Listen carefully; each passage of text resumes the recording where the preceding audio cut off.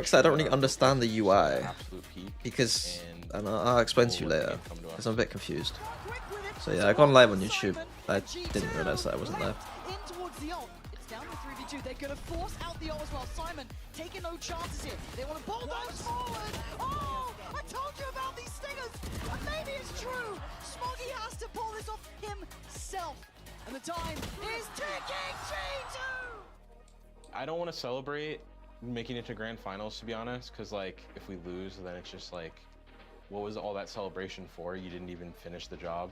But like I definitely want to look forward and like kind of manifest like the win kind of, and just like the celebration afterwards. But you know, I need to get there first. I know online we have a lot more supporters as the tournament goes on, and you know, we're just going to make sure that we don't let anybody down.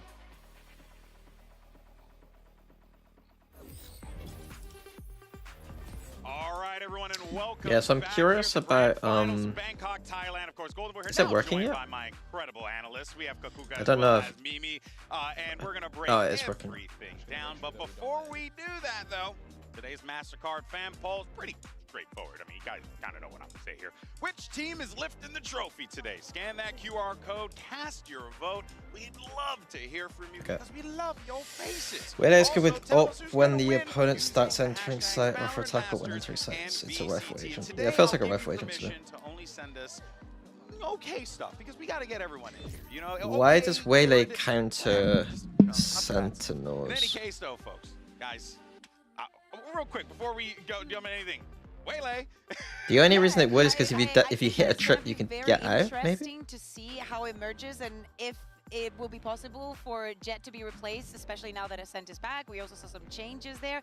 And I don't know what you're talking about. Hannah didn't mention anything. Oh yeah, and definitely some players that were very good. I'm curious as to like how ingrained Jet is into people's consciousness. Yes.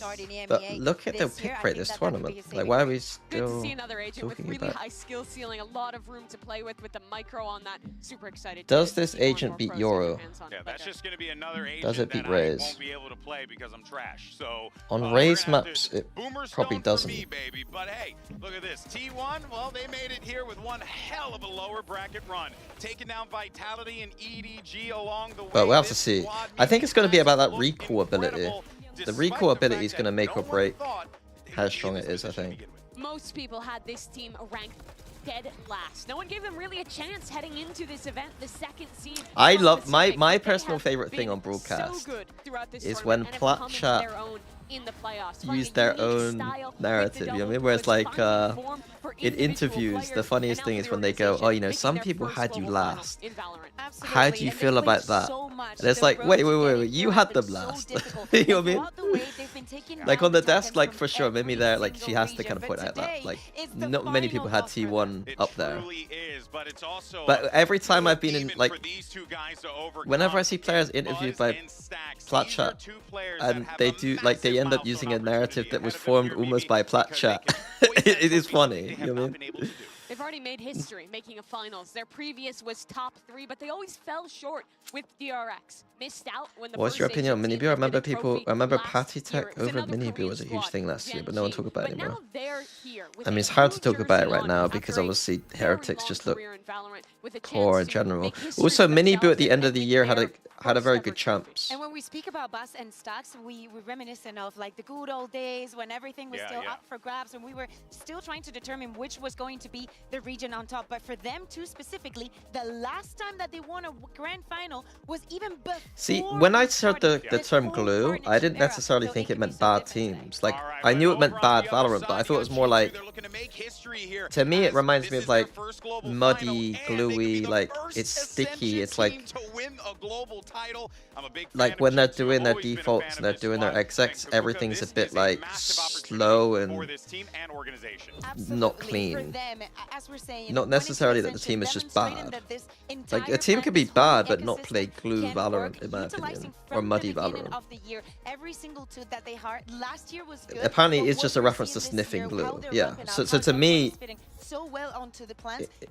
I actually think of like the stickiness, like almost like mud. Like when people say say it's muddy. Just 3 years ago, I'm thinking it's like players came to a Masters one, you know, as the guard. They bombed out there. But my initial interpretation of that was like way different. Offers to go into tier 1. They played that extra year of tier 2. Is that on a Tyloo TEC game? And now have earned their spot in their first ever global. Did I see TMV eating a stick of glue on stream? It's No. going to be a new squad lifting a trophy. It's going to be new players earning the accolade for the first time, and it's got to feel so good for G2. I currently Ascendant 3, after all this journey that they've been on. Yeah, what an incredible story. But is a both big teams but have there. undergone But I'm better than reach that. this moment here. And folks, I'm no better matter than what happens, history will be made on that very stage today. It's G2 versus T1, a best of 5 for the trophy. The Masters Bangkok Grand Finals starts. Okay, guys, I watch now. all maps and I analyze all maps. That's the goal today. If you post a video on YouTube, your subs will go up a lot. Yeah, I mean, that's what I'm gonna try and do. I want to make some series. I want like a classic VOD review series. I want like a presentation series, and I'll explain what that is a little later. And then I want like a maybe like a ranked series. Thank you, 19 King. I appreciate it. Have always been aligned since the very beginning, all those years ago. The Guard, literally our youngest average team. And we unfortunately say goodbye to the Guard. Didn't feel like we saw much at all. We've always had what it takes to win. The Guard, you're Ascension champions in the Americas region.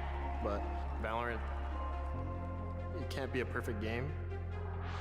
And the hopes and dreams of G2 have come to an end. G2, the Ascension Dreamers, reaching new heights, locking in the Grand Finals.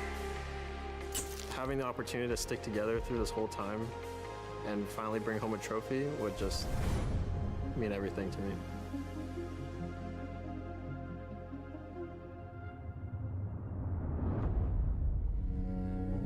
이 순간을 제가 항상 꿈꿔왔는데 For Stacks, somebody who was absent for so very long from the global stage. Stacks has to stand and accept his fate. 이 순간에 이제 오면은 항상 어떨까라는 생각도 많이 해왔었고 For DRX, their era of dominance, that has long since ended. DRX에서는 좋은 시간을 많이 보냈지만 그래도 만남 있으면 이별이 있는 법이니까 DRX cut down. A statement win, this T1 team, the Usurpers. T1! They smoke Vitality.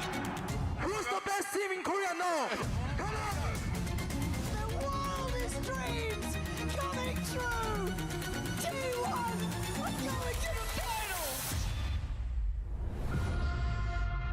I'm proud of the boys for getting the win versus EDG, but now comes the bigger test. 인생을 살면서 가장 힘든 순간이 상대팀이 트로피를 들었을 때인데 트로피를 두 번 다시 놓치고 싶지 않습니다. We both worked hard to get to the finals, but believe me, we worked harder. 저희 T1은 여기서도 역사를 써내려갈 것입니다. Will you? Let's see.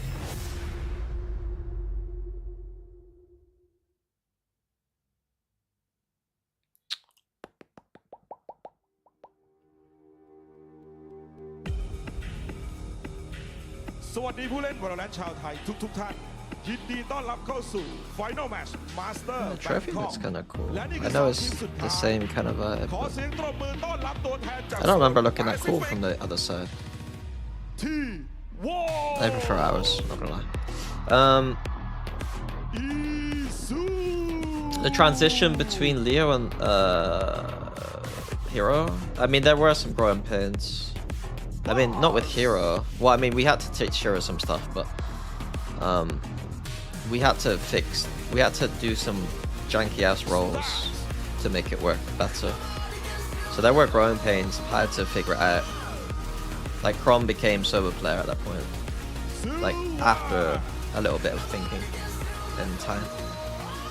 And Alpha was like flexing around a little bit. Let's see how G2 up there gets the fast aggression on T1. They should be fine. The only thing that worries me is like some of the tweets today from G2. Like they kind of, on a day like today, like my frame of mind is to try and really not try and build it up to be a big day. Whereas like a few of the players on Twitter seem to have built it up as like a massive day. And like I'd rather just like be chill about it. Boaster on server on Sunset once, that's because we never played the map before. It was Boaster wanted to try Deadlock on the map. And he like Alpha didn't want to play Deadlock.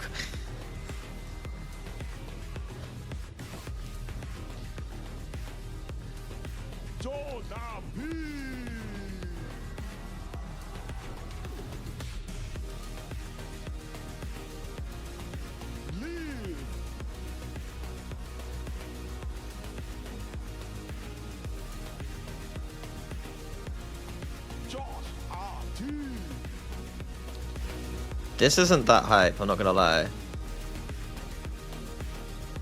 I don't know why, it doesn't feel that hype. Is the crowd not being hype enough or something? What makes it usually more hype?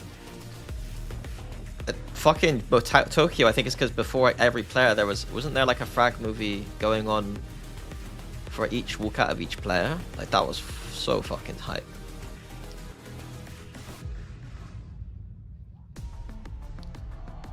It's time for the grand finals here in Bangkok, Thailand. G2 Esports, T1, two teams that fought tooth and nail to make it to this moment. And now if I have a player that doesn't want to play an agent, I'll kick him. Liz, I didn't want to play Deadlock, so I would have had to kick Boaster, and I wasn't the head coach at the time, so I didn't really have that power. They've been on a miracle run, but that means they're coming from the lower bracket and they're facing a 2-ban advantage. And there goes your series layout. Fracture Bind, didn't I call it?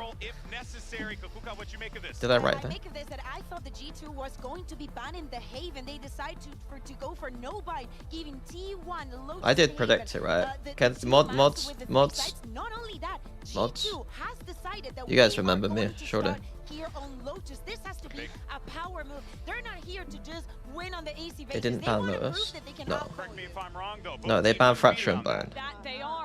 Someone said that they thought that they did Haven, but they 100% did Fracture, and then it was between Bind and Haven.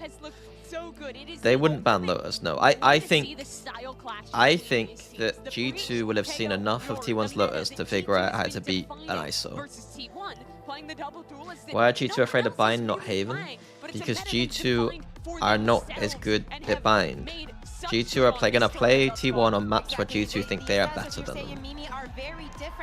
And there's no like G2 know they are better than T1, and so they want to play them on maps where there's less variance for G2's side of things. They don't want to play a map where they know the map like 55%. They want to play the maps where they know the map's like 90%. I mean, like, even if that means that like T1 know the maps better for their side, G2 just want to be better than T1. TMV talking about teams only banning for themselves. It makes sense in the context that you are an overdog to ban for yourself. If you are a team that is very, very confident that you are better than the other team, you should ban for yourself. If you are not confident you are better than the other team, you ban out the opponent. Unless you have maps like Vita that makes like there are obviously situations where it doesn't work, but generally speaking, I would take more risks as an underdog, and I'd take less risks as an overdog. Right to the final map to just get an answer on who was going to be the winner. All right, folks, more teams are locked in, and you want to minimize variance if you're a very good team. And this is going to be one for the books. And we've got T1 is the underdog here, yeah. Story, and I'm so glad I get to send it to them. It's Achilleos and Paper Thin.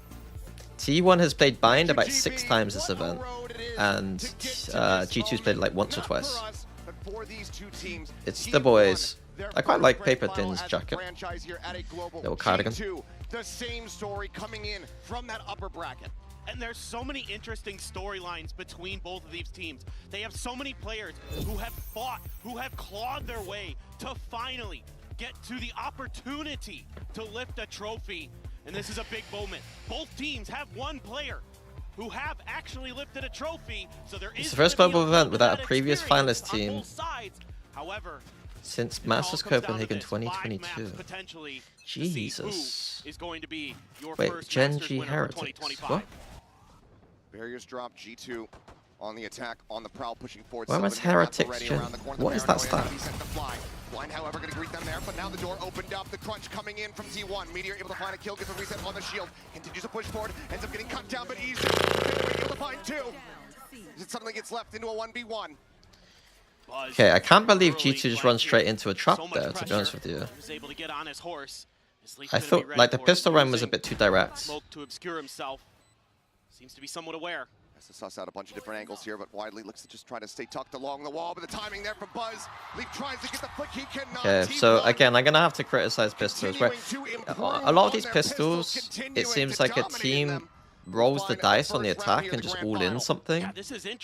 And a lot of these three, like especially on Haven 2, I don't really understand it. Like, you can very quickly assert where defenders are. Like, losing to a 4-man trap thing? It's a little bit weird to me. There's, I guess the way I describe it is there's only a certain amount of pistol rounds that you can actually do in this game. Really potent ones. And like, that is one of the most common ones you will see on a defensive Lotus. So why... into those stingers to try to see if they could take the wind out of T1's. Why are we not ready for it? Victory. A little bit of damage done here, but G2 like, why are we not ready for that util. Desk was talking about it. Something that T1 excels at is control this space. T1 has to anticipate these stingers and play. That stat I don't think makes any sense. I'm really confused. Back behind Rubble once again.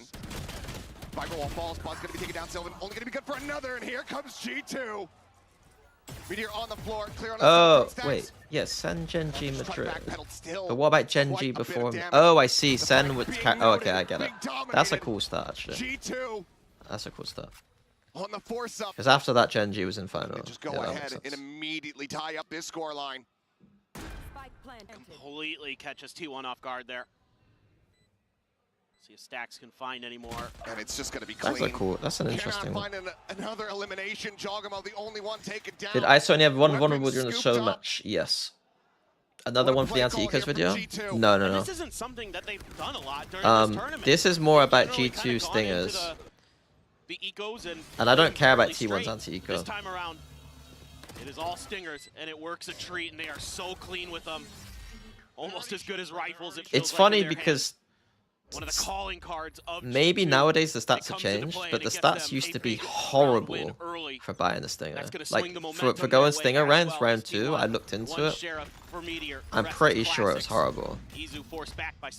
It's a game losing type of buy if you lose the round. Why is he not doing the Stinger thing? I just said.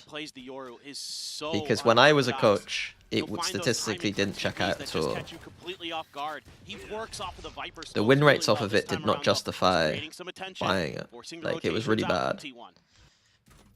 Cam was getting checked for earlier on. Never were able to go ahead and clear this one out. Valen's still going to be tough. And you could isolate this to NA too. At least see that there's no one playing. Like, it's really bad. It used to be really bad. G2 have made it look good, but we'll have to see it. And I'll have to maybe I'll do a video. My video was going to be more about like I was going to do 2 videos. One was going to be about EDG being terrible anti-ecos, and the other one was going to be about meta development things. And the Stinger buy should be part of that. And I could give an analysis over whether it's good or bad. Like, I could find some stats out. Quite ready here for Jaw. 30 seconds left. Meteor and Stacks just to try to see if they can deal a little bit of additional damage. Because I haven't looked at that stuff for a while. Shock Dart goes flying through. I mean, it wasn't even really me. I just paid people to help me out. with that stuff. Find a kill on the Jonah P. Meteor looking for a timing, swings the corner, gets a shot into the shoulder, but cannot find the kill. Well, you put the videos early on Patreon. No. I mean, what me and Sticky still have to figure out what the Patreon actually is at a certain point. Like, obviously, right now we do the playbooks, but we have to figure it out. So for me, I'd rather do some videos for myself, and then me and him can discuss like what makes sense for the Patreon and what makes sense for Coach Potatoes in general, and like what would the YouTube channel for the Patreon look like, and what's the difference between a YouTube video I would make versus a YouTube video we should be making, or do we even bother with YouTube videos together? Do we just do solo ones, just advertise through our solo YouTube channel? I don't know. We have to figure it out. Get into the first real buy round here. I am not a content creator for Fnatic now. Bounce those paint shells forward. Pushed away, Jonah P. I was asked if I wanted to be a co-streamer for them, but this was during kickoff, and I don't know if it would have been worth it. There was no money discussed. On this B site. Shock darts flying, not finding much. Sylvan needing to be able to break through this connector door. The straight Bs again. This was the B hits have been much more popular recent times, and they weren't popular before because of these retakes.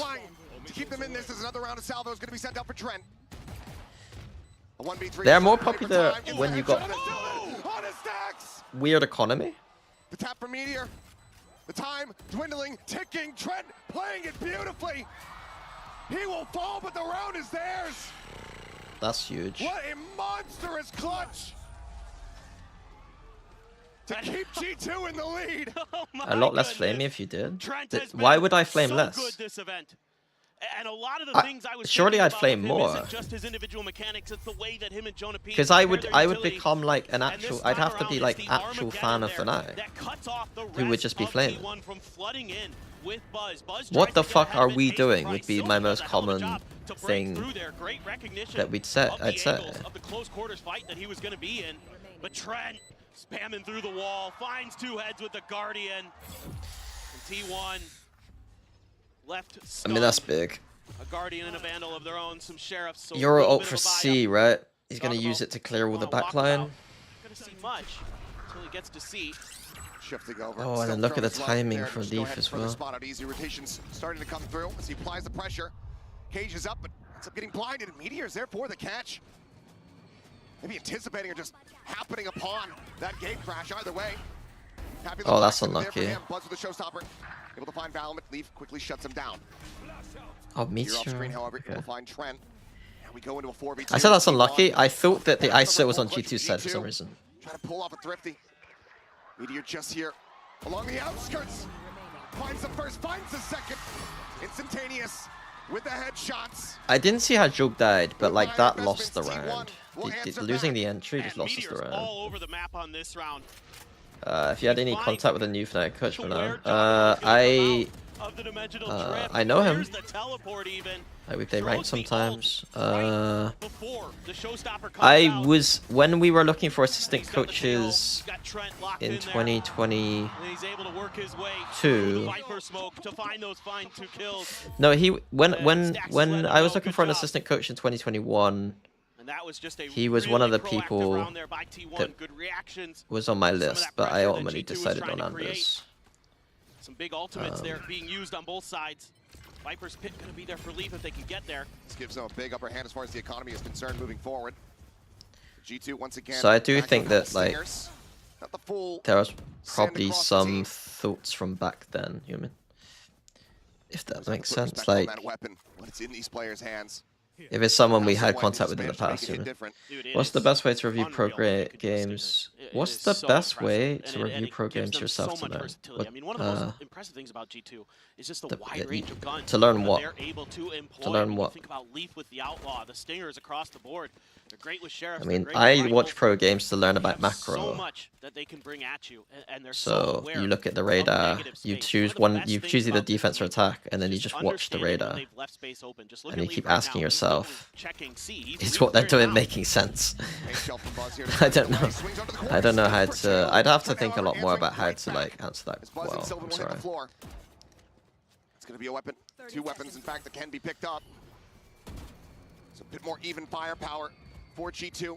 He looked to maintain his lead. Things like push, pull, and reclears, though, it's like I would even ask the question: is what they're starting the round with making sense? I think a lot of teams start rounds poorly, and we're just so used to like some pretty poor stats to rounds that we just accept it. On some maps, it's egregious, and some maps it's fine. Like Pro, to me, makes no sense as a map when people play it. Lowers makes more sense. He cannot. A MasterCard thrifty. G2 keeping themselves out in front. Well, it wouldn't be a T1 match unless they were dropping against Thrifties. That tends to be something that has happened to them. To be fair, it was often against EDG. Both of them trading a lot of those. Getting better in a pro game environment. If you're the IGL, then you would look at the stuff that I'm talking about. If you're an individual player, you would not. I think Leaf is the only player in the world I've heard people talking about watching pro games from like a macro perspective. I feel like most players don't do that. Across the scoreline. This is going to bring a timeout from T1. T1 is throwing 3 rounds based on my money. Reassess the situation. I mean, some decent ideas. I mean, you gotta figure to be fair, G2 you can kind of say through it by losing to an eco round with the Euro. I would say T1's actually moving with them pretty well. And then, yeah, I don't know. They did they throw the 3v1. I'll give you that. These last few moments in those rounds, that clutch from Trent. This one here. It's good sign from T1 that like despite them playing poorly, like despite them like throwing away rounds and shit, like they're still in the game. You know what I mean? I just have been like it could easily be like watching him in America, 6-0 or watching the way something. he plays in this event, whether it be on Sova or Tejo.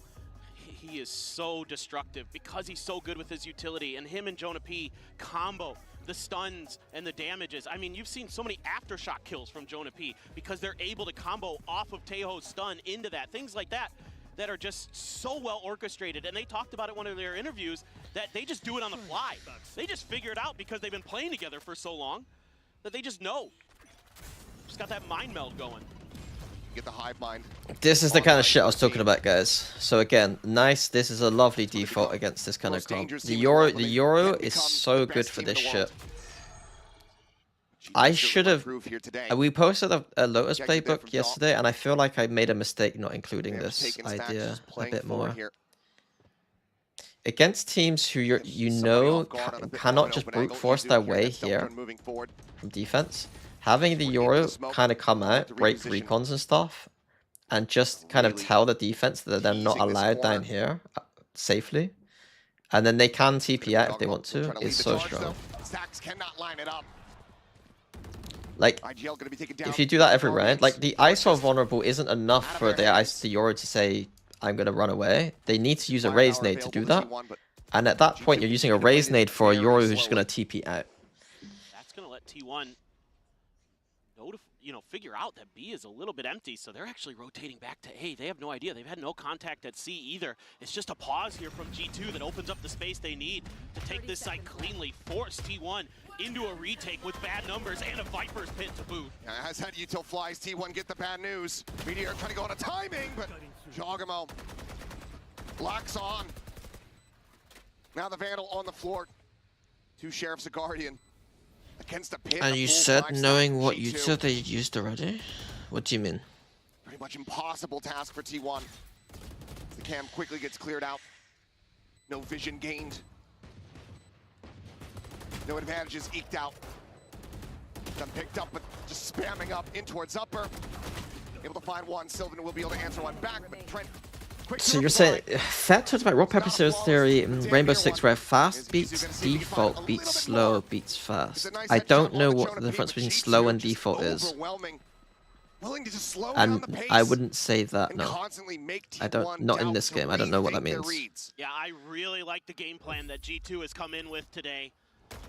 Something that T1 can kind of be guilty of is over-committing or over-rotating. So if you play really patiently against them, reminds me a bit at times of what Vitality did to them in the playing fast in this game works well against teams who have when they take them, they maybe they don't have stopping power. And on top of that, they're just getting out-rotated at times. Valen gonna be able to TP safely. No real congestion. TRX beats Fnatic, beats G2. beats a little bit of util thrown that way.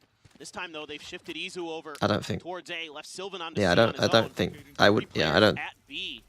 Is this gonna be some kind of attempt When at people lurk apply here this to for Fnatic, I Meteor? get really kind They of just gotta weird try to because crunch right outside of we the can doors. play fast, or we could Came play over the fast. top. The Armageddon to displace Izu. Tries to shift away. Staying tucked here for the moment. Stax desperately trying to catch anyone here with this Hunter's Fury. Playing Sylvan fast does is less find the late consistent, lurker. Leaf gonna be taken but down. we can play fast. Call to pivot. A lot less likely now. This Meteor does find Balan Jaw. Thinking about going for the push, is able to do so. Breaks down that shield, finds the headshot. Trent answering one back. But now finds himself here. What teams usually do when they play fast is just gamble all in somewhere. Whereas when we play fast, we would at least condition something on the map Thinks he confirms first. the kill. It's a little bit of a double take. Offsets the aim, can't get it. T1 answer back with a third round win. Yeah, I like what T1 I does here. think They in the really current wanna give meta up they that should have space, sped up let things, G2 like, use some of that util but they didn't early. play comps that allowed them to play the Great pace of what you anti-lurking can here do in from this Sylvan. map. Good awareness and Meteor. Like able to get the refresh I on think that people shield as don't well. use the Teo stuff to Hiding like around that default corner. enough right now, but like Crossfire's really you nice. can also Stax just is slam all- even though it exits doesn't once really you've catch any conditioned. damage, able to buy a lot of Like that time was the for read I T1 had. You get do in place slow to defaults stop with that Teo at the execute start of the from even game, and then happening. once you've conditioned them to not Now be you able got to another play kill space, you contract just slam for Meteor. exits. Rolling Thunder there for Jonah P. But right now, Dimensional Teo grip is just for strong Jaw. enough to just slam exits too. So Salvo's out. One of the trips getting cleared, the other one still situated there in front of Waterfall. Makes the call, says sights all spam. opened up. Looking for that. Yeah, that's dumb. Double damage, and Izu Not gonna does lie, play that's off pretty a dumb. nice spam. As here comes the kill contract. that's a Valen, stupid mistake.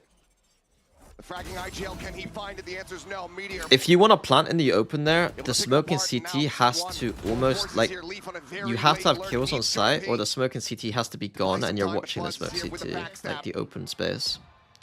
Like it's too risky to plant open when there's 5 alive on defense and there's a smoke here. It's easier to get the kill from defense point of view if a smoke is here than it is if the smoke isn't here, because you can't just stand there spamming someone Quite a bit of planting damage, though. without getting traded, you know? And that's likely just going to lead to the call. Go for the save, hold on to the weapon. Cash-wise for G2. I mean, the rock paper scissors, like if you're into rock paper scissors, like the Anders theory of like I think given who they're going up against, the more than play happy, even though he's down style 7 feet, dynamics to not is go hunting. probably a decent way to think I about think it. this is The where only we thing let is go. that it Leaf has doesn't been quite. too good this year. The only thing Don't is wanna that Rock challenge is that. sometimes gonna Unless be you felt like more maybe powerful Buzz, you could than send him out to get the ultimate with the extra cash that he has, but still, scissors, T1 because on also some in a maps you situation you where need a to few play of the Rock, players, the money isn't great, and so Rock is just more powerful on some maps, hold on so it's not really this rock paper round. scissors. try to see if you Truthfully. can get things back to even here. But this has been Yeah, trading a card great deck theory back and stuff, forth yeah. so far from both of these teams. And again, T1 playing So with it's more tremendous it's patience, more complicated than letting the rock paper those scissors. hits come, and before the spike can get planted, that's when they start their attack. That's when they throw out the vulnerable Izu combos with a spray through the smoke to find the kill, to kick things off, and that completely slows everything down. And then you're not able to get that rolling thunder going because you got another player who's grabbed in the ult from from Meteor. So everything Yes, in terms of comp, because the way that you play, the way that you, when you talk about playing fast or slow, it is a lot to do with what composition you have. Well, now a timeout Like call Paper from Rex the comps side of G2. usually would be Clearly kind of not aggressive happy that comps in the T1 first place to allow them to play back fast or into the want to play driver's seat here, fast. making this a bit more contentious. So it should be almost an extension of the composition. So you look at the composition theory first.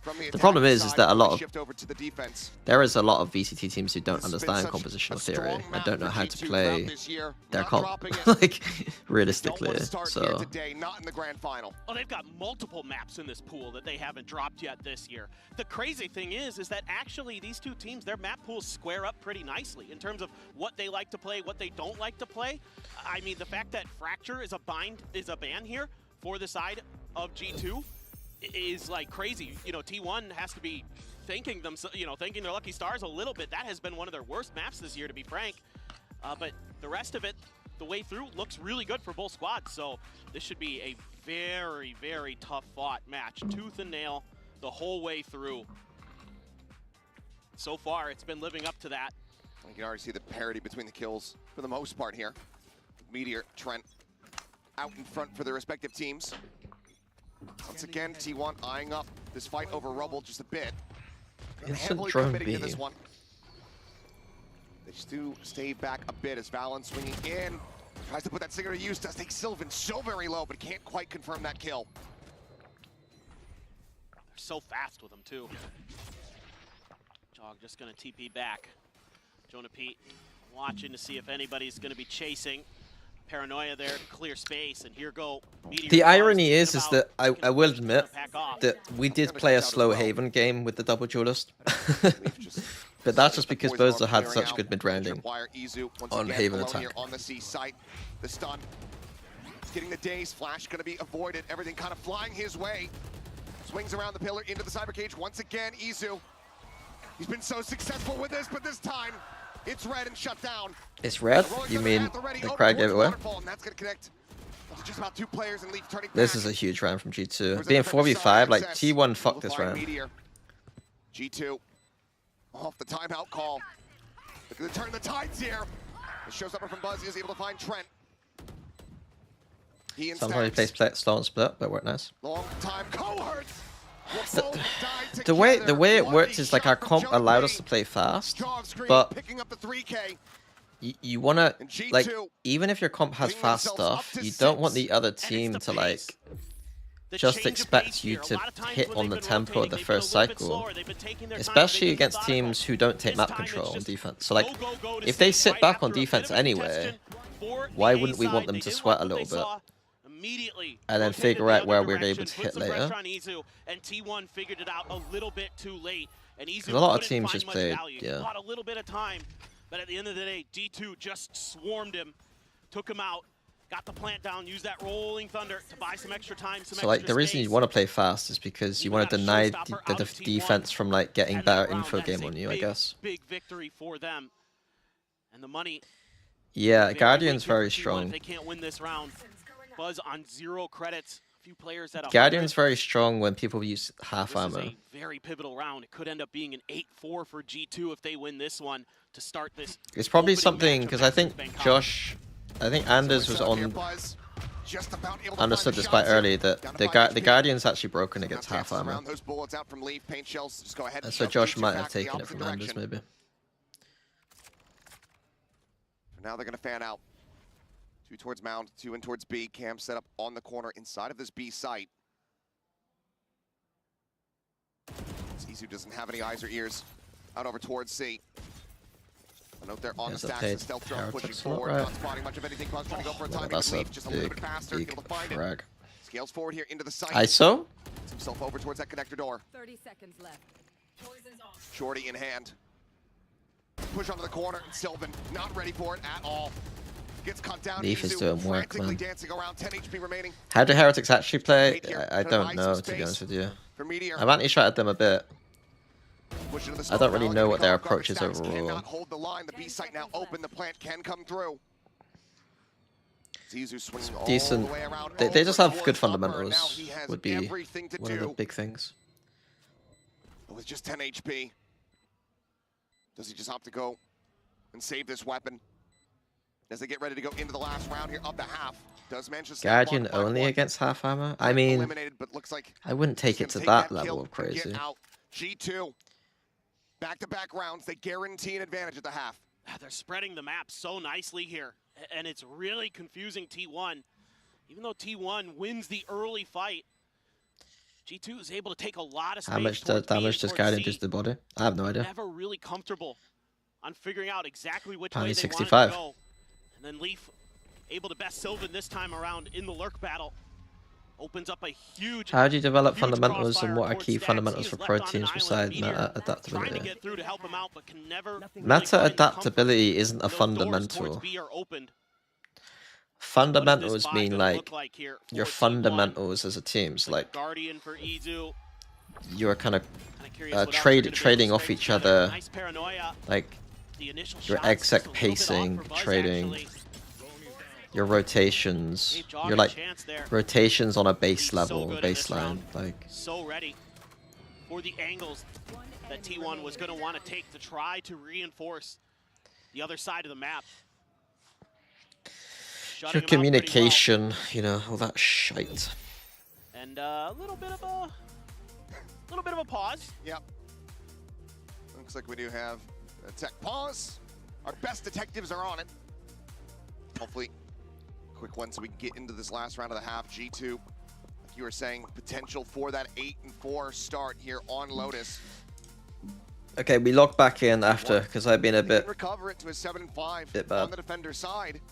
Given the composition, I'd say that it is still pretty well in hand, pretty well possible. It'd be well within their grasp, for sure. With the way that we've seen them play this map, with how well they really played on the attacker side yesterday, in particular against EDG. I mean, I think it was like a couple maps where EDG was only able to get, 4 rounds, 5 rounds on their defender side total. It was just really oppressive what T1 could do there.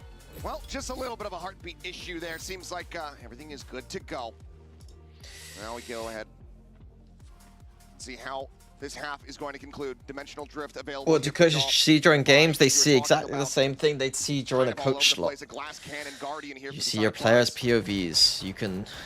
Right now, I can click on Trent, I can click on Jogama, I click on Val, I click on Jonah, I click on Leaf. I can go between them, and I would see whatever I can. You do also get cameras of their POVs if you want it. It's not that useful. It's only useful in timeouts and shit. Onto the other side of the rubble there, so it's wise to clear that space or if you're before you move through. Just a little bit of a TP to see if they can bait if you have like someone else who's able to like watch for player reactions and stuff. Risky peek, but T1 this time going to be disciplined. One of the things they're going to really need to dig deep here today with what G2 has shown so far. They're playing patient. They're playing slow. T1 needs to be able to match that. The problem with these defaults is that they're taking... Sylvan just going on a fact-finding mission. Jogamo going to respond in kind with the dimensional. They're just allowing C to be open. Like they're just putting the 4 people here, right? Still here in case they want to go for the pivot. It looks like they're going to try to do that. Smoke over onto upper. It's a good wrap round. With some spray. It's a solid piece, but are they happy with being like? Are they happy every time running into 4 people, or potentially 4 people? I mean, it's not gonna be 4 people, but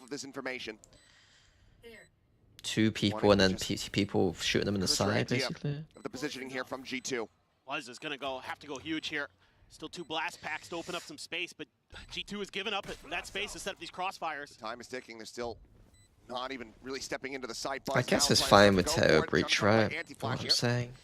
He's just keeping his eyes over towards that connected door, but as he swings back in alongside Valen, Buzz is going to be taken down, and Valen is taken over. 3 kills from the IGL. I wanted to talk about this just a little bit. So, on Lotus, we got 2 ideas. We can either send the Euro here and do a standard default on Mang, and then get Mang control. And then we don't need to come back and re-clear here, because we probably get this and this. But Jorg was dying sometimes, so let's pretend that we did get it. So this is good because like we don't need to. We used our shit to. We use our stuff to. Can you please? Right away from my shit, please. We use our shit.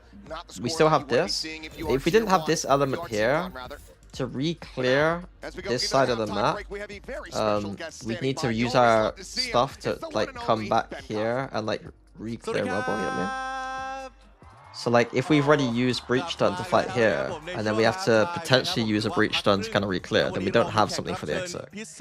So like it's more efficient obviously to have someone who can whilst we do this. But what G2 were doing was that I think Jogama was struggling to do this. Was they just instantly come out on this side with all their shit. But then they lack control over here, which means that you know that the enemy is going to have 4 people here, probably 1-1, like 1-1 something. So they can't go back and re-clear this easily because they don't really have anything to re-clear it with. Recommendations or advice for the walkouts? Because if they use their salvo stun, they got nothing for exec. The last time I played against G2, so then they're just happy to just be split and just use. They're just happy to basically use the fact that the breach Teo is so strong that it doesn't matter that like they're gonna run into a bunch of people. They can just fuck it up with like an actual exec. And they can either be split or go A. So it's not like they're going to be 4 people, just a tier, 4 people sit here. Just one more question. Which team are you rooting Which I think for? is fine. I think it's fine. I prefer the other route where they actually get rub one man at the same time, and then don't just allow the team to rotate away from C. My respects to G2. Oh, yeah. Sorry. Wow. Okay. Why is BANGKOK looking like he's in year 10, but he's got a chain on? Ladies and gentlemen, that'll be it for now. We'll go back to the game. Always love to see him. We'll see, though, if it's going to be respecting G2 as Masters winners, or if it's going to be putting them 6 feet under. Well, it's a very strong start for G2. Let's see what T1's got dialed up here. KO Breach is so strong right now that you should copy G2. Really or like this kind of style of comp. up the works. And then Vice as well. It's just so strong that you just copy G2. Like unironically. You've got both the Breach and the Taeho. If you could revive any old roster, what does it choose? We revived the old Gambit so that people, so we could see that they. We revived the old Gambit and then we watched them lose. On his space, but that's going to get checked and cleared. Stealth drone will shove him back. Now, Salvo's pushing him into the open. So we can ruin the legacy. Picked off even some damage there. Now on to Buzz. Sorry, I've been working on YouTube chat. Hi YouTube chat. Those combos are so good. The way they set those up, the timings they have. My cute ball-headed man. So brilliant from G2. What's your thoughts on ISO losing one vulnerable? Shock the backside, nothing there to receive it. Jaw, however, on the corner. The one he has now suppresses as well as vulnerable. I'm tips of the spear, eliminated stacks. Finds one, but is immediately traded out. Now it's down to Sylvan. He's created. ISO is too strong and ranked, so they just nerfed it slightly. Going the way of G2. 1-1 in that regard, but he is getting a suppress. The eco round in the first half. He's getting a suppress. They're so well poised to claim Lotus as their own. There it is again. Just the combo utility from Trent. Gets you a free kill basically, and it was right at the moment that T1 was trying to come through the door to help Izu out. And it completely stalls the space take from them. And then it just all falls apart. G2's able to get into positions to deny the plant. It makes it better in ranked. It makes it better in ranked, right? For Meteor as they're by. This range. Would the old, would the guard old roster be better than G2 current roster? Absolutely not. Stacks down to 40. Meteor trying to intrude on that B site. Met by 2. Bro, you're saying is Leaf and Jogamo? Against ISO as well, because they're going to deal with that shield very You're talking about Leaf and Jogamo. So in that regard, G2 has a bit of an upper hand. Jog with the Outlaw. Usually you see Leaf with it, but with him being on the Viper, gonna go for the Duelist instead. Wait, what's the product placement? He absolutely can. Snappy there from Jaw. He's a little bit of damage. Able to exit. I don't see product Sylvan placement. cannot find a catch. Leaf stays alive. Orb is going to be picked up here by Buzz. Who is the best Viper player right now? Leaf was statistically the best Viper player last year, and Chronicle was second. From my understanding of things, anyway. Absolutely everything, and Jaw's just stomping on him. I think that Leaf is probably the best. What a round from Nats all time? Yeah, Nats all time. There's only so many games that Nats can have on bind. Like, Nats is the best player on bind in general. But like, that's just years of doing the same fucking routine. Like, he does this, like, he does the same good shit all the time. And he's just got it down. The suppress is very concerning. It means the play patterns for like how Fnatic played the ISO doesn't work anymore though. So like on Haven, ironically, the defense is now. It makes the agent shit because like it makes the way that you play the game shit. Sorry, because you can't take the aiming controllers easy, and then you end up just playing to anchor sight and just throwing vulnerables at people. Like it's weird. Once again. So much value, Sylvan at 41. Though I guess you could go up close and then, if you're able to get close, and then you use it to like stop servers rejoining and stuff. Not gonna be able to get any kind of reset here on that double tap. Who's the best Icebox player? Of all time is Dirk. This position. But of recent times, I was impressed with both Aspas and Cryocells. Tries to break things open through this connector into the B site. Dodges the stun, forces Trent away. They've got Jonah P. He's out here within the smoke. I saw people argue if Lad 23 is better than Lad 22. Jonah does get taken down. I mean, it's impossible to do this game. If you're looking at it from like a sports history point of view, like Loud 2022 was better. But if the 23 roster played the 22 roster, I don't know who wins because it was a different year. Over towards C. B though, gonna be checked and cleared by Leaf. Buzz just holding there. 2022, I think, is kind of comfortably better, isn't it? Couple of flankers available here for T1, but Leaf is now starting to get himself in position. Still just that stinger in hand, does get smoked off here at Waterfall. Took a long time to get here, man. What would you do to make Harbor viable in Tier 1 play again? I think the things I've heard that made sense were about like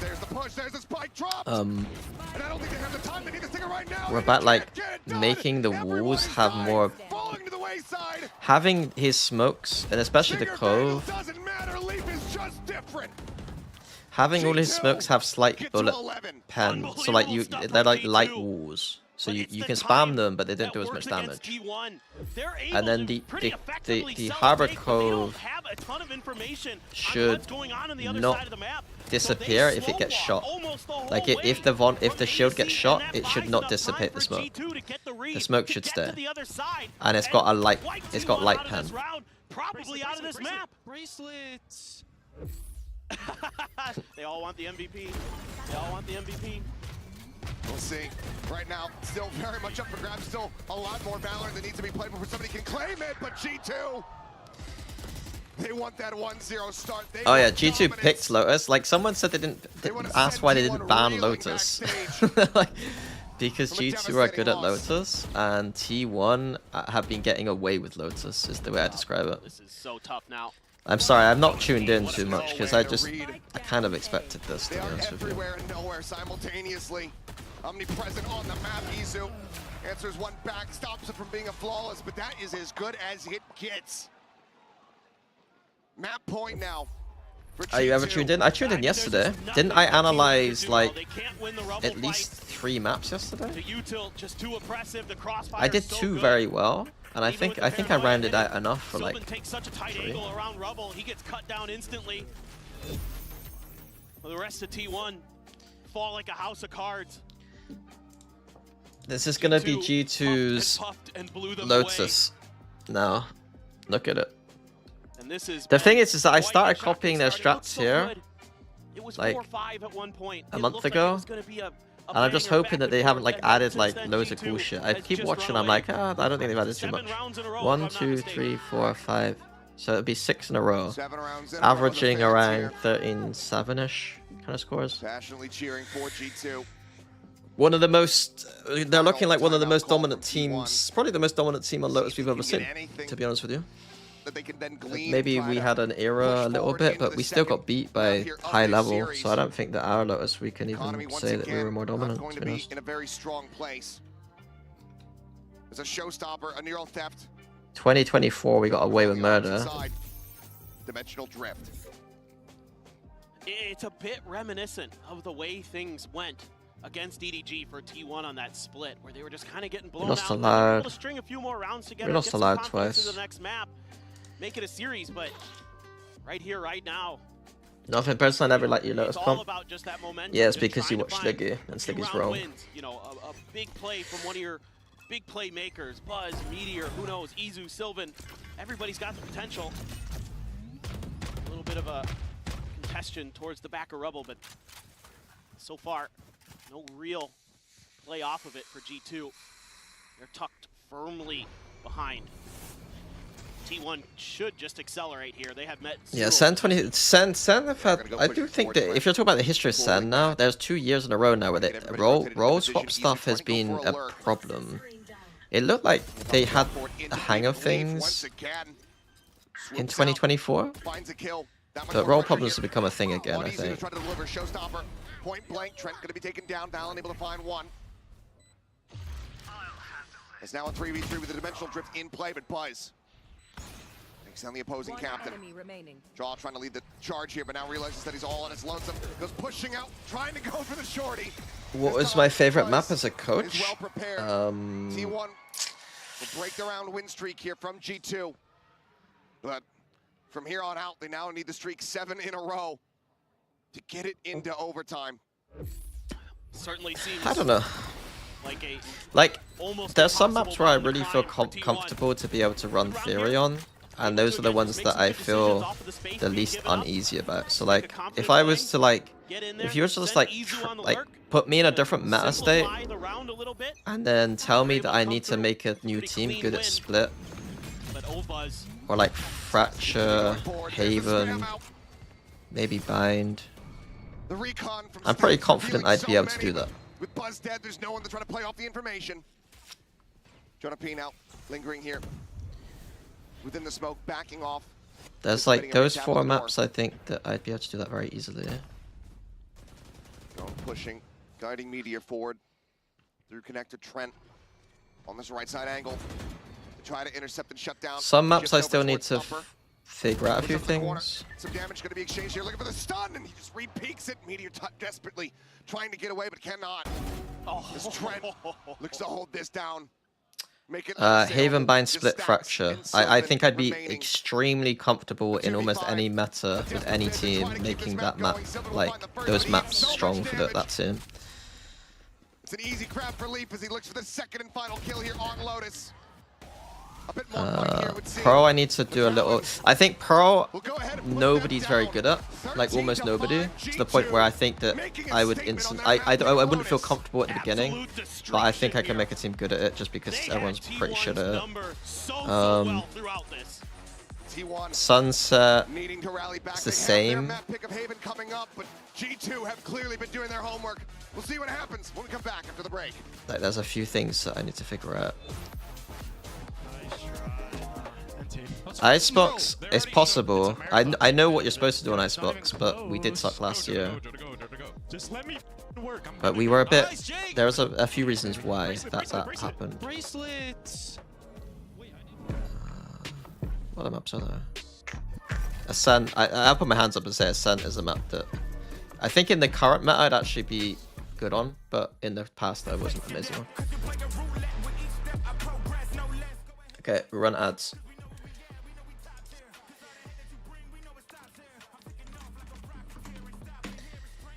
The next meta for Icebox is going to be really interesting though, because I don't like. It's one of those weird ones where there's like so many new agents and like possibilities that like the meta might affect it more than like before. Like confirming the theory is harder when the meta state's a bit more open. What do I think about the new agent? Should be good. Should be strong. It should be strong. I don't know. I think a lot of it comes down to that kind of revert ability. And again, like, it doesn't have as many. It's not as good as oping, but it might be better at entering than some other agents, if that makes sense. So it depends if you value the entry. Like like and how broken the entry is, basically.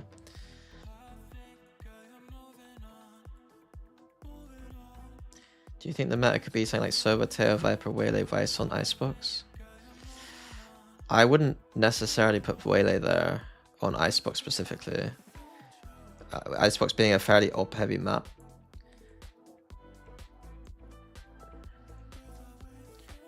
If you put Chamber instead of Waylay, that comp looks better to me.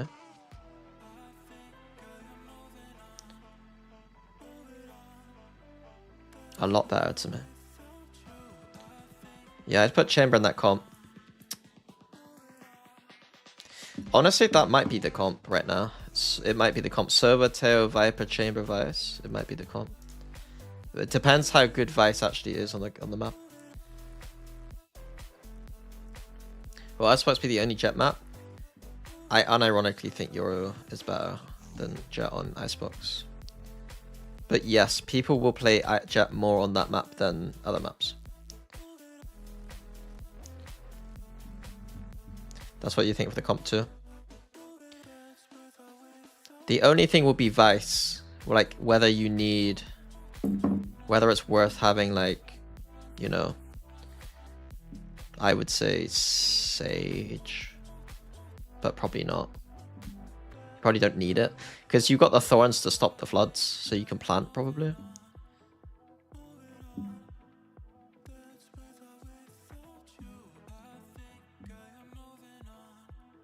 You've tried Vice a little bit, and I think she's good.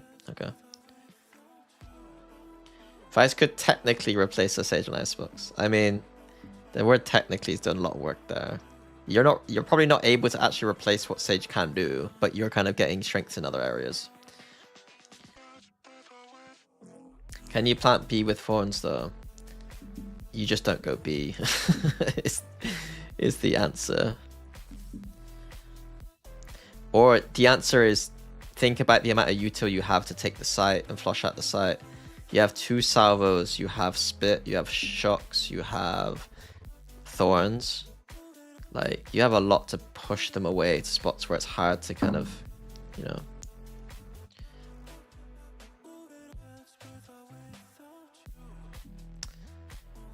There's also ways to get space on B that I don't want to talk about. But, like, there are ways to attack that site. Where it makes it easier.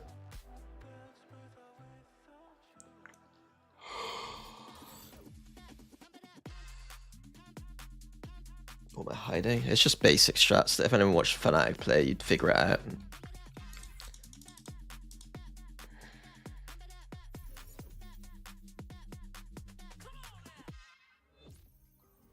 Hey guys, Jen Lee here with Josh RT. Now Josh, first global grand finals for G2, so far so good. Now this time you have Giacomo with you, the guy that's been there, done that. So, you know, what do you think he adds to the game, especially in a big one like this? I think his demeanor, his calm, I mean, honestly, his vibes, like, he always makes it kind of fun. Him and Jonah, especially, are kind of just making it just like a normal day of practice in a way. So, like, I've been telling the boys, like, yeah, we feel the energy of a grand finals, but let's just take care of business. And also about that Lotus pick, power move? Sort of. We felt like our Lotus is the strongest, and it showed. But T1's an excellent team. Bro, he should have flame right there. T1's Lotus relies on stuff. Relies on a rubble control. Like, if teams don't know how to play without rubble control, then it can fuck them. But even then, like, G2 could get rubble control off them easy, so. I always thought that T1 had got away with some stuff. Obviously, there is more layers there, but we've been talking about it every single day. I wasn't surprised. How much impact they have, and actually, especially on this post plans, G2 was extremely effective. They only lost 1, and it was on that pistol round right at the beginning of the map. That was also a round that T1 couldn't convert into the second one. It wasn't a first. It wasn't a first good map for T1. Let's just say that. Yeah. G2 showed a very different game plan on this map of Lotus versus how they played when they beat EDG. When they played against EDG, it was all about the A rubble fights, dominating with superior utility in that space. But here they had a read to give those. What VCT Champs finals do you think have the best strats or storyline moments? You're asking the wrong guy, to be honest with you. I wasn't very narrative focused when I was a coach, and I didn't really sit there watching. Like, unfortunately, I never, like, I treat all games as equal almost. Like, obviously, grand finals or champs, you're going to think there's better quality gameplay, but it's not always like that. Yeah, pretty much. Because we never did well at champs, it means that I never really got to see who was doing well in grand finals. Lifted trophies, which no one else on G2 has done before. And after having a solid tournament, 2021 definitely wasn't it. 2023, I didn't think it was particularly impressive, the strats. 2022 was probably the most interesting out of the first 3 years, I thought. You had a team who had, like, structure versus a team who played more preparation heavy. needed to. But 2024. The way that T1 plays it's probably de facto just the most interesting because it's the closest to current high quality gameplay. They also played a lot with the Duelist and the Chamber, which we could also put the similarities there to put him with the Duelist, so he really knows how to play against this playstyle. Yeah, and he was also almost always playing Raze back when he was on EG. He was that hyper proactive dive player. Now he's on the Yoru, has to play a lot more for the team, has to take more 50-50 teleports, where he's sacrificing himself to give G2 winning positions, but he's still putting up performances regardless, and he's going to go back to the Yoru on Haven, and like you mentioned, this is another stronghold for T1, another double Duelist comp for them here. If G2 just go out and beat T1 on what they think is probably their two best maps, it would be kind of fucking funny, wouldn't it? Because like you can kind of imply from Gen that, like, you know, in APAC they probably think that T1 are like really good at Lotus, you know. Hey guys, Jen Lee here with Coach Autumn. Now Autumn, Abyss has been T1's permaban. You don't have to tell me the truth, but how many times have you guys actually scrimmed Abyss, or how much practice did you guys have on this map after you got here in Bangkok? 감독님, 어비스가 고정. Bro, why don't they ask that question before Abyss? Because it's Haven now. 얼마나 완성도가 있는지 궁금합니다. 뭐 스크림이나 연습 어느 정도 하셨을까요? 일단 당연히 어비스란 맵도 꾸준히 연습을 하고 있던 맵이기도 하고 중간에 I would wait till the third map to do this, because I would tell the truth if we're about to play the map. I wouldn't tell the truth if we're not. 오히려 이제 G2가 결정이 나고부터는 It's probably the only coach interview. 저희가 옛날에 쓰던 조합과 유사하기 때문에 I would lie right now. I wouldn't tell the truth. 준비가 좀 어느 정도 돼 있어가지고 그렇게까지 큰 걱정은 하지 않고 있습니다. We've been consistently practicing and scrimming on Abyss, and of course, when the meta kind of changed around Abyss, we kind of struggled to get the hang of what suits us and what was working for us. So we have been banning Abyss for a while, but looking at G2's comp and what they run and how they play it, it's kind of similar to what we were doing with our Abyss before. So we had a great counter to Wait, how they T1. play. Wait, one sec. T1 are the. I thought T1 were the best Abyss team in the offseason. Good luck.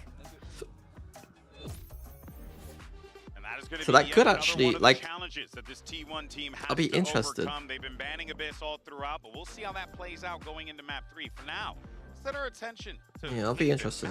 Their defense was better than 95% of teams, on the basis that they Yes, you do. stacked towards B heavily in situations that made sense. Look at the defensive side for T1. One of their biggest keys is the cross-map support. They do a really good job of sending Yoru ults, ISO ults or Sova ults. How often do teams rely on set plans or execs?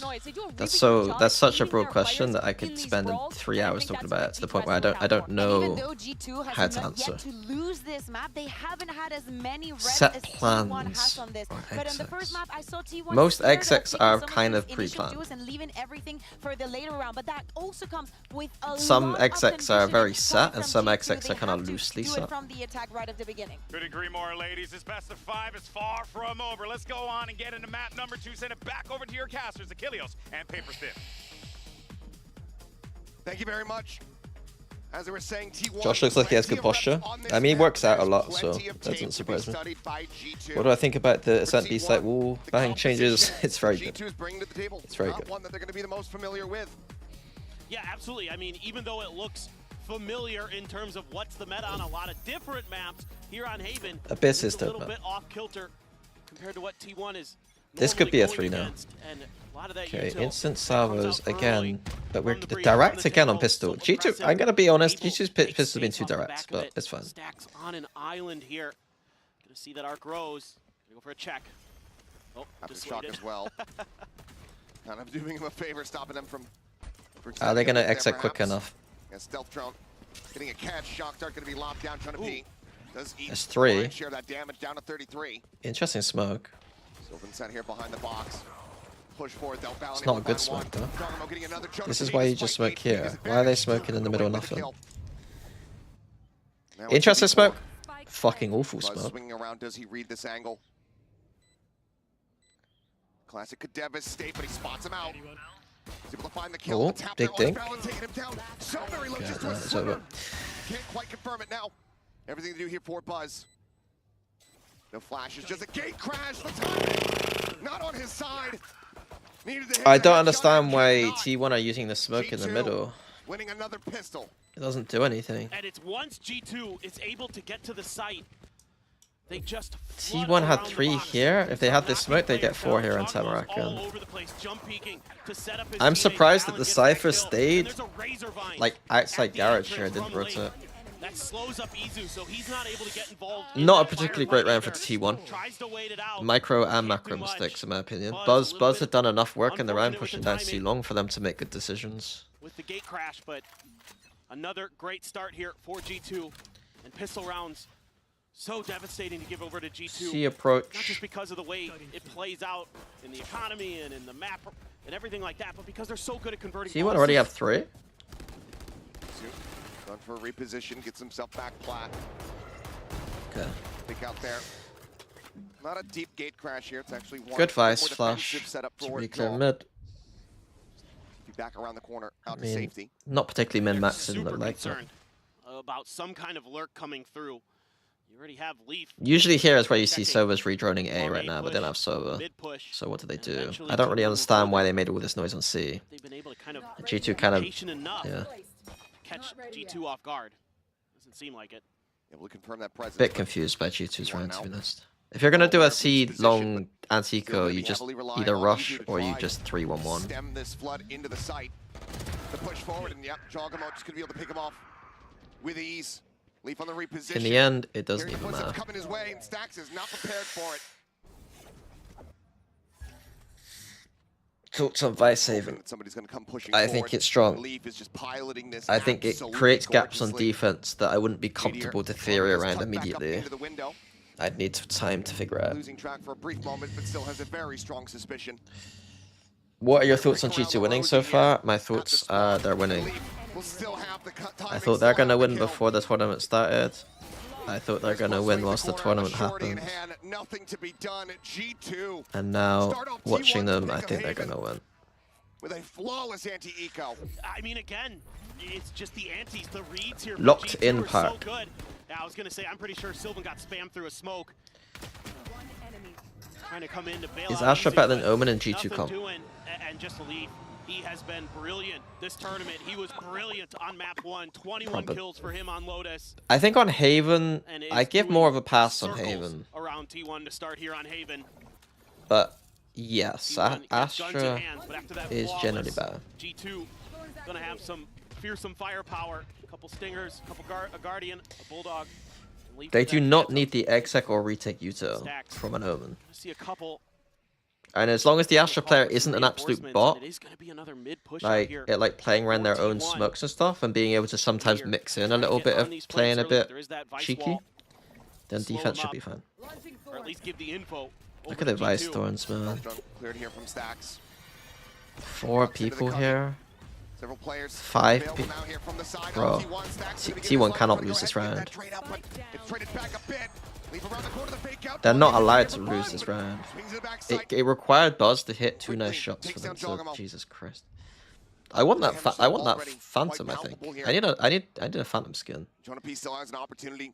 Valen to is a deal good more, Astra. If not, clutch out I this would round. presume so. I've not watched him much in Astra. Buzz just gonna plant his feet by the spike. Isn't the Cypher, especially in this G2 Without a comp, gate safer? crash just in case he can't get the It's not as potent. In hell, the swing. Device, Take it down. device, 27 seconds. device is more potent. Izu repositioning. Fault line. Not quite getting him. The Cypher might be more like Play every single angle. fills Izu the just gonna be gaps and pushed is into the Cypher's easier to Singular play. flash. The Cypher is definitely easier to play on defense. On attack side, it's easier to default with the Cypher. The exec's slap with Vice though. Izu is the lone survivor. So like, I wouldn't say it's easier to execute on attack because like the straightforward playstyle that you should be playing if you're not very good at the game is better with Device. But has to swing back, but does a nice job finding two. God, Jonah P. He has been just so brutal. If you're like not very strong at defaulting, then Cypher is like easier to default with, I think. On top of just brilliant util usage to boot. That's what's got them here. That's what got them through as the top dog, as the team that's allowed to pick the first 2 maps to ban. Teos was used for garage control, garage trip, and for A control. Smoke deeper for Valen. Stax has to check over it. G2, they're anticipating this. Oh, Stax, mate, what are you doing? That's some clownish behavior. That's the kind of play that makes me think that T1 aren't good. Like, what is that? Try to push him out. Do not understand. Help! Necessarily read that Buzz is inching closer and closer. A flash out here from John. Swing onto the corner. Buzz will be able to collect one, but advantage maintained now. Extrapolated upon. His Meteor had no idea about this lurk here from Leaf. Gets himself in around the back. And T1. Why can't we see the pings anymore after we pinged on map now? Are not going to be tying things up. G2. Because looking for an early lead once more. I mean, I think Sylvan's should be considering a save. Isn't it like easy to spam? Just what do you mean? Can't see the pings on the map? Brilliant reads from G2, understanding the tendencies of the T1 players, understanding that. Why can't we ping on the map? Because he post plant spamming was too easy through smokes and shit. Also, I'll be honest, playing Sova with the ping system meant that I never had to think about the game. I would just ping on spots and just throw util. Like, I knew how to use all my ults and shocks and stuff just pinging on the map.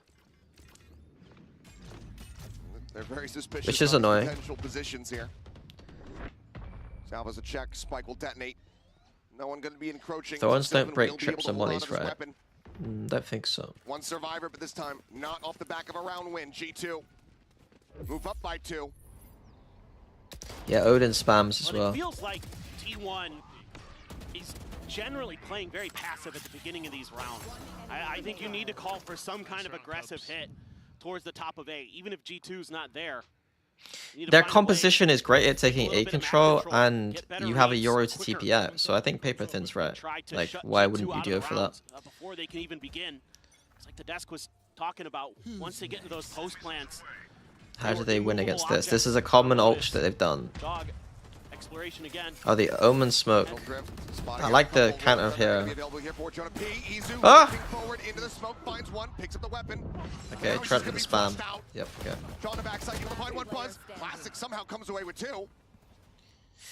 With the new agent, when you dash, when you go back into your like Phoenix ult thing, is it instant? Or is it like Yoru, where like there's a little bit of like... How quick is it to go back? He is just making it so difficult to track what's going on. In the beginning of the round, he's at the back of C, and then he's TPing back to Cubby. I mean, he's just so it felt like cagey, instant. so smart. And even though T1 has plenty of experience playing with and against Yorus, the way Jog pilots it. They said it's like chamber TP. Okay, so it's not instant. Players send him down into the sewers. But it is quick. Stax still has the recon, still has the shock, but I think Trent's gonna make the loop all the way back around. Okay, but like the safety of the player. Hasn't planted it for long, but there's still so many angles that Stax needs to check. The time continuing to whittle away. Quick peek down into sewer. A recon gonna be 15 MS. To buy more time. That's quicker than my reaction time, right? My reaction time was like a 3K. 17, 18, right? And G2 continue on their merry way. But still, if you're already shooting them though. Wait, look at the way he plays this. He gets behind him. They've got the aftershock combo. 100, oh, 100. Okay, there we go. So it is quick. It's fucking quick. But if you are shooting them, you could possibly. Buzz gets a couple. Nice and cold. I mean, that's a good way to put Bro. it. I like that we linger here for the sip. I don't think you're supposed to take the red wet the fridge. that guy's farming the content. Go ahead and see what Josh thinks. But yeah. Oh yeah, 15 minutes like ping. Yeah, early timeout necessary for the side of T1. Yeah. There's a reason why Jen did that, that during that interview with Autumn. Because reaction time tests I've done before have either been like So I feel like that is there not a measurement that uses 2 digits and not 3 digits? Like 17.5, and it's not MS, it's like the like power of 10 different than that, or is that not a thing? I feel like I've done that before, where it gave me like 2 digits, not 3. Their Abyss was okay in the offseason, I will say that. You know, T1, when I was preparing for kickoff in kickoff for Pacific, I was like, you know, their Abyss isn't that bad. They really don't want to play it. It looked pretty okay at Red Bull Homeground and some of the other tournaments. But I mean, you can drink Red Bull, but like they usually don't want you taking them from the fridge, I think, because it's just another thing. Like imagine, like it's really dumb, but it's just like another thing they have to think about. They just don't want people taking away from the fridge is supposed to look nice and full of Red Bull and for the show. You know what I mean? It's just a. So now he's taking one. Someone has to go and replace one, and it's just one of those many little things that like they have to then actually think about. You know? Very much ready for this. Winning this A lobby position. Flash down towards that Seward. Just pushing him off the angle for a brief little moment. Then the TP out. Joins in with the rest of the players. Leaf wanting to try to push forward in towards Garage. T1 now just playing like a center map. Okay, no, they got the Euro on the line, and now they got 4 towards C. So T1 again are in a good position here. But Breach Shot Tail, do you really want to play on a C site against these 2 ults?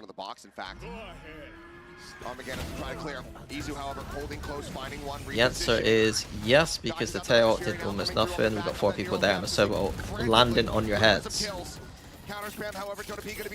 Isu has fucked it though. Buzz on a deep line outside of A lobby. Looking for the spot out, doesn't fire. Trent able to confirm that position though. Look at the awareness. Can't eats that full flash. Has the dimensional drift for a potential exit, but it's just going to be swinging into multiples. Mask now on, playing it safe. Sylvan able to react, finds Trent Valen. Back, Jonah P. Gonna be taken down. And now Valen. Okay, yeah. Sandwiched in.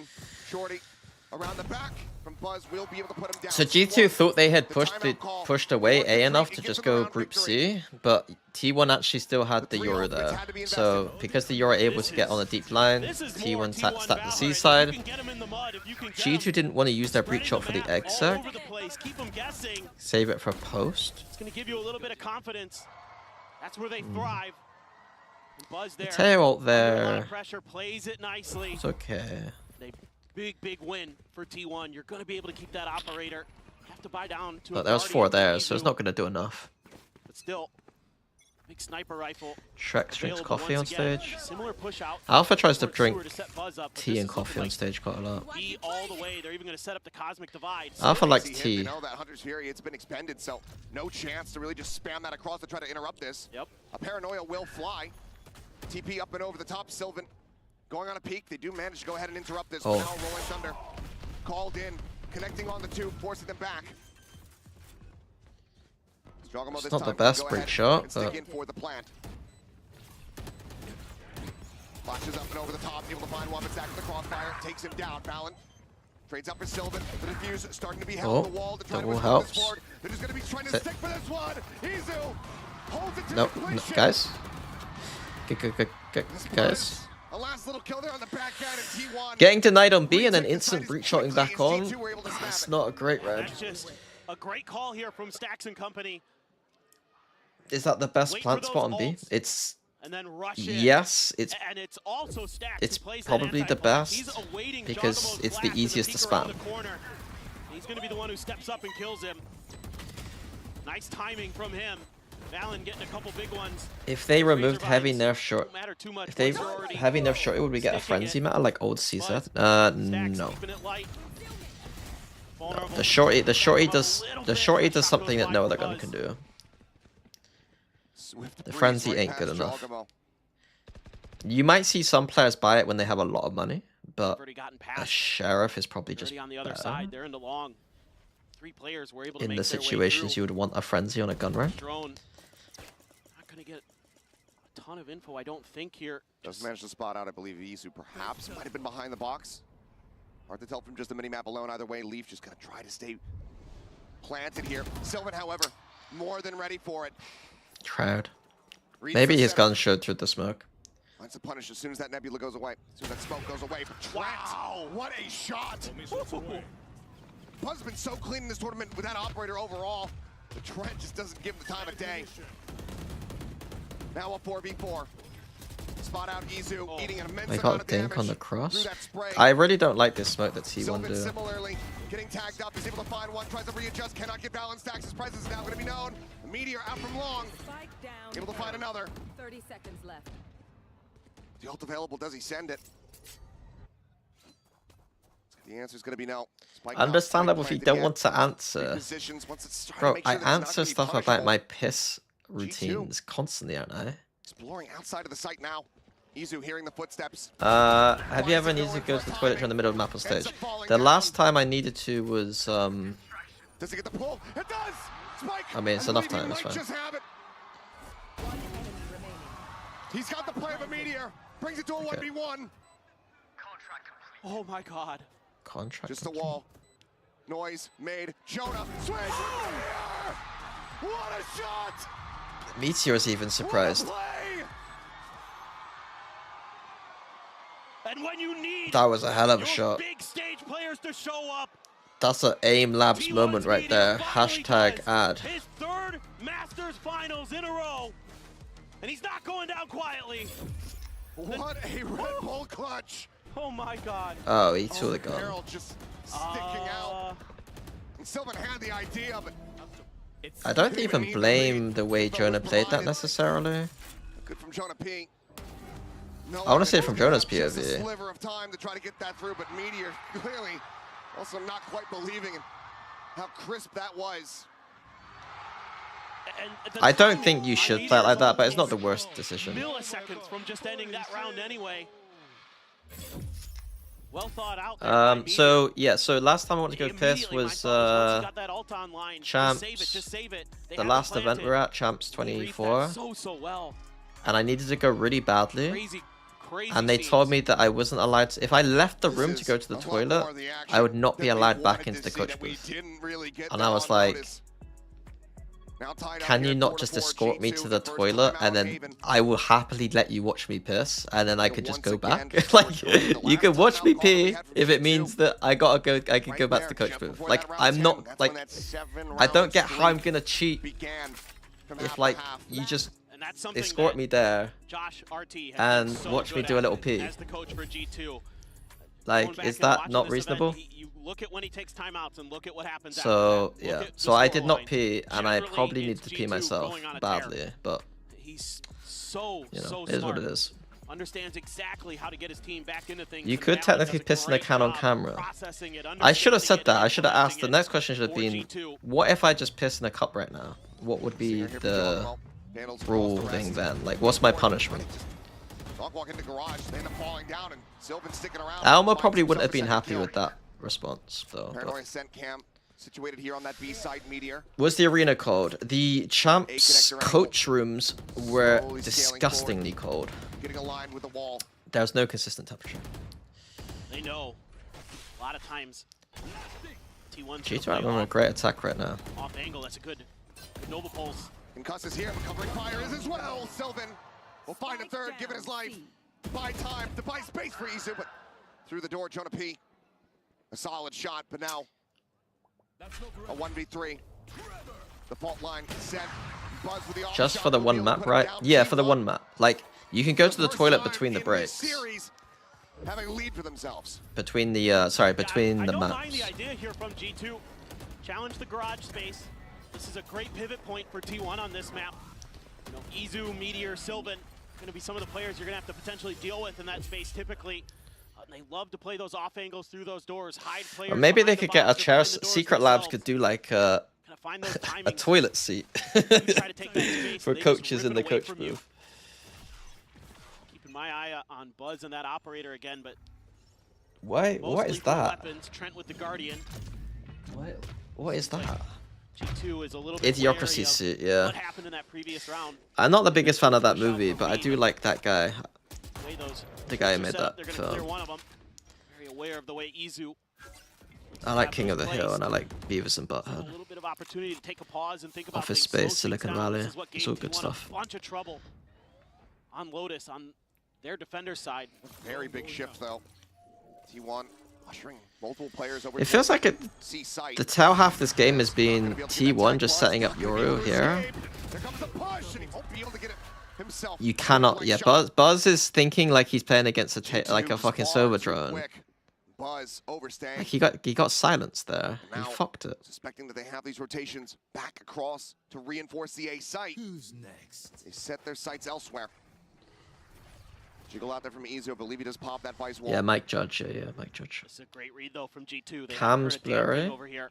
And now Jog's gonna get the there's only one. My cam is blurry. Is it actually? Down to 85 HP as well, not much. Delta's Meteor. Absolutely my cam on that attempted flank. The 2v5, the fight, it's called off. T1 I think it's fine now. Not willing to lose any more members, knowing that there's some critical ultimates just about to come through here for the side of G2. Yeah, it'd be interesting to see the last 2 rounds how this is approached, because Buzz has been getting value on A side of the map. It felt like just playing more aggressive and then letting the rotation stack the other side. Puts one through the gut of Jonah. And finally, he's been kind of cool out, and they've kind of been able to catch him. We'll be able to hold on to it. Looks like the remaining members here from G2 not going to be going on too deep of a hunt. Just wanted to. Oh, if you're mid TP, it cancels the TP, so you can't. That you really do have to. You really have to break it, right? You can't just like try to tank the kind of drone, right? Just a great understanding. Yeah, look at that. If they can get that stealth drone, that's the best video example to show how strong the Teo drone is in terms of like dealing with op players. Like that is better than Server's drone at dealing with that situation. Another op is afforded. Still do have that as a factor here in the round, but right now G2 full cluster up on this A site. Potential for just a very quick send. They can get forward at long at a Rolling Thunder. Buzz is doing a good job of not respecting the throw-ins. But then he's got this again. Okay, there we go. He respects it this time. But look at this, beautiful from T1. Yeah, we weren't ever going to be able to hold that A site against the ults. The ults come out and they have like a good pinch coming in. This is the best thing possible that T1 probably could have done in this situation they're in. And I mean, they're in a they should lose the round, but like they've made it winnable. Oh my god.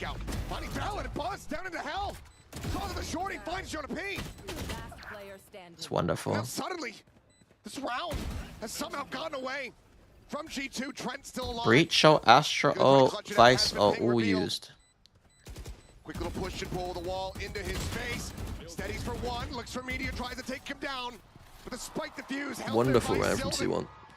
Lovely. Get themselves back into the lead. I will say that in terms of like how I think it feels for T1 on defense, sorry, is that G2 have been quite obvious at times. So like T1 able to push out that flank because of the way G2 played this out, I think. Like they're not scared going out middle there together. It was a beautiful round. Good macro. Kind of sends them into disarray. So nice read there by T1. And a great retake despite that steel garden, giving the space that G2 needed to get into the post plan. And then again, Buzz able to dodge everything. Doesn't respect it. Beautiful. Caught scattering off the back of that. There are some little gaps in that I'm seeing from G2. And some just strong basic Haven from T1. It doesn't surprise me given how good DRX have always been at Haven. Like Stacks and Buzz have always this is a comfortable map historically. How the fuck did Leaf kill the guy in mid as well? Easy. 6-6. 6-6. I mean, at least it's not one-sided. Jog is just so slippery, man. Would you push the button? Leo comes back to active play, but EMEA never wins a trophy internationally. Does that mean that Leo never wins a trophy? Or does Leo get to go play elsewhere? with all these crossfire positions, with the late deep. I don't think Leo would care if oh my god. The neural depth going to be sent out. Getting worried about Leaf there from behind. Holds at the half. Looks for the shot, but Jonah P. If it means that Leo doesn't get to win a trophy, then I don't think Leo's going to care that if he comes back. 6-6 at the half. Well, definitely a better showing here for T1, but still G2, the trickery. LIBR Leo confirmed. What a transfer from Jog. Leaf finds another lurk. I mean, seems like it's a repeating story. We're on loop. We're on a turntable that's stuck. I feel like I'm just saying the same things. It's like Jog does this, and then there's all these awesome things that G2 is doing. But T1 able to punch back. That they are. 6-6. Well, let's go ahead and hear from another classic. We got 10 stand by for an interview. และก็กลับมาอีกครั้งหนึ่งแล้วตอนนี้โอ้โหพิเศษกว่านี้ก็น่าจะยากเลยครับผม Ladies and gentlemen, with me here today is Tens. First of all, we met just now. How are you now? How was the mangoes? It was really good. I recovered, so it's better now. What do you do to recover? I drank milk, ice cream, Pepto-Bismol, Tums. I took everything I could. Sounds like me too. Just now สำหรับคำถามนะครับก็อยากรู้เหมือนกันว่ามะม่วงที่กินไปเมื่อกี้เป็นยังไงบ้างนะครับก็ถือว่ากินทุกอย่างไปเลยนะครับทั้งนมทั้งไอศครีมทั้งอะไรก็ได้นะครับที่ช่วยตอนนี้ไทยสันโอเคแล้วนะครับไม่ต้องเป็นห่วงเนาะ Of course, this is Grand Finals of Masters. I want to know, who do you think is going to win? My brain is saying G2, but my heart is saying T1. Oh! คิดว่าใครจะชนะ Grand Finals 10 นะครับบอกว่าโหสมองคิดว่า G2 นะแต่หัวใจมันคิดว่า T1 นะครับผมมา This guy's so happy. And of course, you're here in Thailand. We see so many fans. Bro, you know, they really love you so much. I just want you to give a couple of words to all I have a donut, but it's a bit old. The global fans who's watching back. Do you think I could get away with it? Let me see. Thank you to all the fans. It's been amazing in this event so far, and yeah, I love Thailand. Honestly, it's one of my favorite places to be, actually. Wow, it's doable. ก็บอกว่านะครับรักประเทศไทยมากคิดว่าเป็นหนึ่งที่ It's just on a white ice cream donut from ชอบ Sainsbury's. มากที่สุดแล้วนะครับผมก็ถือว่าน่าจะมีโอกาสได้เห็นเขากลับมาที่นี่อีกครั้งหนึ่ง and of course Tens I really thank you for this but that is it for us from now and we'll get back to the game. Bat chest. 6-6 here at the half. Fully tied up. G2 currently having the leads there on pistols. 2-1 in that regard. T1. How do they start off this half? Buzz has been impactful, but we haven't been seeing those same hits. Yes, that incredible clutch from Meteor. It's not quite hitting as hard as we have been seeing from him in the days leading up to this grand final. Can he get online here in the second half of Haven? Absolutely, they're going to need that. And the other thing they need to do is shut Leaf down. He is just running all over these maps. Great pick from Izu. Oh, almost finds a second. Let's get that hit there. Jaw down to 70 HP. Trent at 20. They're rotating back into this. Maybe just making sure that there isn't a full commit to this push out, yeah. Portal closed. Is it true whenever there's Euro on defense, they four-man push it? Well, yeah, T1 didn't. But so they're going to try to fight into this. Don't you find it funny that like you guys could probably make a better pistol round than a lot of the teams are running? Jump across the way though. Sylvan with a right click going to be able to find one. Trent now entrenched and flushed out.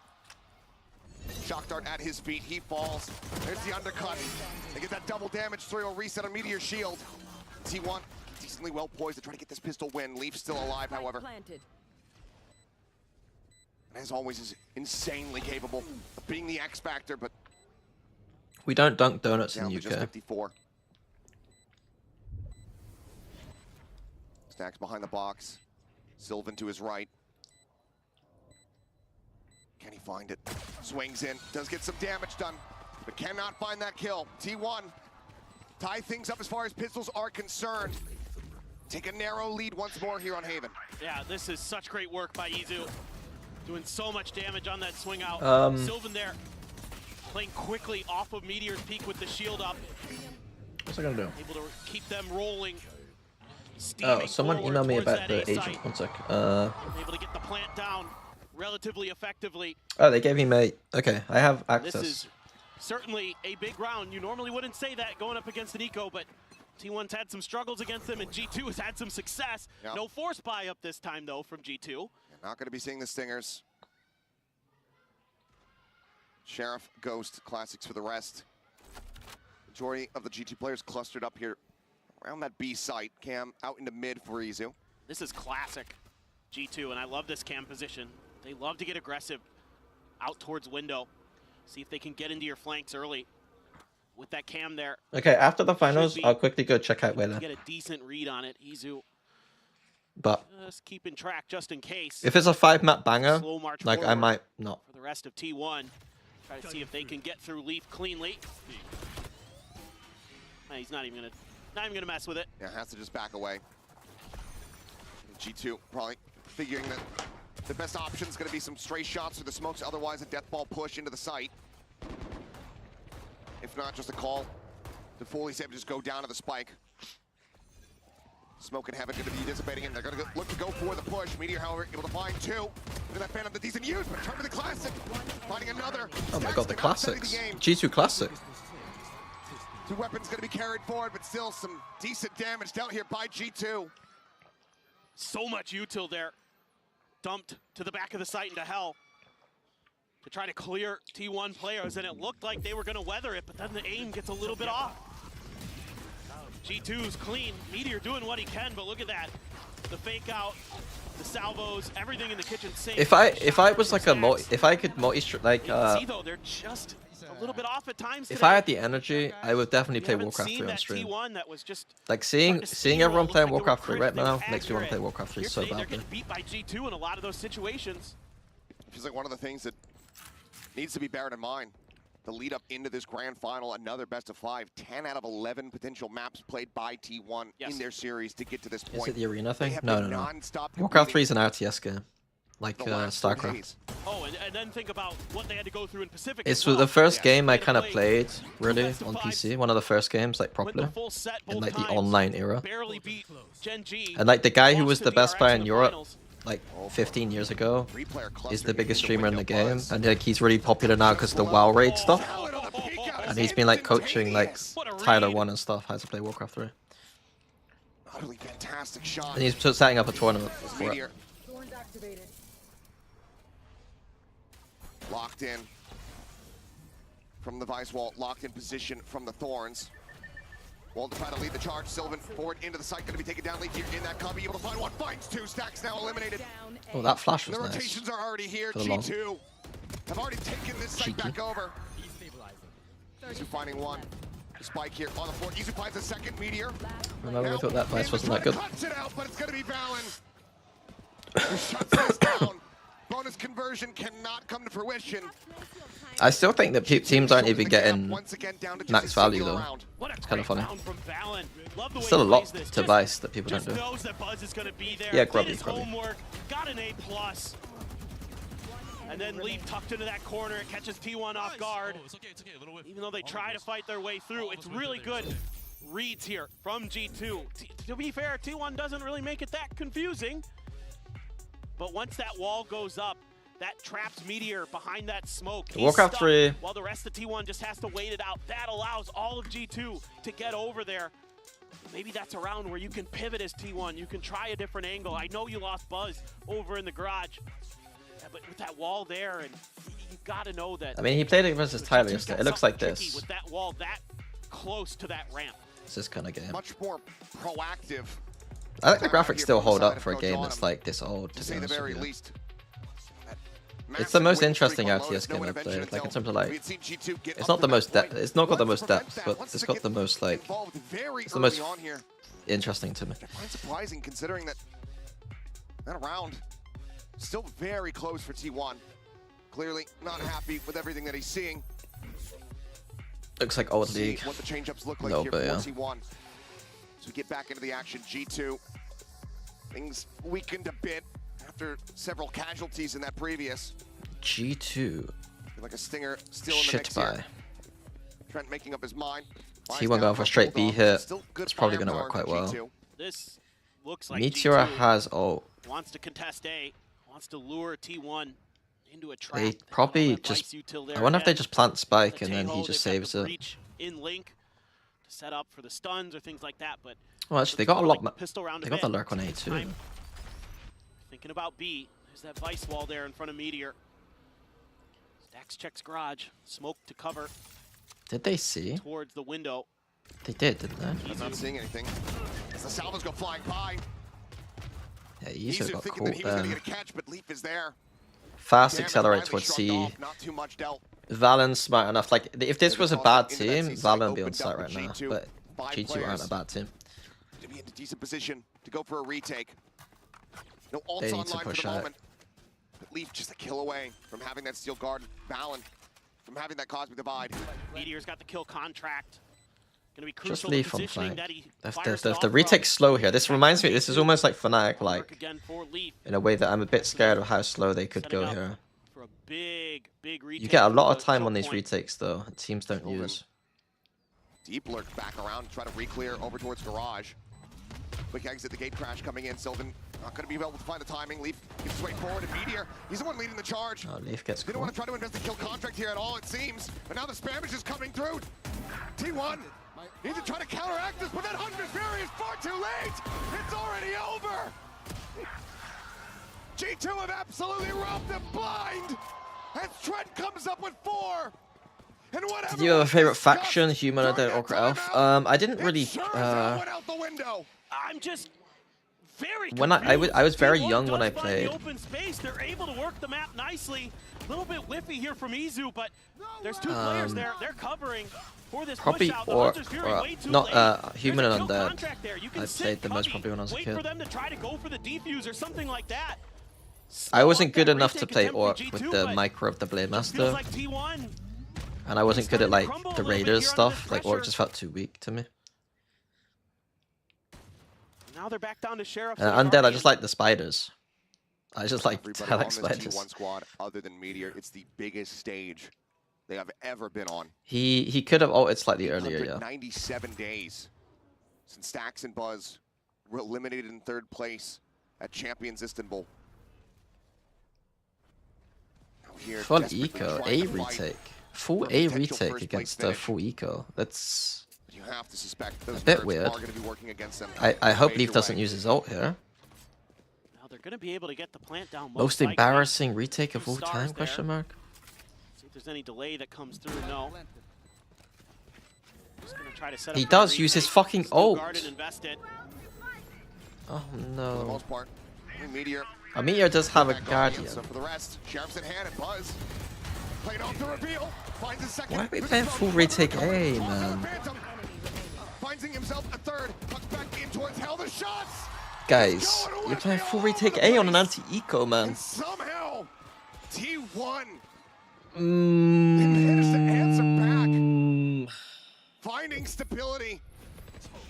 After That's that awful. baffling previous round.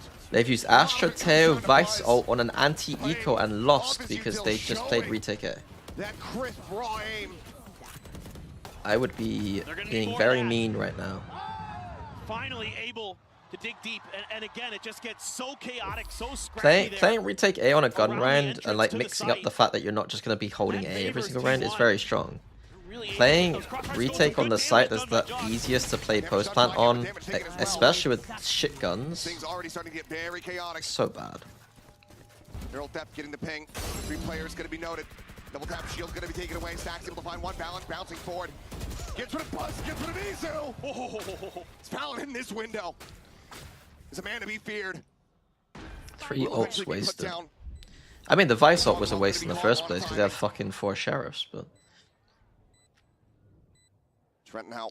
how would Coach Mini flame them if you call a timeout after that? I wouldn't flame the team. Stax re-swings the angle. I thought he would wait. It's my fault. A little bit tough there. If I've coached them where they think that that is what they should be doing, then that's my fault. Meteor with 3. Closes out the round. Once again, scrappy, chaotic. G2 so very close. T1 are able to get up to 10. But again, I said it earlier, that's where T1 is going to thrive here. They just need to drag G2 down with them. They need to run at him sometimes. They need to bully him. They need to use that oppressive firepower that this team should be capable of bringing to bear. So Josh RT's fault.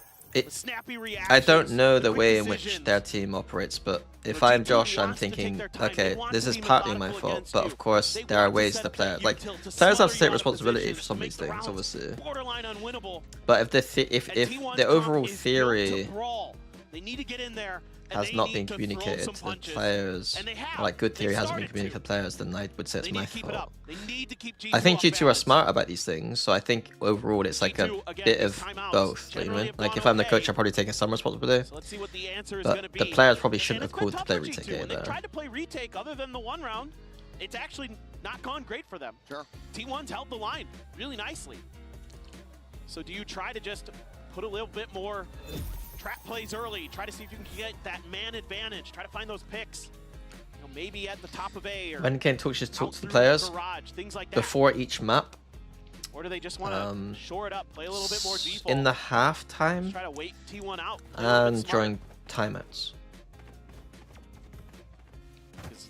When things get scrappy, that's when T1's been winning. How do you find Valen's IGL? For the side of T1. I think Valen's a very good IGL here. There are times where I watch them and I think that I'm a bit unsure what they're doing, but I guess that's what it's like for every team. TP forward for the check on that C side here. There's the grab. It's going to be Jogamo. Pulled in He does also have support, like Leaf's very... Forward here. There's the fake out. Actually escaped. It just grabs the fake out. Oh. Today I learned. Yeah, TIL. Literally have never seen that interaction before. Achilles, Are bad, but hey, we learned something new. Either way. that's funny. Achilles casted it like it was real. He's just running forward. Through the box backside. Shot turns at their feet. If I'm paper thin, I'm not letting him off the hook there though. I'm not giving. I would never give Pansy the air. I'd be like, you didn't know that? Sylvan now dead. Meteor backpedaling. I definitely try it. You know, I don't care. It's grand finals. Forward, Izu. Trying to wait the push up there at Lumber. Finds the first, finds the second. Yeah, this is 1-1.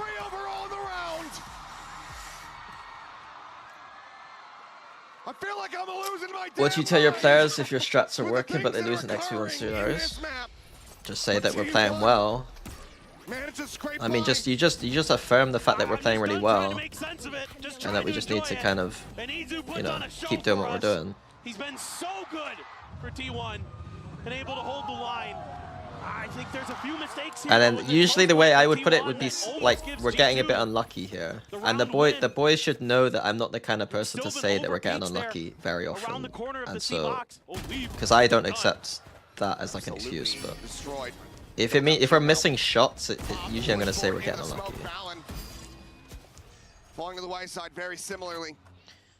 3 players about to be noted by a tripwire. Well, we'll be able to bounce over it. There's going to be another in their way. A cam out in mid to spot if they cut over towards garage. Portal closed. Camera taken out. Great diligence shown by It's GG. Abyss. I'm looking forward to Abyss though. The util there to make sure that all of G2. I know T1 don't like Abyss, but like low key, I'm a bit excited. Looking for some exit frags at this point. Meteor right around the corner, has one, can't find a fourth in the round. It all points towards G2 slapping them around on Abyss, but like, I like T1's Abyss in off-season, and they could run like Chamber or something. They could even do like ISO and get weird. Likely just try to go down here. The spike, see if he can get any exit frags there with the Like play ISO against the Chamber, it could be kind of fun. And will not be able to do so. T1 get themselves now up to What the fuck is that picture of me? What is that? T1 starting to feel Oh, themselves. it's They're me just sleeping. going at them. And even though this is an eco, that's been working. And That was me Meteor on my in particular, phone. Able to be the tip of the spear to really break Figuring things shit out. open. But it's going to be a ton of ults that G2 has in this round. Everything but the Steel Garden available. So this is going to be tricky. Stax does have that Hunter's Fury again. If they can get to the post plant, keep him safe, maybe there's a world where you could just win it on that. They're going to have every advantage in the retake, RG2, if it even gets there. For now. Same shirt. This is the problem. I have one sweatshirt I like right now. I have one sweatshirt I like. That's like I would wear day to day. And you saw the two duelists. Actually, I got a great one somewhere. What the fuck is that? He's gonna let it loose and try to clear the site. I bought one once and done.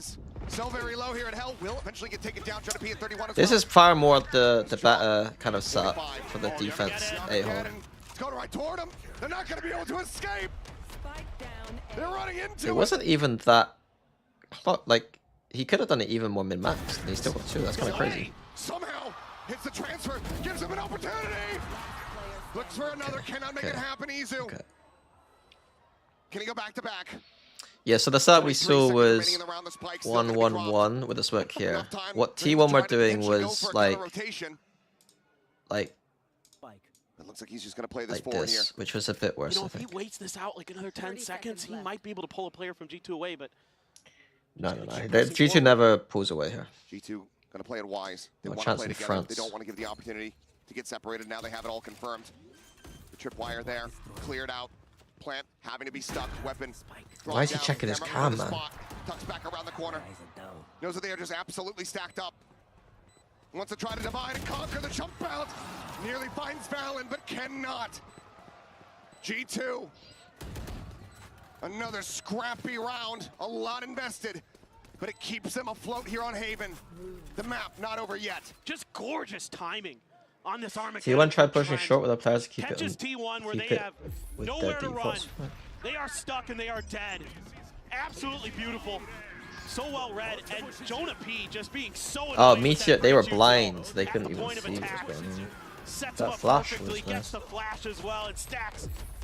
Meteor cannot Because get they out probably in could have time. escaped in the corner, maybe. Well held. Maybe. They need 3 more to send it to overtime. Couple of those alt-2s, still have the dimensional drift, still have the cosmic divide for G2.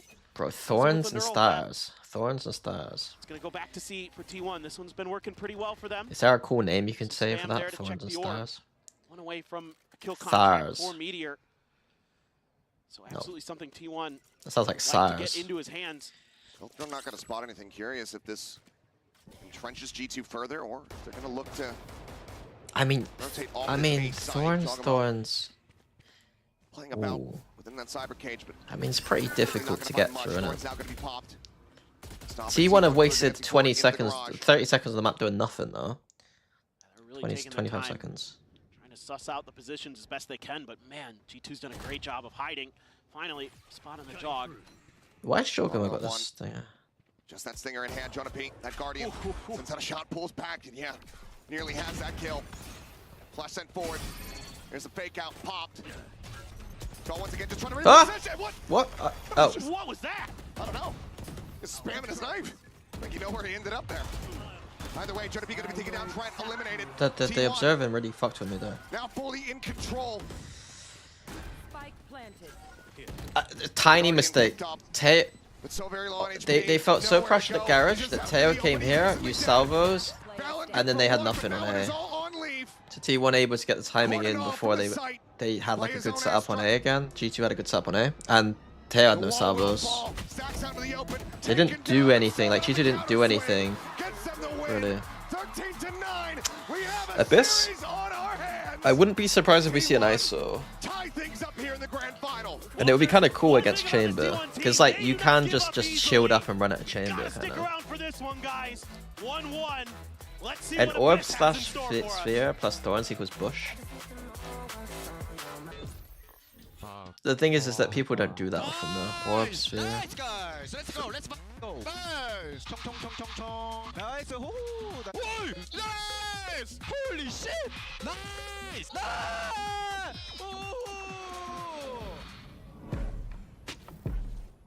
Maybe call it Andy.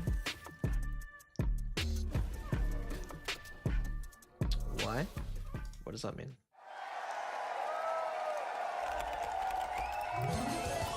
Red Bull gives you wings. Okay, I'm running ads quickly.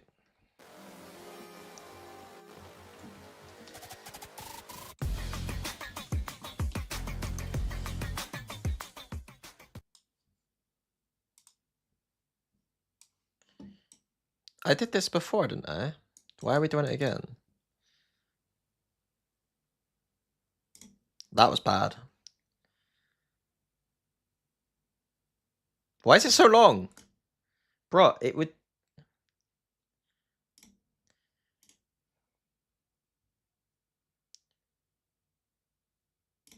Before what, bro? Before it was I don't like the anticipation.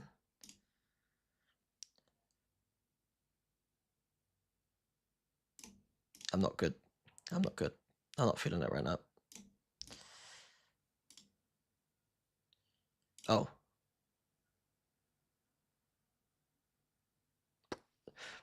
Bro, that was like waiting for the fucking bus to arrive.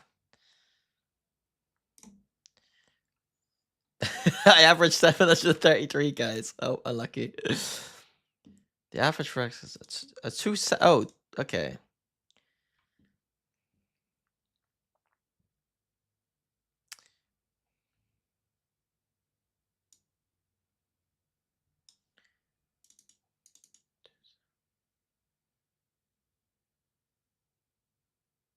I mean, 200 is like... It's gonna be... I'm around average, really. Like, in terms of, like... These aren't real humans, honestly, are they? Down here. 200 is average. I'm like, almost... I'm pretty much average.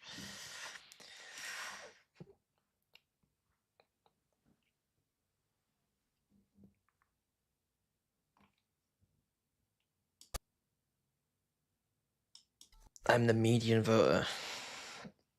I'm not the median voter.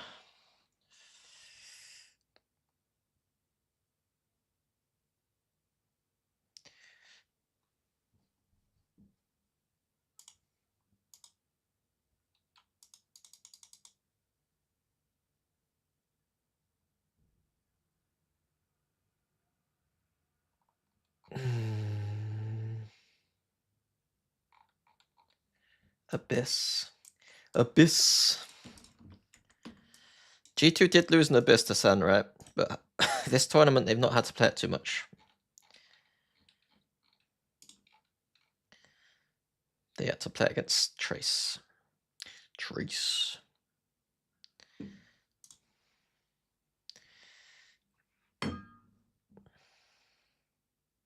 I'm not more right-wing than Eggman.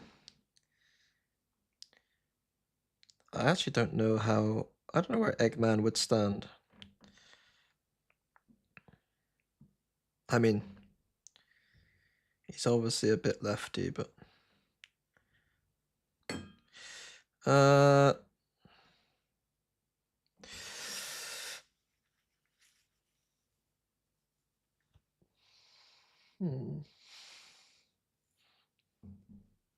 know, Egg is a Lib Dem. Jesus.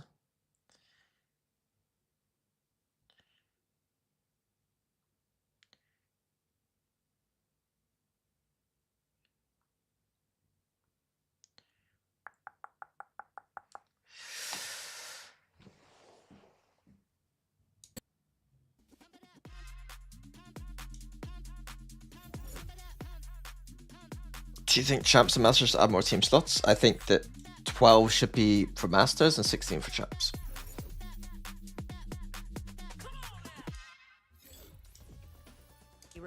It's hard to describe, like, the left-right thing, though, because, like, there are people who think that people who...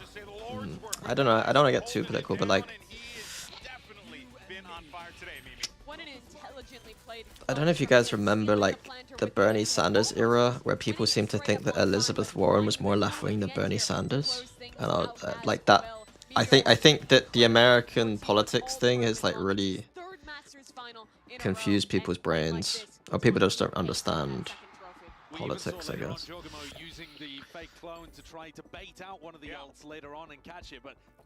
Kakuka!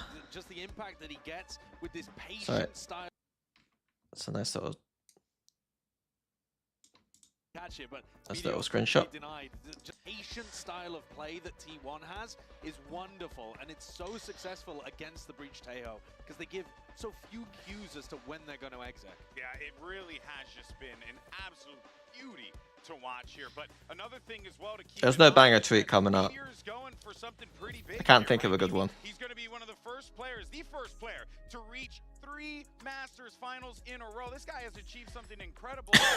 Egg stealing jobs from women. Just how far he's come. And it has been so good for the rest of T1 to be around a guy like that. They have some pretty inexperienced players. This is Sylvan's first international tournament that he's attended as well. You have Izu, who's only made it to one event before. Why did they put the tracking so high, guys? Why did they make it all spaced out? I never want to miss a trophy again. That's how I read that. And he's doing a great job of it here. One of the things that I really feel like has been pushing them forwards is their success in the Thrifties. They've just had so many moments where they've been able to tie together with low eco and put insane amounts of pressure onto their opponents. And you need players like Meteor to be able to hit shots in rounds like this. You see in a round like this one where they turned the game around. This was 8-8. It's a Thrifty for T1. T1 have a 33% eco round win.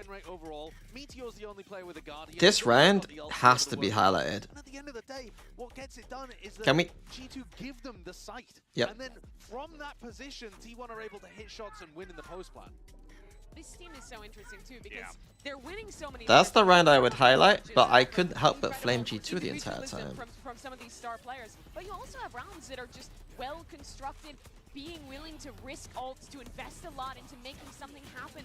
I felt like with teams that I glaze, I should be able to flame. Like G2 I glaze all the time. Like surely I'm allowed to just go in on them for how bad that was. They treat them as winnable rounds. They don't treat them as throwaways or rifles. They come up with specific game plans and have plans to be able to get the best out of their small util. Oh yeah, and it's also, you know, They just teased possible MVP replay system this year on Tarek Stream interview. What does that mean? What does an MVP relay system mean? You all overwhelmingly voted for T1. Now, is that a matter of, you know, the fans just being into the underdog story, or You can glaze anyone when they do well, flaming when they do well. I'm talking about more like I'm in the frame of broadcast. I don't like right here, right now. I could say whatever I want, like really, like in terms of like flaming teams. No one gives a fuck. But like when I'm on a broadcast, like I feel like there's different rules. You don't want to hear, like the casuals don't want to hear someone just popping off over bad plays all the time. But I think it's really important to highlight when teams are doing poorly, especially teams that we hype so highly. Like we have to kind of, we can't just call them gods of the game. And it's not always teams playing well that wins games. It's teams playing poorly sometimes. There has to be some balance, I think. Generally speaking, you want to go more towards positive because that's just generally what people want. Like no one wants to sit there listening. Oh god. If this is an ISO, it's actually unironically good. What? Sova is what a fade? What is? I don't like it. Just make this ISO. I make this Sova, and then I'm kind of happy, to be honest, with like a troll comp. You're bang on the money though, Golden Boy. This is going to come down to whether or not Meteor can just feast. Is he in tournament winning form? Reyna isn't terrible against the chamber though. Reyna's not terrible against chamber. Thank you very much, List Prod. Appreciate that a lot. Because the Reyna can always just flash every corner against the chamber. But you would rather just run it in with an ISO shield and wall. All the action and based on what we're seeing. The thing is that people seem very bad at kind of contextualizing this comp. This comp is not like Autumn is lying. There is not a chance that like, well, Autumn was doing a good job of like hiding what he meant to say. What he would actually say if he's been truthful is, we really fucking sucked at this map. We're just gonna have some like fairly fun agents that are still like good enough at winning. I honest to God thought they might run out ISO on this map and just send it and just see what happens. I'm very, very interested. This doesn't look like what they did. So why so on this map instead of fade? Try to get me. Try to get me. This is the real danger, man. Where does fade have good util here on the set? Where's the fade? There's a fade reveal on top. It's dead already. Really still makes Chamber look like he's absolutely busted from the olden days, but Buzz. Now 8 kills away from claiming that kill. Do the same on the B side of the map. Tell me on XX what Fade can do. It's going to be reveal up here. Dead straight away. Guarantee it. Steadily making his way over in towards tower. Has been noted. Meteor. Reyna. On defense, I don't think it's actually good at all. I think the A main reclear stuff is... It could be played well, but it's usually played not well. Like throwing info into A main and not actually reacting to it is what most teams do. Which hedgehog would be the better Valorant agent, Sonic or Shadow? I don't know enough about Sonic or Shadow. I don't. What's the difference? I just know there's a red one, Knuckles, the yellow one, Tails. Shadow's the black and red one. My guess is that part of this is the Lears can keep. Why is there Reyna? Because this team isn't very good at the map, so they just decided to have some fun. He's going to be peeking out a little bit even deeper than what we saw in that previous round.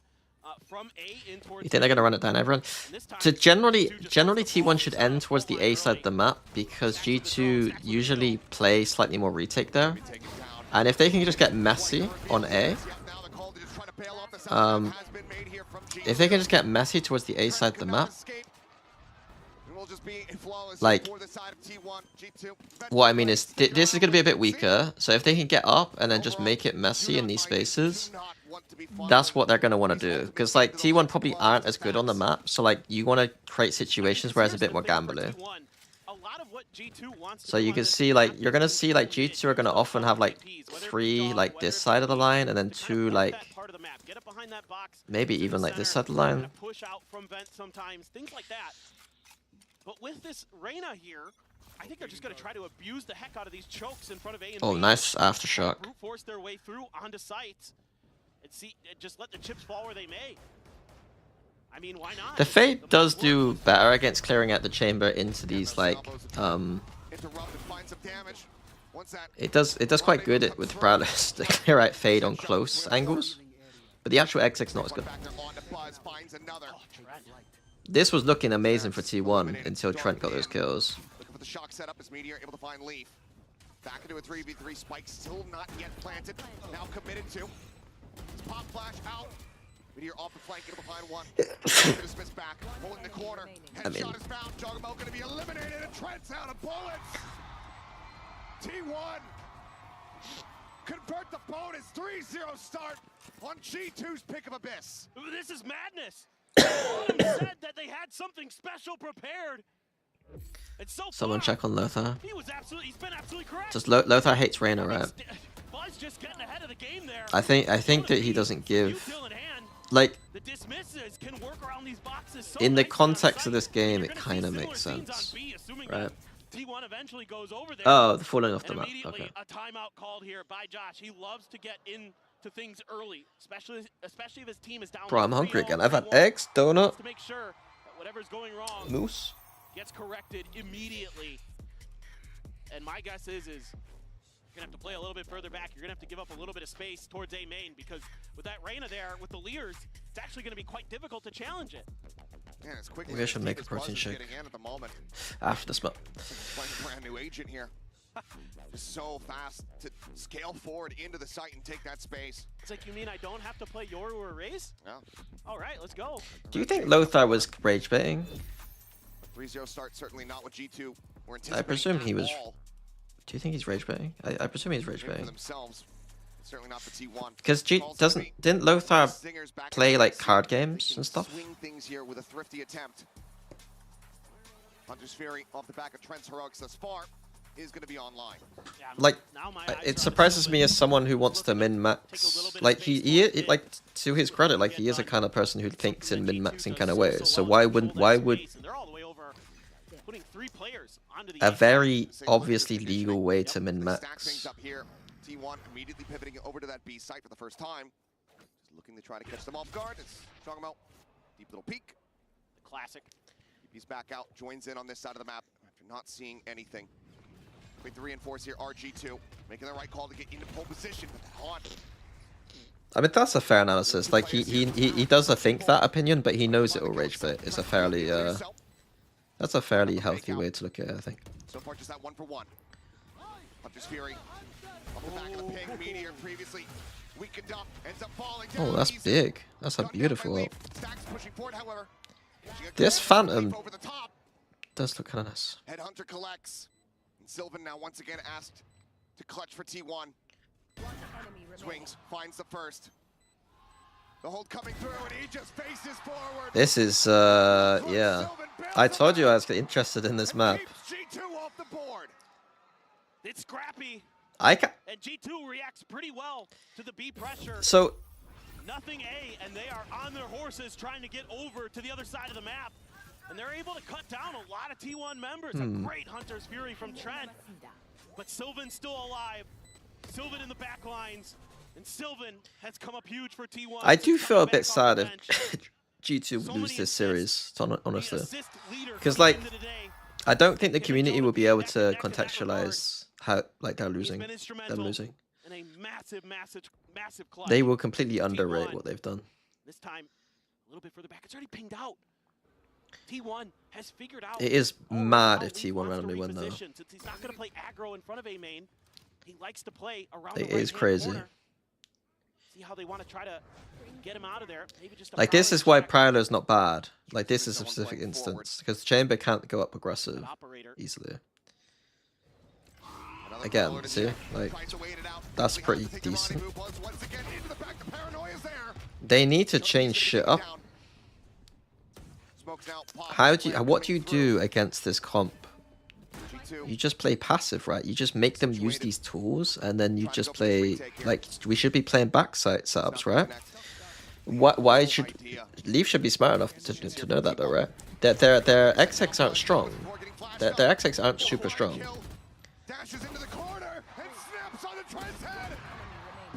Right? Like, Chamber isn't going to be able to do anything in this space ever. 5-0 start for T1. And the diligence here. So why not just play further back? Also, we should get some mid pushes going, I think. There's no Senti, and like T1 don't know how to work the map. Honestly, there's two approaches. One is playing the default style that we have right now, where we're playing the chamber, more passive angles. The second approach is playing for mid priority at the start of the round, and then committing to flanking. That's both of them burned within 5 rounds. Not something you want to see here for the G2 faithful. Believing in this squad. The arduous road that they have had to get to this moment. From ascending for everything that had happened with their previous organization, getting picked up by G2, getting into Tier 1. They're close, but no cigar finishes last year.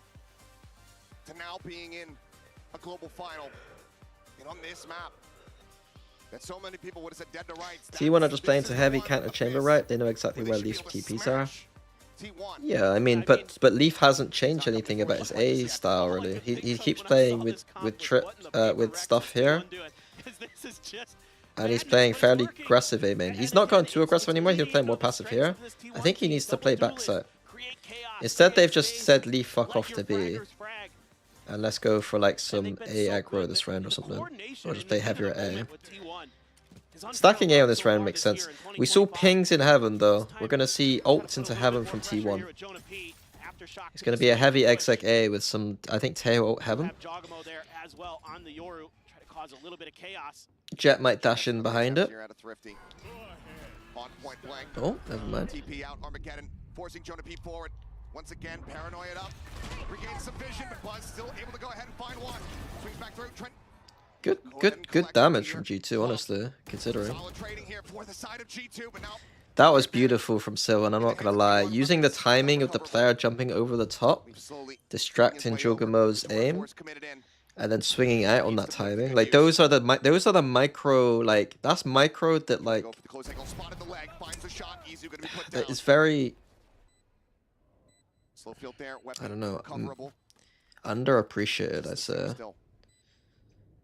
Sylvan. Oh, down. Out of the smoke, but Stacks with the reposition. It's not red! They get so damn close, but every single time, You came back to this? Yeah, I mean, T1 are just abusing Chamber. This is like, again, if I was actually content creator mode, this is the kind of shit. The video would be like how T1 countered Chamber or something. There'd be clickbait. There'd be a better clickbait title than that, but this game is just them countering the Chamber. How it's more about G2 not adapting to it though, I think.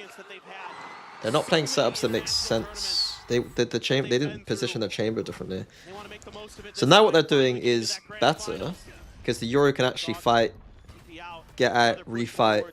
It makes much more sense to swap the Euro in the Chamber. So they still have to use all this util, and now still the Euro can play passive like the Chamber. So I think this is a good adaptation. I respect this.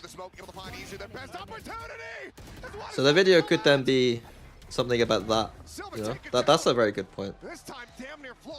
Because if you did just play Chamber passive, they're gonna stop using util as much. Yeah, like the ideas here. Just gum them up at the choke. Just spray them down. You think Reyna pick is just to counter Chamber Delirious? It's not just to counter Chamber Delirious. The Reyna flash is a little bit underrated, especially on like these kind of maps where like open big maps, Reyna flashes get a lot of value on. It keeps things simple as well. Generally, I'd say the ISO is a bit more consistent. Like on this kind of thing, but Reyna's not bad. They don't have flashes in their comp. They don't have good flashes in their comp really, so I think the Reyna makes sense here, just to, you know. How T1 absolutely destroyed the best Abyss Chamber. There we go. That's beautiful. That's beautiful. Why not put Meteor on like Clove for more util compared to the Reyna if they couldn't think of something? Bro, because Clove's shit. It's the Reyna's better than Clove. And game plan wise, all the things I've just said, the Reyna's way better. Like, you have good flashes in the comp. Meteor can run it down easier than the Clove. Clove smokes ain't doing shit. The Reyna flash is way better than I think Clove has. They don't want to default either. They're not going to play double smoke. Double smokes are for defaulting out. They don't want to default. They just want to fucking send it. You don't want to default slow against a Chamber comp. Rotate into mid here from Izu. 30 seconds left. Can he find a timing? Can he find a kill? Especially if you're not comfortable with the map. Like, you could do it if you're comfortable with the map, but... Oh my god. Just goes up into heaven. He comes away with 2 eliminations. Draw committed here forward on the site, but is not ready for the flank. Buzz. Second round takes him down. The Rolling Thunder committed, meaning absolute jack. Buzz. Looking for that next kill, cannot do it. Are you planning on doing analysis content, you mean? Yeah, I will do stuff for the channel, yeah. I have a few different like ideas for like formats that I could do stuff in. And the editing and general video production will be very low quality when I begin, but the content should be pretty good. And then once I get more comfortable and figure stuff out, then hopefully we can kind of make it better, you know. And no one else. From the top 5. Buzz has broken the record for most kills of any player across global events. And let me tell you, wait, what? From second to third, monstrous. Jesus. Buzz looking to push about 300. That's kind of crazy because Buzz wasn't even around like super early. I mean, that's just how big consistent, you know, those Vision Strikers, DRX teams were. I mean, I guess he was 2020. I guess he was. This is beautiful. It's absolutely gorgeous. Tearing them asunder his stacks. Tucked in the corner. But well, red headshot stacks fighting back for one fight. I would use my own clips in the fucking video because I called that like the 2 things they could do is just play passive A or go mid aggro. And what they did with the Euro was actually better than what I suggested because they go aggro bait util play passive A after, and then they've done the mid aggro thing. I mean, he's just been nasty with snipers. Okay, I'll figure out how to do shit one day. As long as I start thinking in that mode, I think it'll be fun. Start taking advantage of the mid space being given up by T1. Something they've done to a lot of other teams, but because of, I think, the pressure and the pace that T1 was coming at them, they never really kind of... Buzz and Dirk are kind of head-to-head like now, then, I guess, for kills. Aiming to try to re-clear that space themselves. They're the ones Ooh. Pushing up a little bit towards mid, shot and a miss. Leaf TP's out. Now they're grouping up. Jog there. That one ain't real. Still taking 0 chances. It's the Dirk effect. What's the plan for defense? Obviously not going to see a damn thing. The plan is Yoru to get A main info and then play passive to try and get a pick and go out. G2 generally prefer to play a retake A style, but T1 have been abusing a bit A. So like G2 aren't going to overcommit too much, like you see. They're very disciplined. But they're looking to get some picks towards A before they retake, ideally. Buzz now just sat here waiting for the timing. The bow drawn out, swings the corner, looks for 2. Oh, that's... Leaf able to find that elimination. Jogamo spraying down 1. Izu capitalizing as he runs out of ammunition. Stacks just trying to play around here. Around the sides of that nebula. Finds the first. Just a sheriff in hand. What's defense going to be for T1? That's a good question. That is a good question. If G2 can sneak in 4 or 5 rounds here, the answer to that question is going to be rough. Getting ultimates out of the hands of G2 with 2 more rounds to be played here in this half. Because it will be Fade will play towards A with like Jet. Reyna's gonna probably be floating around. I could see Omen being like Omen should be center map with Rain. Yeah. Teams usually play Fade here, but Buzz likes to play B, so I imagine Buzz B, Fade here. Meteor might end up playing A, to be honest. Starting to get their feet underneath. What can you do in response? This time they're going to send the drone over towards B. Oh, TP. Now Jogamo up close, but not going to be fast enough there, Sylvan. Trying to find that punish, but Izu. Why did they go? They went back to the old setup. And the Leaf is overpeaked from his TP. Want to go for the push here onto the site. That's one way to get rid of the op. Jeez. Sylvan showing some presence here at mid. Valen still continuing to scale forward. Jonah cutting back. It's kind of the issue when you're like Jog isn't as comfortable with the op, so like some of the setups are kind of based on whether he wants to op or not. So it's like that idea of playing aggro and then falling back works way better when you have an operator, in my opinion. So like, I don't know why Leaf doesn't play passive. He should just play passive A, right? And now it's just Jonah P.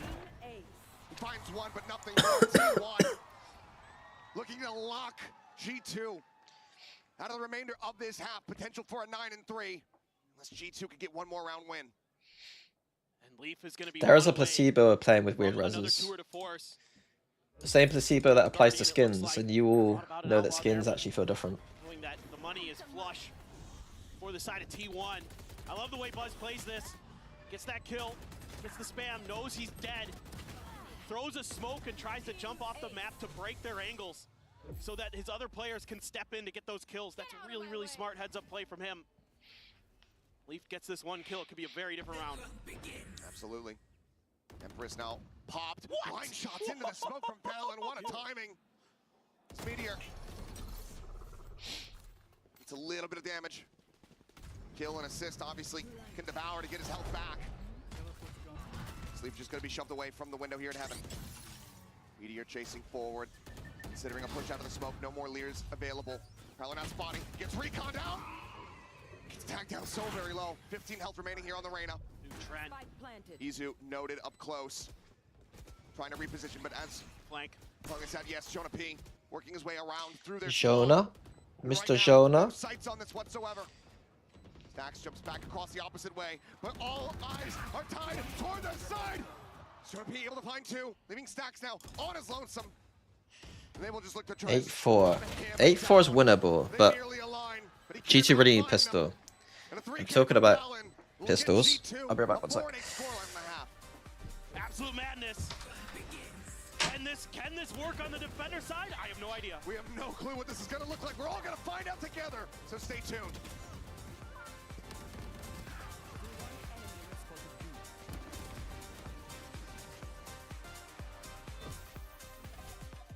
had it with your old phone?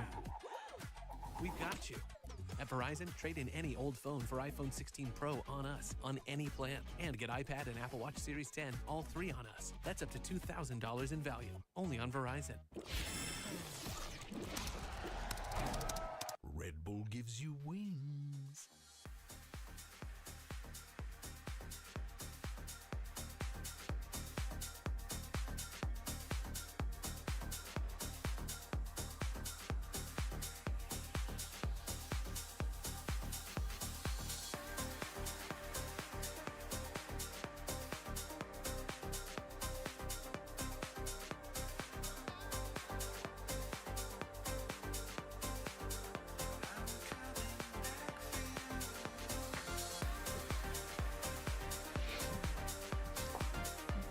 What's up?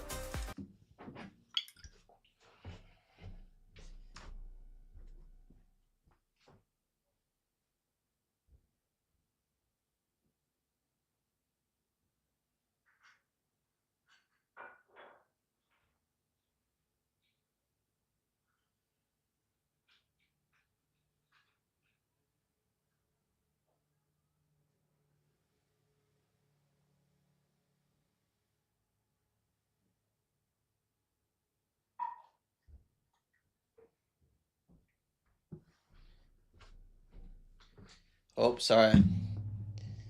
The moment tied up 1-1 across the series. T1 pulling out a brand new composition after keeping this map tucked away for so very long. We saw G2 starting to understand it, starting to be able to break it down. Bits of that half, but is this enough damage from T1 as they move over to the defense? An 8-4 scoreline. Leaf aim seems shaky. I mean, they were pressuring him a lot. I know you're not looking to do coaching for a team at the moment, but would you ever consider doing private coaching for individuals? I've considered it for money, but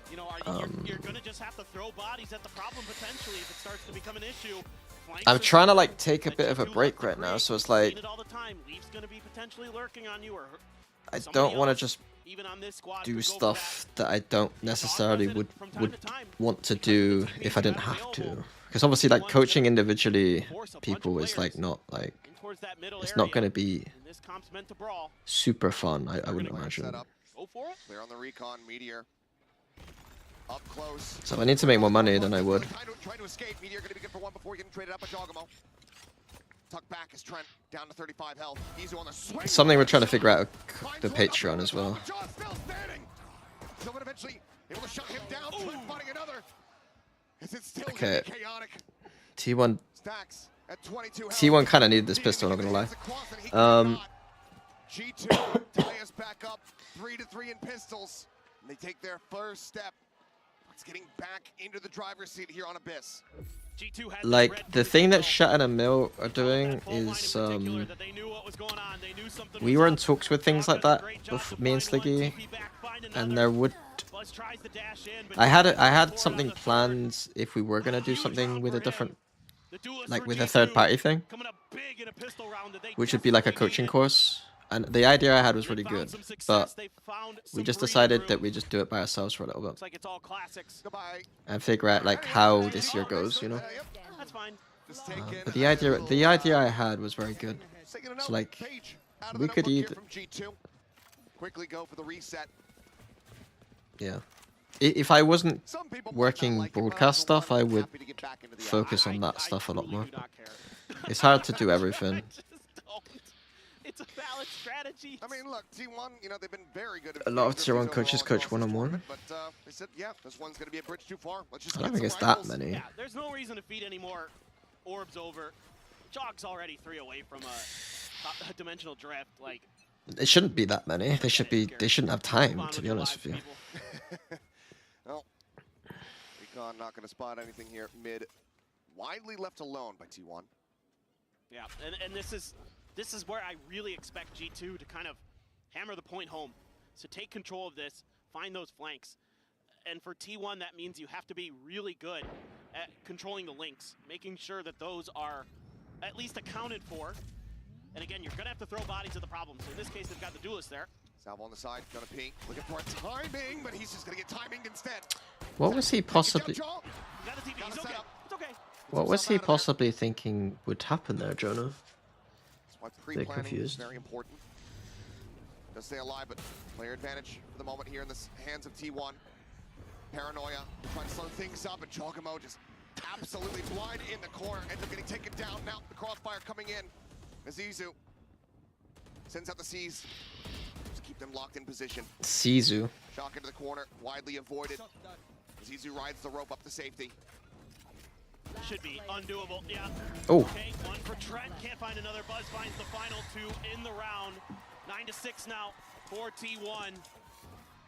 2 players lost. Still fairly clean of an anti-bonus. Now, we can get down to the nitty-gritty.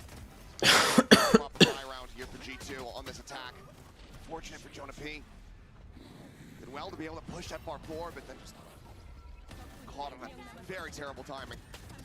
Yeah, it's been really good util though, especially from Sylvan and Izu.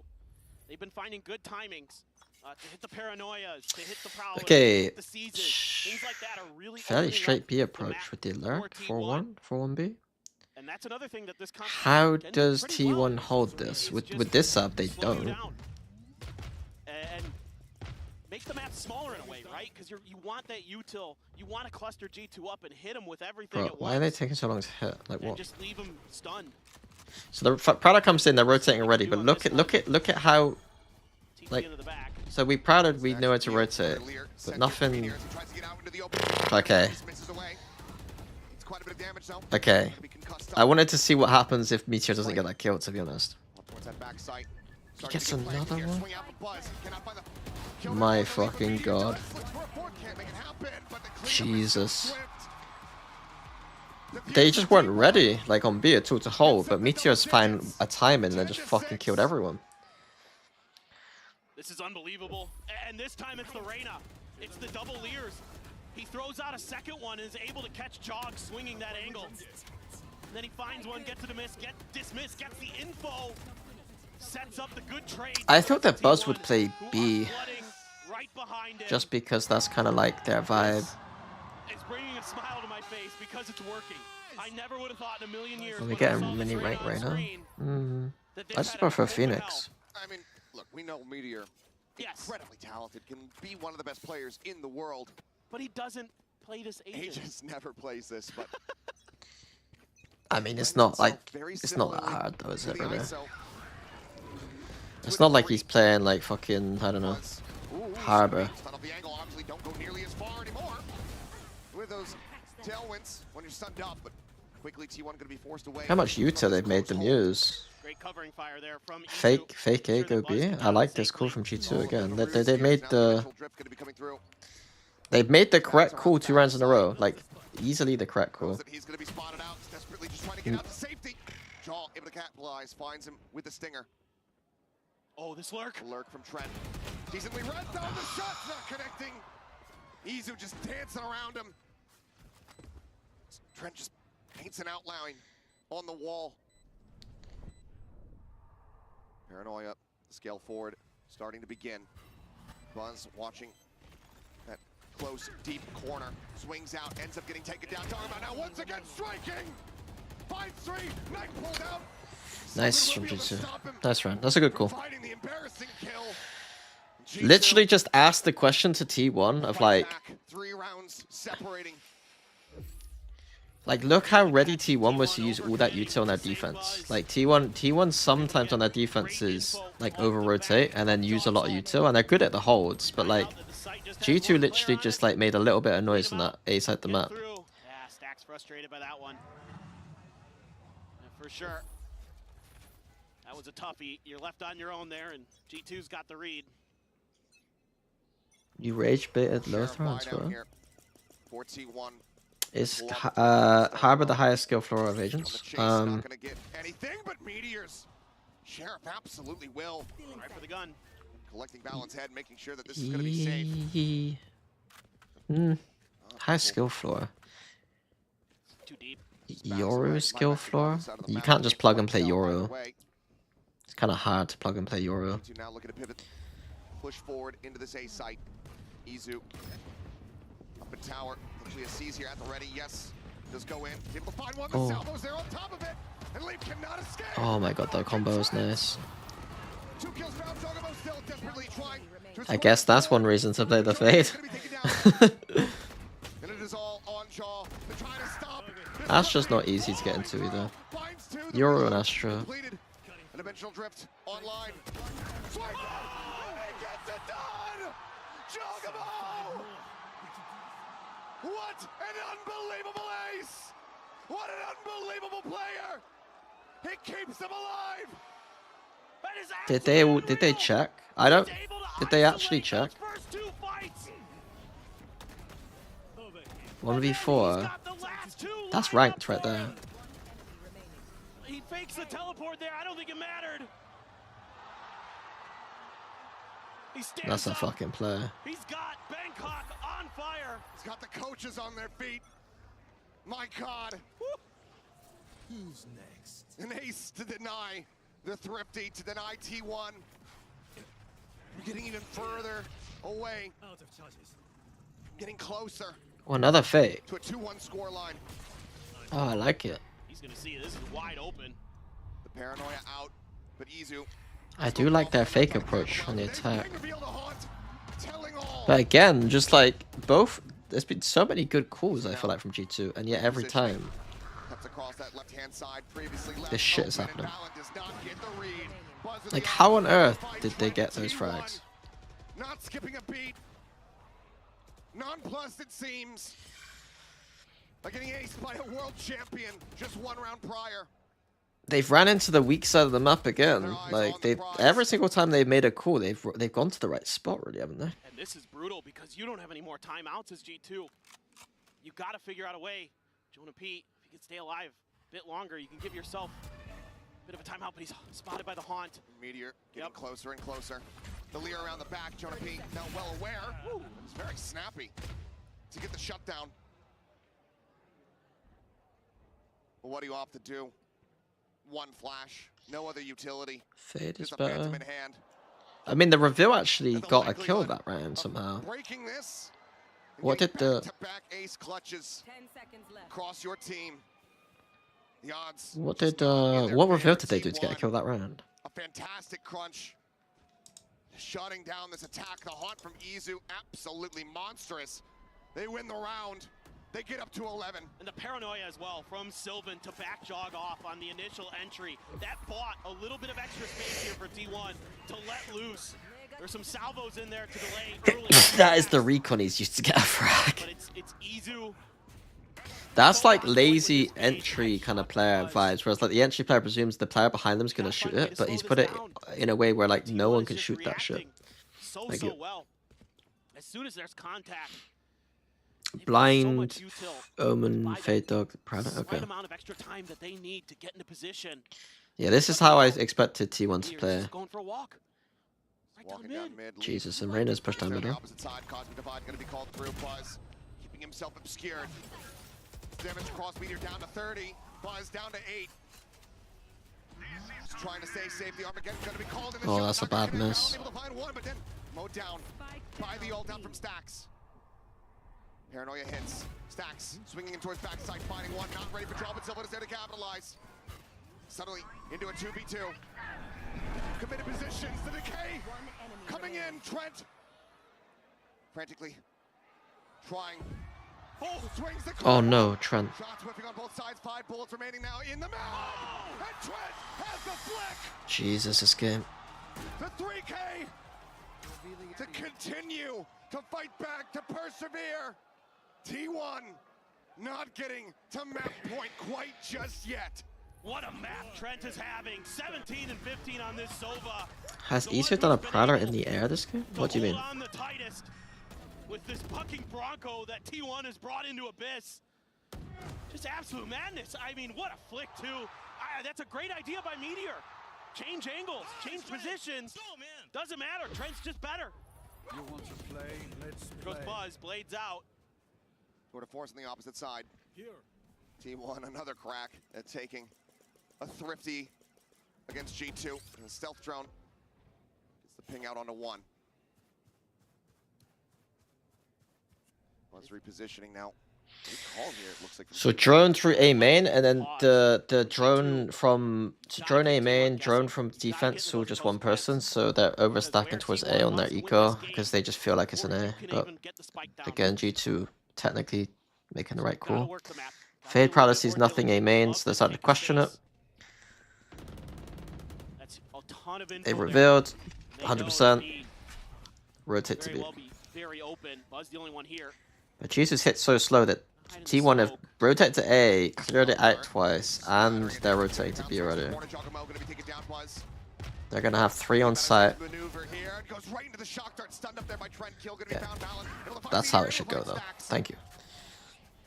G2 now starting to get a very firm grasp on these rounds. 30 seconds left. Just the one casualty so far. Plant from Jonah P.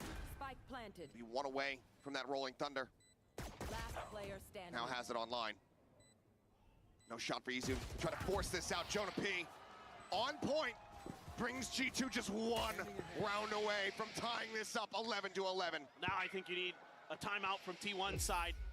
I think it's time to consider. I like the sign. It's like G2 no, G30, and then they crossed out the 3 at the 0 to a 1. G2 is just gonna sit and spawn for a bit. Maybe send a player down mid. See if they can get a read on anything.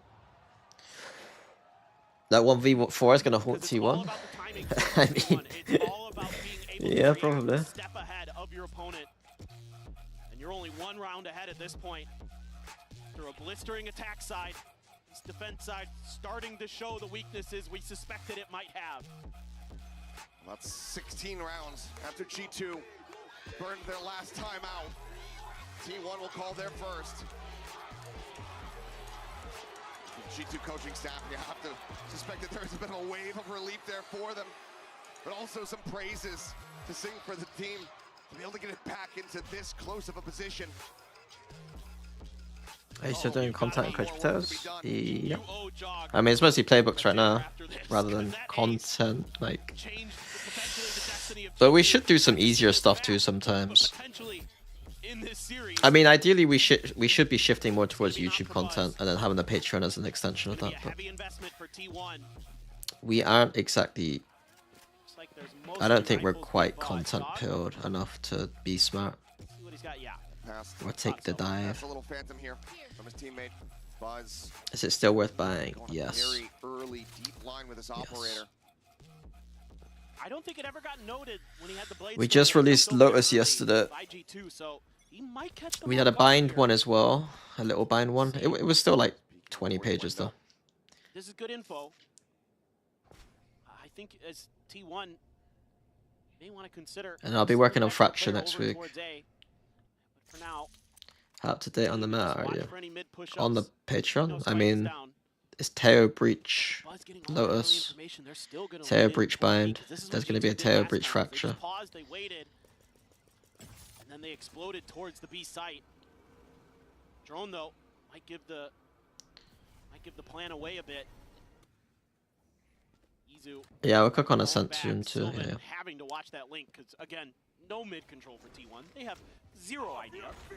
Rolling thunder forward, sees, goes out. Try and get Sliggy more involved on the Ascent one so we can figure out like some micro with like Vice and stuff. Looking for the follow-up, cannot make it happen. One staying alive here for now, but counter spray out. Meteor. It's quite a bit of damage. G2 now firmly entrenched. Spuzz swaps over the off the stacks, picks up the Phantom. Trying to break things open. Cool. Forward. Oh my god, what a shot from Lee! Finds the second jaw scaling. In the back of sight, Izu. Take it down. G2 are consistently hitting the right sites, aren't they? No purchase, no value. And Meteor cannot even rescue it. He has to escape. He has to retreat. How many are being released per month? Timeout call undone. We try to do 2 things a month when we're really able to, but otherwise it'll be 1 a month. But I think 1 a month for $10 is pretty fucking legit still. Either way, that spike is going off. And that scoreline perfectly balanced, perfectly timed. It just depends when we're when tournaments are on and Siggy's watch partying and I'm working. Like it's really difficult to do more than 1 a month. But they figured it out. Just gotta wait them out a little bit. when there's nothing on, we can easily do more than that. What a shot from Lee. Disgusting. Goodness gracious. So damn good.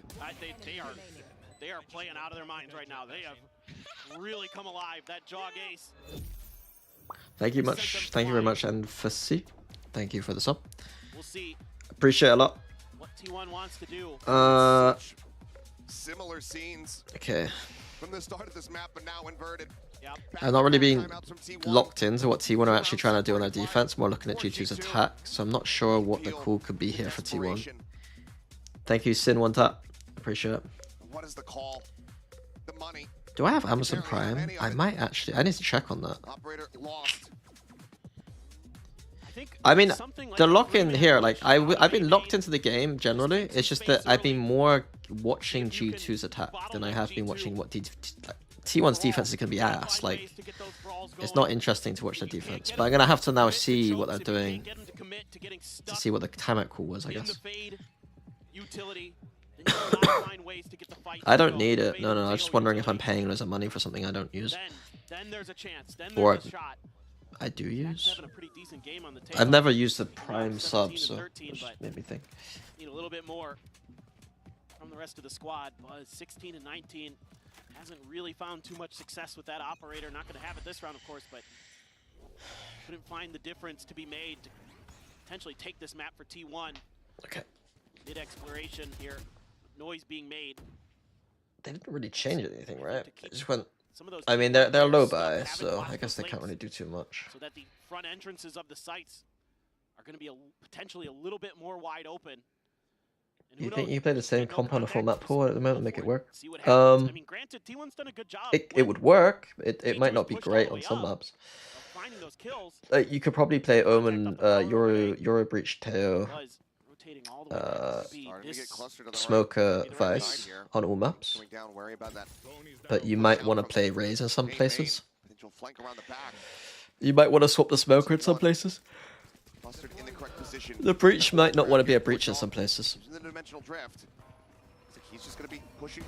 The Teo want to be the Teo everywhere. Alongside the smoke. Pushes in, but what? Keeps him covered. The Vandal shut down immediately. And Sylvan similarly falls. Buzz's Stinger's just not gonna hit the same way. As Izu now. I mean, T1 have done decently. With no hope in Euro Teo Breach Astra Vice. G2. Gonna get themselves up to map point. T1. I don't think you need Breach, but Breach could do some really interesting things with that comp. Like, I can see Sova being the more kind of like standard approach in that comp, but yeah, that comp pretty much. Swat away both timeouts from T1 with relative ease. That 1v4 might need to become a graffiti. Curious, they're gonna go for an op. Potentially, I don't know, but that's just what awareness from Was Trent. it? He is. To me, it was good, but it wasn't quite as good. This comeback for G2. Just so aware that someone could push that smoke, try to find that timing. I don't think it's that iconic. Beautiful heads up play from him. I don't know. What do people think? Do you think that's graffiti worthy? Like, the graffiti is like needs to be fucking legit. Like, blows my brain. Hasn't quite been scouted until this very moment. Fault line, flash, sent, drop down, headshot, Meteor, dead. Sylvan stacks immediately evaporating. Split. As it's Izu once again. How did T1 lose a 6-round lead? Because it's Abyss, and they're playing attack side, and they have a comp that is ass at defense, and they didn't know how to play the map. Overall, hopeless. G2. And they lost a 4v1. After such a deficit, after such a devastating first half. But this comp from T1, whatever legs it had. G2, yeah, G2 outcooled them, but like, I don't know how you're supposed to not be outcooled, really. Like, G2 not only did the basics right, but they also did like really nice fakes and stuff. So. Trying to hold it to no avail. 13-11. G2 regain the lead in this grand final, and they are one map away from claiming the trophy. Joe's clutch ascent versus NRG. Was that in a big game. But G2 is able to keep their heads on straight. And you gotta think back to that. How important it is ranked in player development? How much percentage do mechanics make of the game? Mechanics makes up the vast proportion of a player's skill set, but at a certain point, you don't have to. At a certain point, you can get away with not shooting as hard if you're smart. You know what I mean? But there is a baseline, like, you know, and it's a very high baseline. Crashy's fracture rip base count. It would have done, but I just don't think it's a big game. Fnatic for CQ was important. Yeah, but like, was it really? Was the Demon 1 clip really that good? It's a haymaker. You're trying to throw the heavy hitter that's going to knock your opponent out. It's going to take them completely away from this particular match, but it doesn't happen. Instead, it's G2 who's they're brilliant, so we know. But look at this, Cook's found a little bit of room to work. I mean, it's 12-10, third map. Most of to get back towards you. Back corner, Ethan's going to trade out Leo. It ain't over yet, but maybe Chronicle, maybe not. Maybe it's Demon 1. He's got the knives out. A 2v2 Alpha and Chronicle to try and get Fnatic across the line. Oh my god! He's trying to save them, but it's Alpha up against Demon now. Oh my god! So well, the T1 struggling every single Like, was that really? They could not bring the round back. 0-9. Like, it's a decent clip, but not something that you want to be he seeing didn't. Here in this grand final. It's a bit like Alpha's clip, where like he got the collat. I think Alpha's collat is a better graffiti than that. Split, however, coming up as the next map. The question is it the fourth and final? Context is better. The kill wasn't as like flashy, but like I don't think Demon 1's kills there were particularly like, it wasn't like a huge clip, you know what I mean? If you did that in ranked, you wouldn't bat an eyelid, you know what I mean? Like, you wouldn't bat an eyelid if Demon 1 did that in ranked. Reina in Masters Grand Finals. Does anything ever get better? Trust me, it does, because we're standing with Leo and Anna, and also it's Sarah for translation. Now, Anna, this event has been a banger. How have you been enjoying Masters Bangkok? First, Sawadee Ka. Oh. Hi, everybody. This is probably one of the most special Masters we've had so far. You think Iris 3K's graffiti worthy? This is my first time in Thailand. The clip was very good, I'm not gonna lie. Place. This community is so wonderful. I think this series is incredible. But I think my favorite part so far has been bringing Waylay to Thailand. I think being here today, listening to this crowd respond to her was just How has Bangkok been compared to the Masters? I have no idea, because I've never watched the Masters from this point of view. This is the first Masters I've ever watched from this point of view. Like, the only other one would have been Berlin, and I wouldn't have watched that Masters, because I would have been just sad. และก็ได้มีการปล่อยเอเจนต์ตัวใหม่อย่างเวเลเข้ามาด้วยทุกอย่างทำให้เขารู้สึกตื้นตันใจและก็ขนลุกไปตลอดจริงๆครับ Okay, we're not going to go back to graffiti talk, because I have higher standards than you guys.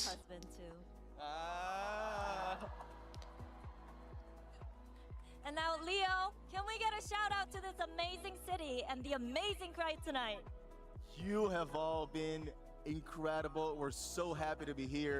This is our first time with a global event in Southeast Asia. We hope it's first of many. We want to thank you for being so. Bro, like, let's be serious. Enzo's Diffuse was not in a game that like had cultural impact on the game. You know what I mean? Us beating Crew there did not have any impact on the game. You know what I mean? Let's be real. Like, a lot of graffitis in CS are like big fucking moments that matter. ประเทศไทยอาจจะเป็นแค่ครั้งแรกขอบคุณทุกคนมากๆครับ Thank you, Anna and Leo, and let's keep the good time rolling because we have Split coming up.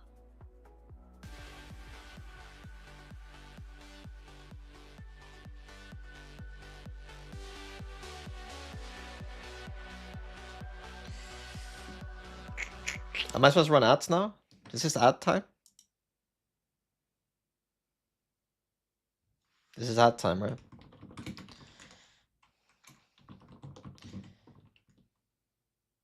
Just tuning. How are the last 3 maps? It's been a close affair. G2 almost lost the map where T1 kind of were playing very loose comp, bad comp.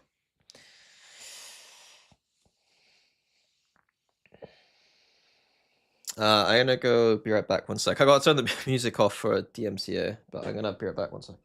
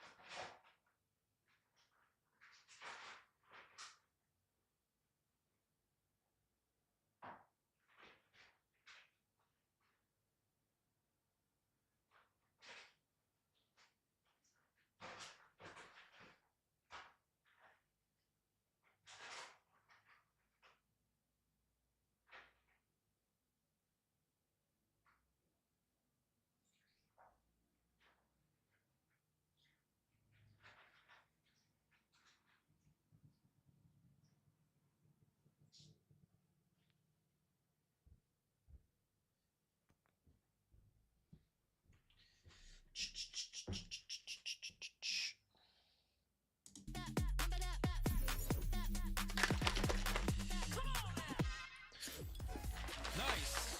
Nice! Oh, nice! Oh, pistol. Oh my god! What is he doing? Oh my god! My god! Wait, they just took shit from older stuff. Throughout the entire event. But by the way, you probably are noticing that we actually added a 4th person to the desk. If you're a fan of Talon, which I know there are many of you, you might know him. It's Cruz joining us here on the desk. Cruz, pleasure to have you here, my friend.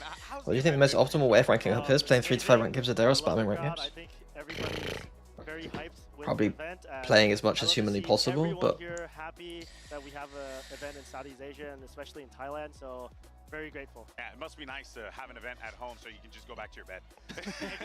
Exactly. All right. Well, let's go ahead and break down what we just saw there, because I thought that we were going to be singing the praises of T1 coming into this one, Kakuka, but instead it was G2 right at the end that managed to squeak it by. Yeah, exactly. And as we're seeing right here, the composition for T1 has some holes, right? They're not having, well, besides the double duelist that they've been leaning on a lot, that worked in the first half. Seeing Bass back on the jet, the first time that he's playing in this year, and actually the first half was all about him, all about all this explosiveness that they had. I think the fact that G2 weren't able to shut down just basically a jet entry into the site worried me a little bit, but Buzz was frying, they were playing loose, they were playing flexibly, and T1 really gave them a lot to worry about it required some serious clutches to get back in the game. I feel like they had a really hard time for G2 to adjust into like how random they were. And I feel like Valiant took a bit of time to figure them out, which we'll see. I think in the future as well that they're pretty prepared in a sense. Yeah, no, for sure. I mean, Cruz, you were talking when the side swapped about the fact that you thought it had quite a lot of holes in the way that they were going to play on defense. I know that we pulled the pistol round, but as we were going into the pistol, you were saying this is going to be a mid-walk down. Like, that's the only thing that they can do in this situation. Yeah, it's probably because they don't really have like a true sentinel, so they need to rely on fights basically. So that's why Breach, which is Jonah P, he was ready for it. He knew they were coming. He stunned the whole line, and then they just swung into him. I wonder why they opted for Arena over ISO. Again, it's to do with the flashes. So they just had a really good read. They had more potent initiation tools with the flashes. They could take... They could push the chamber away a little bit at the start, and then on the exec they have a nice flash to work with. The chamber struggle. I think the chamber struggles against the Reyna. Obviously Ice is very strong against Reyna, but it requires a bit more teamwork. Did not look like something that was not prepared, that they didn't go over. So we do believe Autumn when he said, we have a composition that might work very well. But in the end, I feel like especially individually, not only understanding and finding those gaps, but individually they had to believe they could win the duels against the sun was in my eyes. I kind of need advice on them. I'm joining a team after the last one ends, and I feel like I'm stumbling around in the same position for a long time. Do you think it makes sense for me to stop playing teams for a while to focus on individual skill, like ranked Radiant, for example, or to keep playing teams? I really don't know, but like, what rank are you? And what level of team are you in? And what is your goal? And just happens to have both of the players perfectly lined up. You should be able to remain in a team and keep your individual skill high. If he doesn't win that, if Trent also doesn't win this clutch, this 1v2, I think it's curtains for G2 here. I think they're losing on their opponent's permaban, and they're boomed heading into a tournament point essentially for T1. Yeah, they definitely needed that momentum to get back into the game, and they actually did it with 2 clutches in a row. I think that's why they started to play their own game now. They played slower, they played together, and then they held the flood, closed out the round. Perfect. Yeah, exactly. And I think they also are thinking of that MVP bracelet that everybody wants. And for that, they will have to win also on split, because now they are on that You should be able to just... Again, you don't need to... As long as you're not scrimming like 10 hours a day, you should be able to play some ranks. As long as you can play a few ranks a day, you should be fine. Yeah, I want to take a look at G2's defense here on split and talk about how it's going to interact with T1. So it's the initiators for G2 versus T1's duelist. I'm going to use Kang as a replacement for T1's duelist here, and we're going to take a look at what they do. So instead of T1's defense, where they anchor people in these hard anchor spots behind map, instead, for G2, they're going to be running one initiator taking information and throwing salvos in the choke point, and then the other one tries to flood in. So we'll have a look at how this actually plays out in reality. Trent realizes that they're going for the A exec, throws down salvos and a stun. This classic combination of a stun down the line, salvos in the choke point, and what that does is it isolates the duelist. But remember, T1 are going to be playing double duelist. So while as here, Kang gets very isolated, remember that you're going to have 2 players holding hands for T1, and that is going to make things more difficult for G2. So as I think this is a really good clip to show what Josh is trying to explain. I think this is a good... This is good analyst desk work. This is honestly the best analyst desk work I've seen all year. And has isolated all these players in the choke point. They're finding it difficult to get through because of the stun salvo. And that, again, has created a spot where Kang is alone on We've actually talked about the game in a way that makes like perfect sense.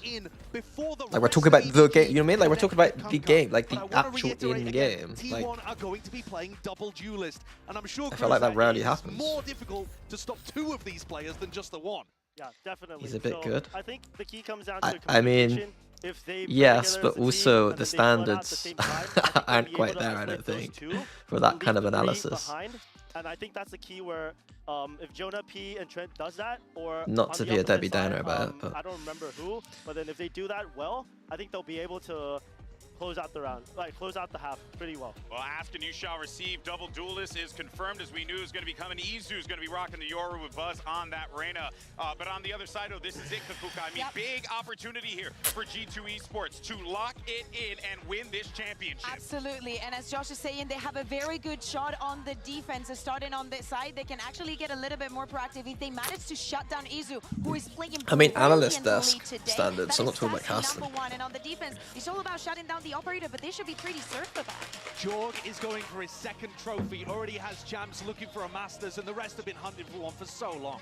Malt vinegar on French fries? Let's go ahead and send it back over to your casters for the call. Achilles. In the UK, if you're just gonna call them French fries, they're a specific type. Like French fries to UK people are like thin, and you don't usually have vinegar on like thin chips. Whoever walks away with this trophy, they will have earned it. I just want to see it go the distance.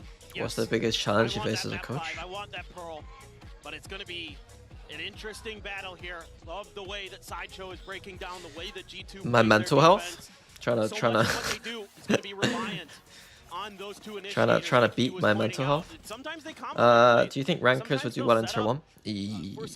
They would do alright, yeah. They love to explore mid. They'd do alright. You can see that they've got 3 players leaning in that direction already, and that same double initiator setup. They wouldn't come bottom in VCT. That we just saw being broken down. Thick ones we usually call chips is like the overall. It's can those duelists get that space, create that chaos, open things up. That'd be very weird to get French fries and there would be like thick cut chips, you know. Not skipping a beat. After his performance there on Abyss, immediately finding 2 kills.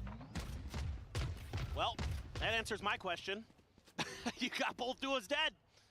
Just right off the rip. I mean, that's the exact same pistol, though, that T1's been doing time after time. And G2 just reads right into time it. After time.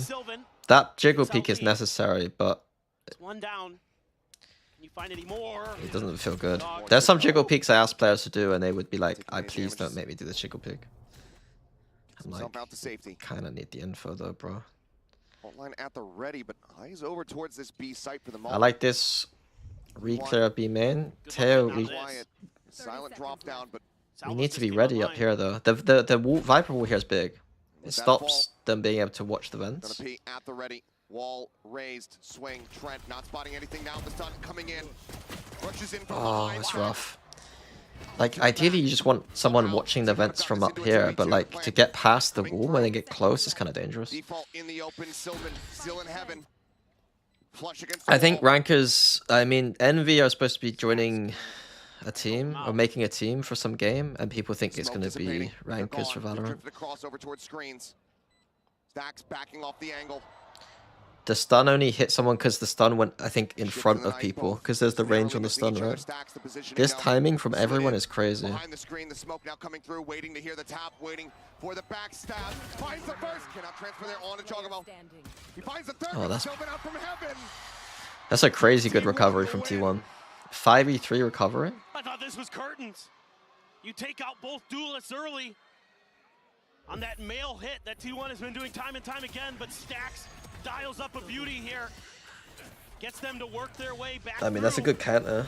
Oh, Jog just reads that so nicely. And then they somehow escaped what I thought was a death trap there with the stun and salvos available for Trent and Jonah P. I think I'd be highlighting the preparation work from G2 there. I think that's probably a prepared round. And how it worked, how well it works, and then how T1 did so well to get back into the round. Looking for a crunch, running them down, but return fire. Solid here from the side of T1. Seemingly anticipating and ready for this aggression. The power is able to go ahead and We couldn't get the gun though. Give me some of what he's having. My goodness. Comes away with an elimination, but doesn't have the gun. Crab. Jogamo just looking to get ult here. Just get the death. For now, T1 avoiding economic damage for G2. Potential for them here to inflict a bit more. Down on the push. Not taking the bait. 3 players over towards this elbow side. Meteor. I mean, they can make the. I would make them not save here. Spray across, Leaf able to hide. They could have contained them maybe. Meteor gets eliminated. Leaf looks for a little bit more, but I think G2 should have contained. Honestly, they would have been really awkward for T1 to save there. not going to fall to an eco again. Able to avoid that disaster this time around. This is very similar, actually, to what G2 did against EDG. After EDG had won a pistol, You they did set up these Call of Duty traps quick on these scoping. ecos to try to Team catch ended. you by the orbs, except it was on the B side, not the A side, but very similar ideas, different location. T1 I played some COD 4, like, because Ono used to play with us in CS sometimes, and so we played some COD with Ono. He was apparently very good. On this B site, Stacks have to be so diligent here in mid. He's just going to disrespect his smoke. Oh, that was close. He's a funny guy. Not quite there. Decay on the Stacks, no damage taken. Leap, whole position, able to find Buzz here on the entry. Just setting up the flash. Isu's able to mow down 2. T1. Oh no. It's 5 maps, guys. Conversion. 5 maps. Fake out to Storm Bonus rank conversion? down into the site. No one going for the shot. Izu. Do I need to use this Phantom? This seems to be the Phantom right now. Jogamo able to find one. Quick reposition into backside. I like that Yora spot. That spot for Yora. Around the pillar. Does so. Finds one. Open plant is done, right? As long as Faye doesn't fuck up. Stacks? Jogamo now. Still alive. The Prowler, the chase, looking for it. Stacks, setting out the haunt. The reveal is there, but he's held it up to half. Chips away at him. And on the swing out, Jogamo stands tall. Another monstrous round. Stacks has played that really badly, G2 right?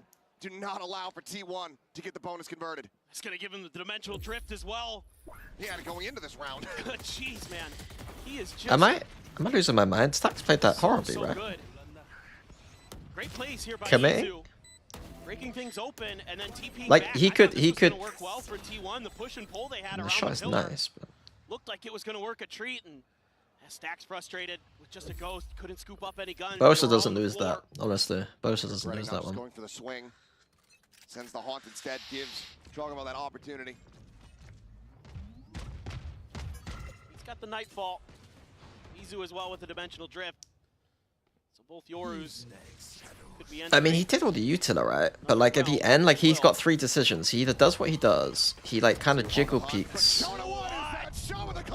He could even get to the other side, crouch under the angle and get to the other side. Or he could even drop the rope.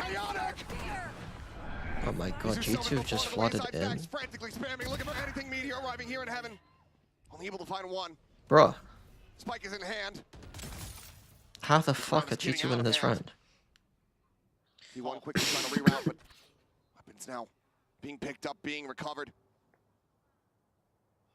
could find the moment for the C's for Stacks. Could have an You could opportunity. wallbang Stacks there. Yeah, I mean, yeah, he needs to... If I'm him, I'm getting away from that soft wall as much as I can. All raised. Trying to wait this out. You jiggle once and then you try and get away from it. Playing this very wisely. 2 players nearby. Smoke cycled forward, but already past this here. I'm pretty sure he could just crouch under the angle and then he can get a good, a better angle. Right? I don't know. Gonna have to go absolutely monstrous. I don't know the micro well enough because I don't play. But... Valen picks him to pieces. The salvo's checking. Quite often in those clutch situations, people drop the ropes and then like it's a game of like, did they drop the ropes? Just now arriving on position. Bite thrown down. The swing in and Valen. Okay. Absolutely on it. That's is that a thrifty? Because there was not much economy in that round at all. Works a treat. Gives them a numbers advantage. Jesus, Jonas hit Do you hit that. that shot though? Outrageous how crisp. Bro, if I satchel in and I get classics like that, I would lose my shit. Because from Jonas' point of view, it was nice, but from Buzz's point of view, it was, how has that guy done that? Absolutely the case, and it's shots like that that they have in their repertoire. How that are on making earth? it so difficult. 9 times out of 10, Buzz is onto that site, and he's making. I mean, the only thing they got to support the dive is the paranoia. That's why I talk about this comp kind of disparagingly sometimes. Like, the exec power isn't the same as like other comps with the double dive. For him so far in the tournament, but G2 is looking like another beast. Keijo streaming a LAN in Nottingham is smurfing the VAR category. Is the online beef right now? That's funny. That is funny. Pushing forward, finds Izu. But it's a 3v3. Some weapons scooped up. Now a pivot over towards his A site. Should we watch party him watch partying a Valorant tournament in Nottingham? League of Legends tournament in Nottingham, sorry. How many clutches have we witnessed from this man? In this position. Cover going out. Now the two players stuck in place. Valen, wise to it, reads it well. The stacks now a 50-50 Okay, split. I didn't watch that round. I am actually locking in that. I'm not gonna think about Nottingham lands. Backs away, the paranoia. Valen encroaching. Just looking to keep him absolutely pinned. Oh, Many please, options come for on, Stacks come at on. this point. Let's get this over with. Stacks, come on. Tries to press. You couldn't win a 1v1. Behind him. Tries to rotate. Be ahead of him. Swings out. Valen has backed away. Stacks not going to get the opportunity. Jogamo holds his ground, and G2 now hold the lead. This is just, again, great awareness from G2, understanding the tendencies of Meteor in particular, reading that he's going to want to push through that smoke. Isn't that crazy? It is something that Meteor loves to do. Yeah, and it's Meteor's own smoke to boot. That was cringe. Not sure what in particular he's talking about, but either way. Wait, that's a very specific lineup. End of it. Just the kind of slow down of the inevitable. Could very well be. Okay. Fake out. Clear. Gate crash not going to come into play. Valen paranoia at the ready. Very specific lineup to get the gate crash to stand still. Jogamo, quick little peek out in towards mid. Let's see how they hold B here. Paranoia only. Alongside his IGL, paranoia going to be connecting Buzz into the back. 5th entry in a row for Buzz to die on. What did I say, guys? When you've only got a paranoia. It's not like the days where Jet and Raze would get away a bit more with the kind of double dive no support util. But when it's your Raze, it's really difficult. Your Raze acting as the first entry isn't the same as when you had Jet acting as the first entry dashing into a smoke. Solid shutdown, one I think gone are the days where you can play this comp now without more support. And Valen, he'll take that every single day.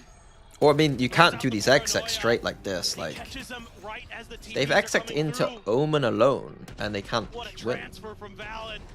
Fucking Silver's just TPing in like a noob, man.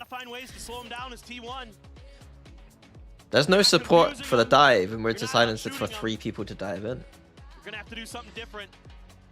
Playing backside versus Euro. You're gonna have some difficult situations coming up ahead of you. You've got the Armageddon. You're gonna be on I mean, if you're playing against the Breach, though, if you're playing against a team that has actual exec power, like, you're fucked. It's gonna take some real heroics.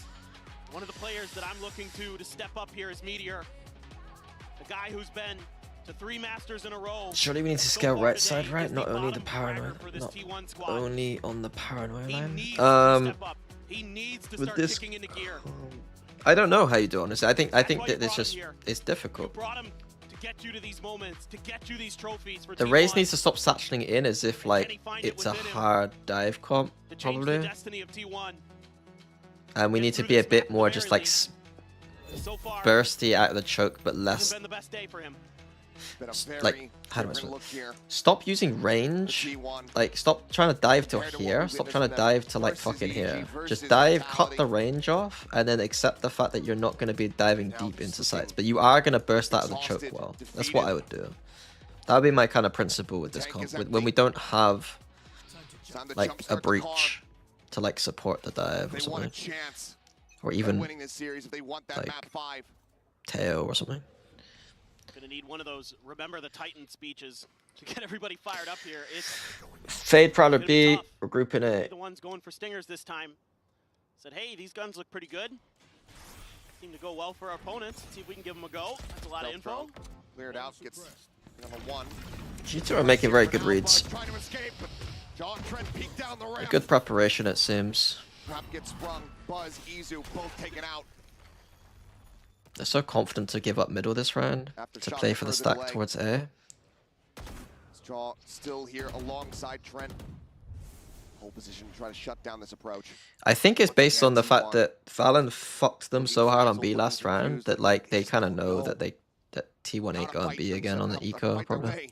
Out of this position. Combos are disgusting. Graffiti? No, I don't think so. On the corner, elbow spotted. Shots through. This looks like one of the worst international grand finals in Valor. Salvo's here to try to create a little bit of additional space, and Jogamo swinging back into What heaven, able to find is, Stacks. you might just be listening to me too much Not though. being watched, but Leaf rotates around up into heaven. The snake bite.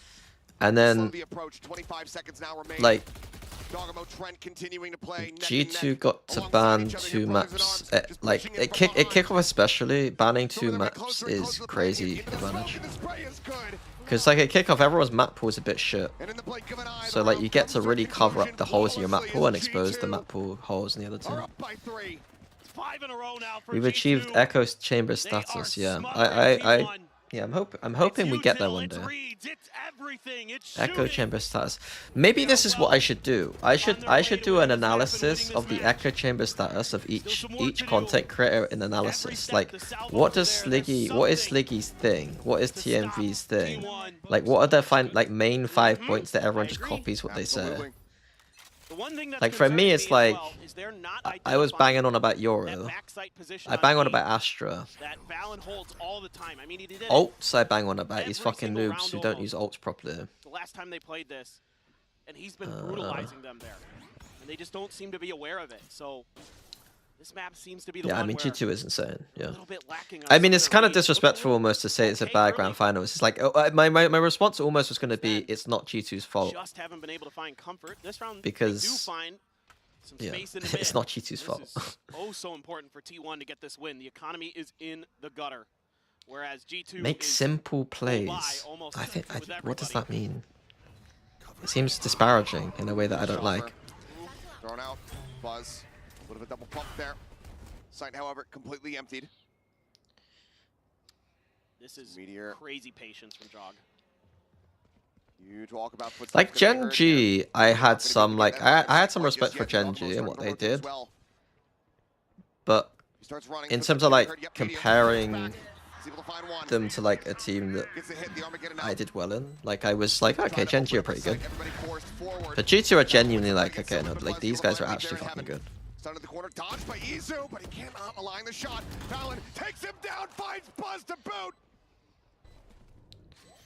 As now he's on for the spike, and Stacks is dealt with. Meteor now arriving, finds the first, but he cannot interrupt. Is that my hot take? There's only ever been one good team in Valorant. It's this G2 team. Outside the teams that I've been involved in. That's like such a me thing to frame. That's such a me way to frame Valorant, I think. I mean, they just beat Sylvan at the punch here. Sylvan's I mean, there is one good Yeah, team. Valen isn't even looking that way at first. Sylvan can't win the fight. He wide swings, takes out another. Outside of teams that I wasn't involved They're in. just destroying him. Every single move they make is the right one, and the Taeho utility has been so brilliant to keep the players of T1 off balance as well. Prime Lad versus Optic was best tournament viewer. I did say that earlier that it was like probably the most interesting in terms of like Loud had like a good kind of standardish style into Optic's very like trying to like prep style. Buzz once again just not given an inch. But I never I was too angry to watch those games like properly, you know. Because I was dealing with losing. Valen is still alive, which means that the round still very likely in the hands of G2. The site take absolutely squashed. Right, congrats G2. It's been a good tournament, guys. It's been a decent tournament. 230. I could probably do a bit of Maybe a bit of a bad idea. Stacks able to avoid the stun. Has the spike in hand. I might come back later and do agent stuff rather than do it now, because they're gonna do interviews and stuff. He slides forward, spotting one here on the rafters, but cannot confirm Like, the kill. it would probably take too long, so I might. I'll finish out and watch the rest of this, and then I might come back later. 7 rounds consecutively. The Joe 1v4 has won on the As they event. look to bring this final to a swift end here on Split. I think they'd won the event either way. I'm not gonna lie. Can you maybe do a planner where the new agent might be played? It's really difficult. I'll do my best. It's really gonna come down to like how broken. Like I know it sounds weird, but like its kit isn't exactly well. It's not diverse. Like kit isn't diverse. It does one thing really well, I think. Post up here. Whereas like Yoru can do a few things very well. Raze can do a couple of things very well. Whereas the kit of that agent, it can do one thing really well. And so I'm wondering how it fits into the meta. Like I'm worried it just has to be really broken for it to just like be played a lot, no matter what, just because it's broken, rather than meta consideration. You know what I mean? You're able to find one. Leave. Shooting there at the fake. I'm not gonna do any recording on the agent. I'm too lazy, probably. Okay, never mind. I've jinxed it. Okay, if T1 win a couple more rounds, then it's viable. They get themselves a third round win. If they can continue, a chance to rescue this half. You don't have to recall with the new agent. What a tremendous use of the ultimate there. Kept the operator out of play. Meteor with a brilliant lurk. Holds right outside of the vents. Waiting for Trent to come through. Knocks him down. Swings up into mail. Finds two more. T1 should have won at best. Alive. Gives them some signs of life, some signs of hope.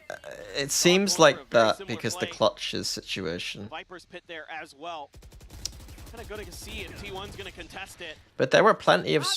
I know it's hard to create narratives like this, and I am being biased right now.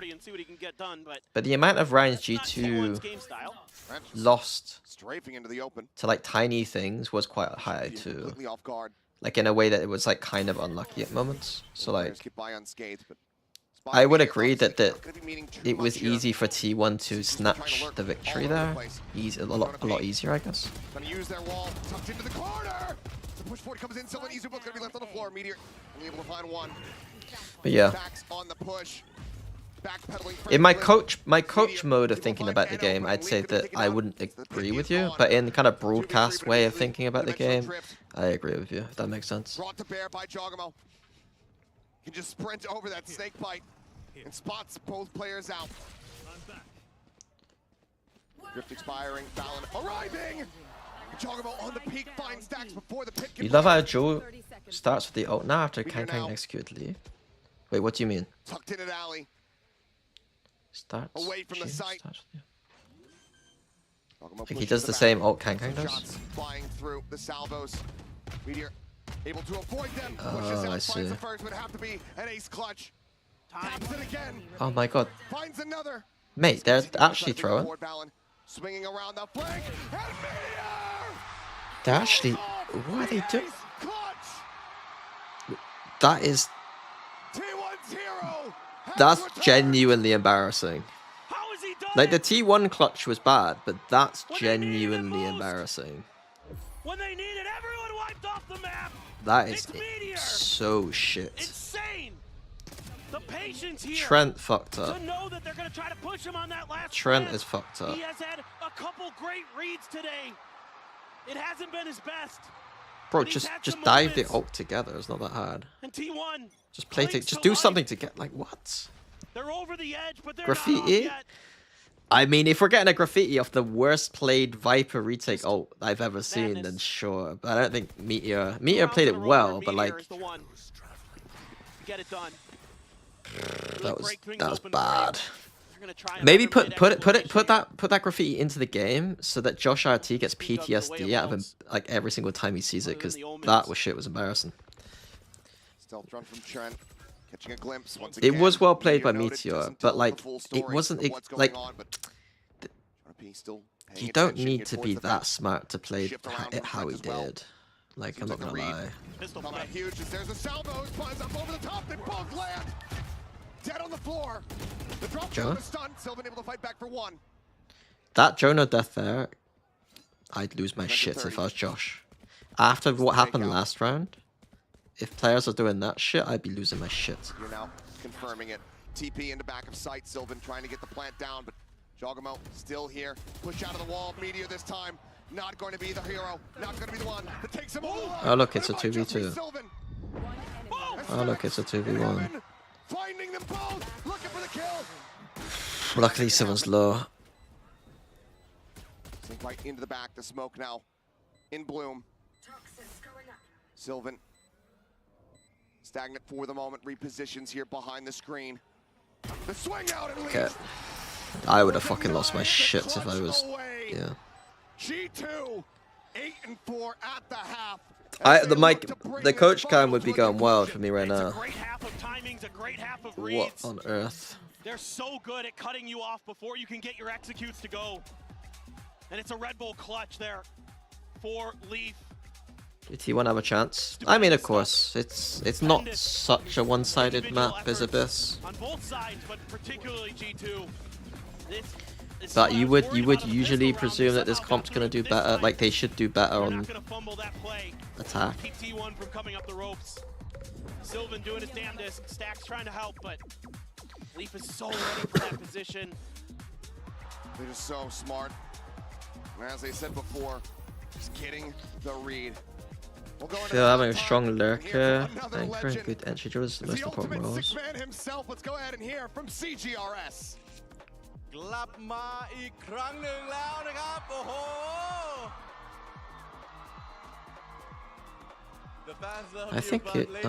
I think Julius is always gonna be super important. Such a great representative for Thailand. I'm gonna ask a question in English for all you global fans. It's difficult because it's really hard to quantify without looking at like kills a lot of the time, like what players are doing. And it's easy to kind of get kills on like those agents, I guess, sometimes. He is rooting for T1 and he really wants to see map number 5 as well. And you know what? The game is really intense. I would also want to know, he has tried playing the new agent, Waylay. How is... Is 4 enough?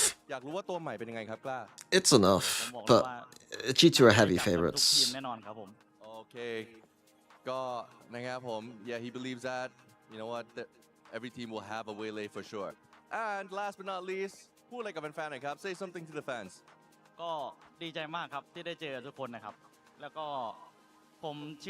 was told that I think my paperworks had this guy. When they did do like meet and greets, like he was way more popular than the rest of the players or something. I think it was CGRS. And a shout out to the fans, both. It might have been because they went to Thailand, which would make more sense. But it was like almost like a meme that like their new player was far more popular than the rest of the fucking team. Big streamer, wasn't he? To show the global fans okay. what esports is all about. สำหรับกล้าครับผมตอนนี้ T1 ใกล้แล้วนะครับโอเคถึงเวลาแล้วครับผม I'll see you back in the game right now.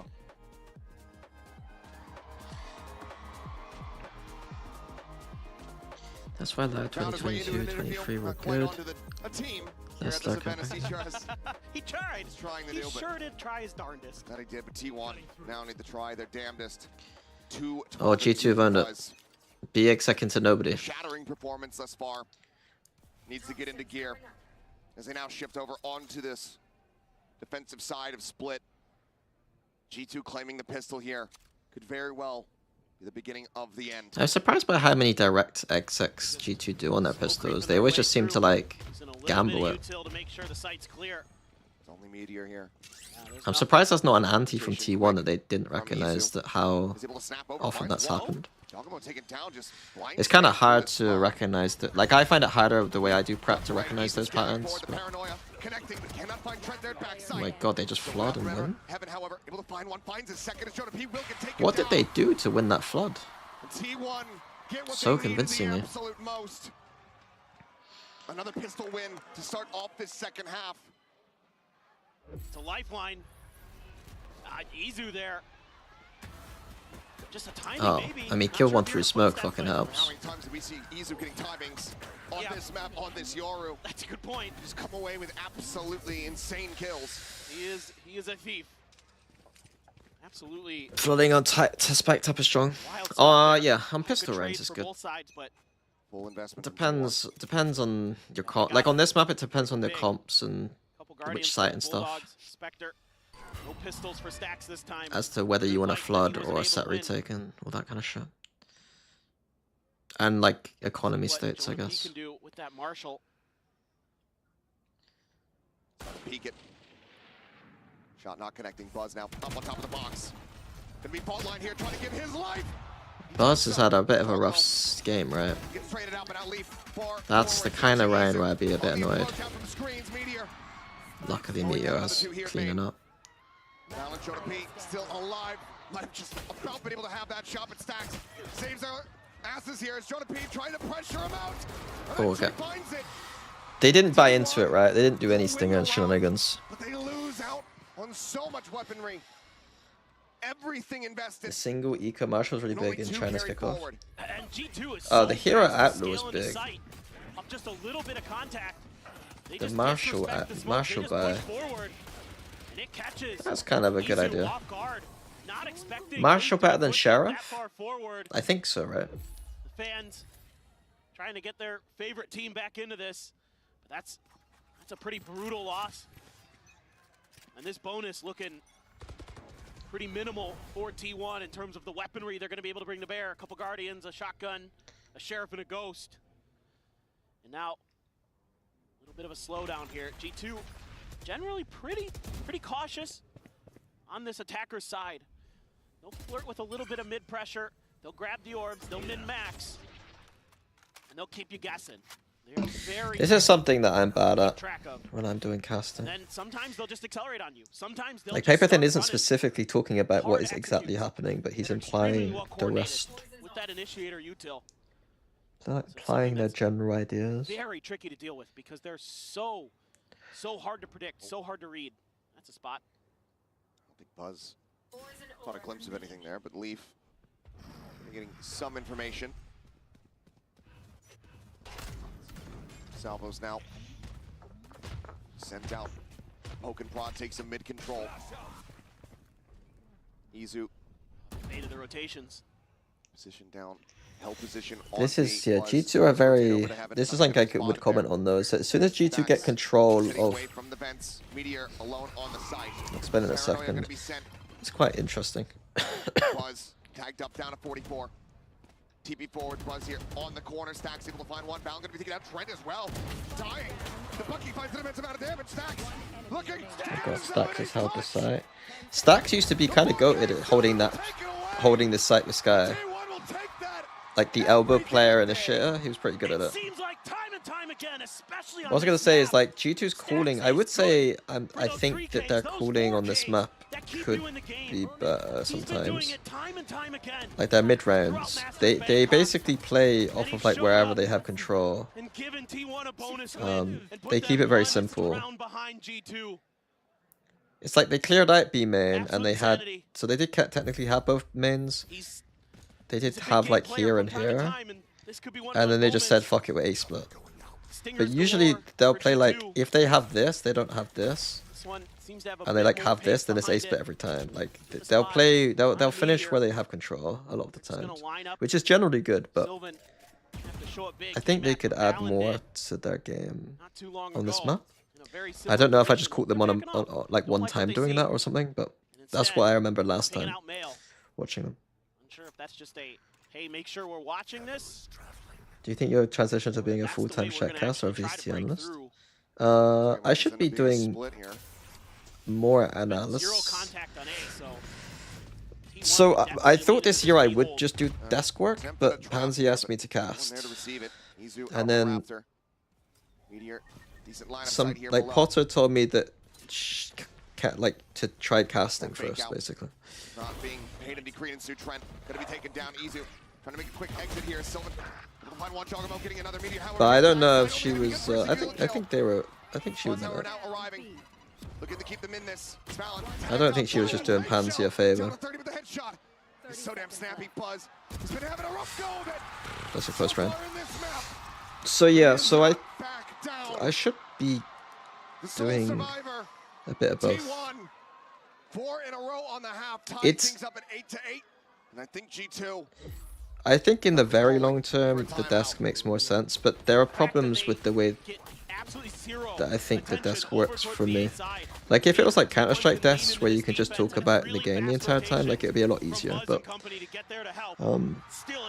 talking about certain topics, especially for long periods of time, is hard on the desk. Like, it's very short and choppy, and it's like quick, and there's a lot more narrative.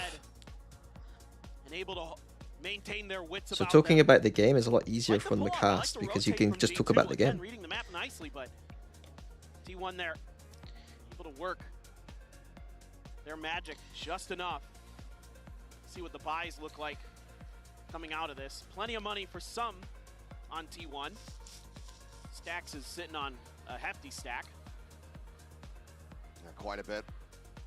G2 in danger of, if they lose this one, going down to another. I don't think this final was bad either, by the way. I sorry if it felt that way. I didn't agree with the person who said that, I don't think. For the most part, choke away the advantages that they had on Abyss, so doesn't mean that G2 would be out of it by any means. They still just don't want to give them that opportunity. So, first timeout call here for the squad. Multiple ultimates from G2, narrowly offline. I'd like to see T1 lean into a bit more retake style here. You've got the Nightfall, you've got the Dimensional Drift, you've got some great ults to use to just kind of give up a little bit of space. See if you can catch G2 unawares. TP is going right at Meteor. He's in trouble. And he's been caught. What? Cosmetics done, man. What a shutdown. That was a nice attempt by G2. I'm surprised they didn't just use... Where did they use salvos? I want to see where everything was there. I didn't quite see where the salvos went. Hey, Carla. And now he'll exit. Oh, you stop shooting at me. Now I'll run away. Yeah, now this is the time to leave. Clearly. Spotted on the one. That's very unfortunate. Noted. Bite over towards Stacks. I like that spit. Back though, bit of a whip there on the It's a nice volley spit. from Leaf. Nightfall coming across, just gonna get a connection onto one. Oh! Oh, if he didn't focus on the fucking Yoru clone. Push forward, find him. That's the spike now. Drops to the front of the site. Buzz peeks out into main. Bro, this was like... The swing out though, and G2 haven't won a round on attack side. comes up with another. How did T1 lose Abyss? Their comp wasn't good on Break down the defense. economy from G2 once more. And now they find themselves Is that spit here not aimed at the in the lead fair on a back of split. This is just really solid play here. Not giving up any space. Meteor holding the I just like the fact that he was using it for top ropes. working that backside area very Like we used to have like a protocol where we wanted to clear that out quite a lot, but like we do some stupid shit to try and clear it out. That's in like a very simple way to like potentially clear it. And it's back to Stingers. Stacks. Trying to stay focused, trying to stay dialed in. You've got the Rolling Thunder, you've got the Dimensional What we're Drift, doing with both this ult. Yorus. And Meteor your has ult his is... Pacey Oh trying my to get god, Meteor dude. again. Looking for it. Manages to drop that buzz. Oh my god. Players crumble to the Stinger, don't they, sometimes? Getting dropping Stacks out into heaven, finding two. Jogamo Leaf. Stacks is having a great half though so far, Stacks is right? starting to answer the call. G2's been crisp. He's starting to get snappy. Two here in heaven, one in the garage. Dimensional Drift off the pause. Gonna be coming through. Meteor stabilizing for one, tries to turn back. Cannot get the kill there on a ballad. Sylvan absolutely will. Jonah P trying to push forward, reposition. Jonah P fast to shut it down. Swings around the corner. Aftershock not gonna find anything. Full Flash connecting into his face. Sends out one of his own, but Flash swings into it in fact. And then gets picked apart. T1 up to double digits. Not allowing for the Thrifty to come to fruition. 3 rounds now to try to take this grand final into a 5th and final map. But G2 get ready to go into another bye with 5 ults. Everything in the kitchen sink to try to get themselves closer to T1, to try to take the championship here and now, to avoid that 5th map. So you have to imagine the momentum could be in T1 sails. Clear the haunt there. info garnered here for the side of G2, but again, Meteor being tested. He stood up pretty well. He's been able to either get the kill or avoid the traps. It's such a shame for G2 that that stun punish events didn't work, because rounds like what they just did, like T1 would respect, but T1 don't need to respect a lot of the util. Okay, the ult combo's nice. Tail ult into Viper ult. It should be absolutely fine for G2 now. To try to bring this back within one. Pre-firing that Viper spot could be done from heaven though. A counter pit out from screen. Well, that counter pit's actually not bad. Keep them interested here. To try to draw some attention. You know that's going to be in the open, so you can spam them. Tries to push out through main, but Jonah P is on such a deep lurk. Paranoia holds them back at main for now. God, this is messy as fuck, man. I don't know how. The drop down, Jogamo hearing it, goes for the timing swing, pushes out, finds one. But breach, what are breaches? Should be fine. 2-1. Reading the lurk well.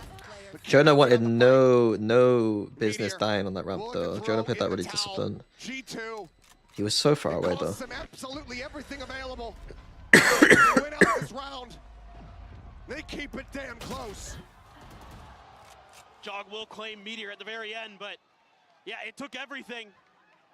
And T1 tried to dodge that utility as best they could, but the way that G2 is able to layer those ultimates, to use the Rolling Thunder, to set up the deep Viper's Pit, to take complete control. I mean, they used 3 ults, right? Was it Rolling Thunder, Armageddon, and Viper ult? Who's making sure that sewers and your spawn are I mean, like, you have to convert that round. really well crafted, well designed execute there from G2 to give them their first attacker side 4 win. ults. Can they continue on? Wait. Trent even only able to afford a Ults, Guardian. yeah, I mean. Oh, that's a terrible ult from Buzz though. Buzz is not having a game. No real damage found. Weak down to 78, has that regen armor. More than safe here for the moment. Paint Shell still in the back pocket. Oh, does Meteor get away with it? Every time I see someone in this spot, they get away with it. Oh, he's going for the re. Oh my god, this is I've won a Masters type player. It's his job to make sure that those flanks are secure. Meteor can just wait this out until the execute actually starts to go through. Bro, this G2 have spent the entire round outside A, and T1 literally have 5 players. The slide forward coming up.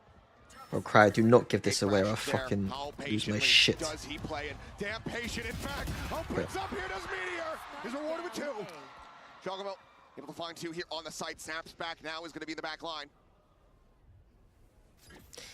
If you're T1, you're kind of hoping that Meteor doesn't even need to kill people there. But like, it must feel so shit if you're G2 and you get killed in the back like that. It's kind of like just admitting like you've played the round horribly, you know what I mean? If someone's got behind you like that.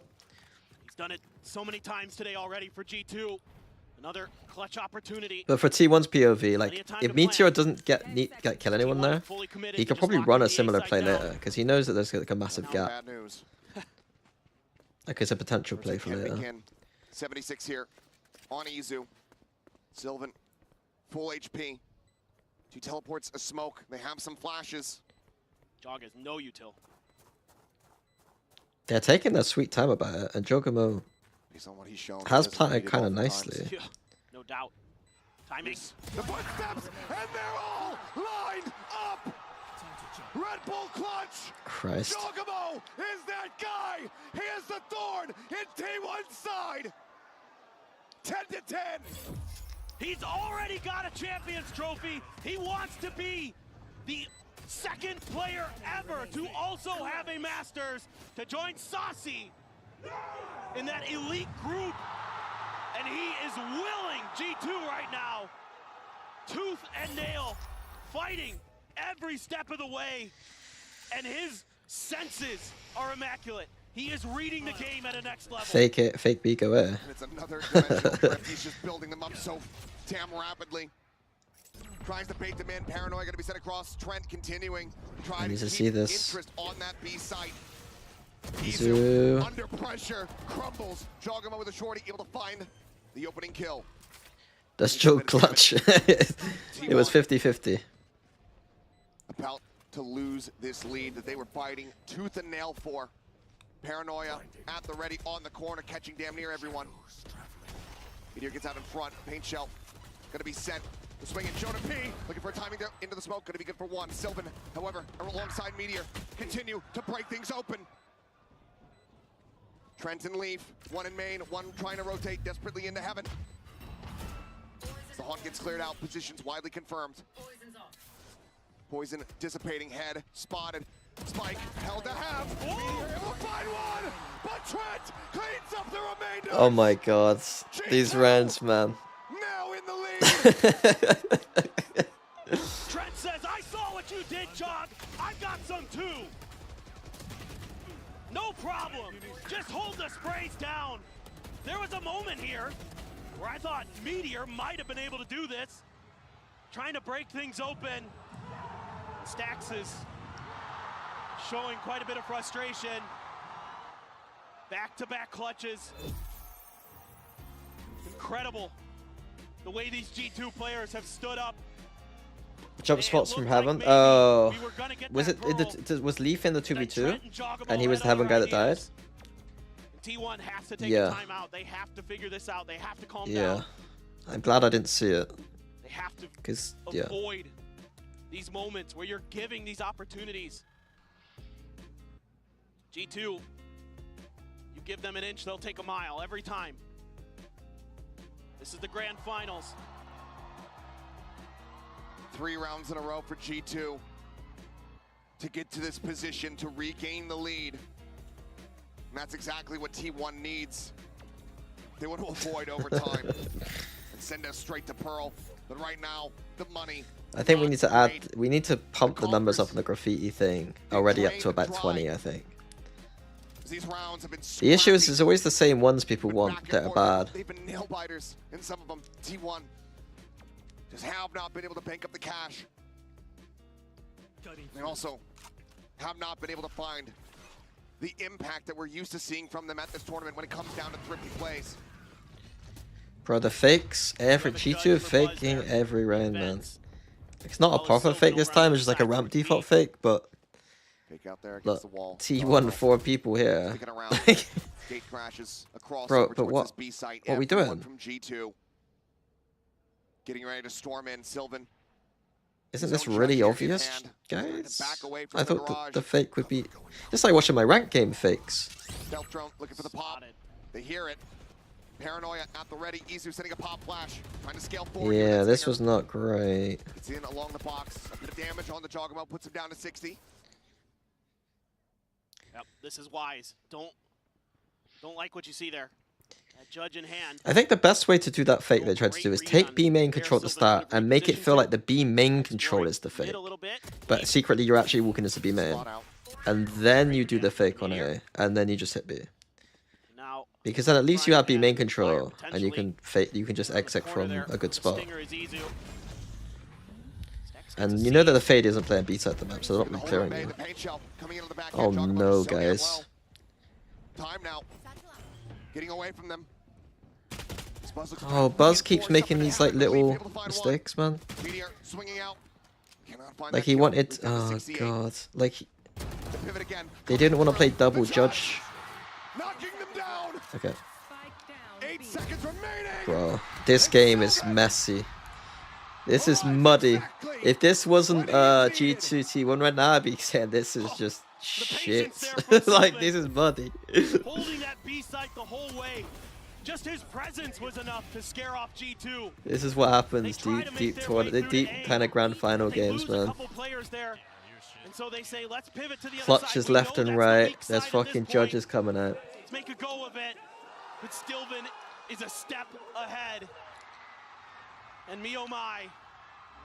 I like the judge play, the judge bias, but is it going to be 2 for one team or the other to send us to Pearl, or is it going to be 1 for each to send us to overtime?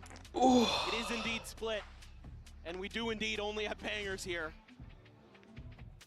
But you can see even Valen, not super frazzled, but certainly a little bit wary.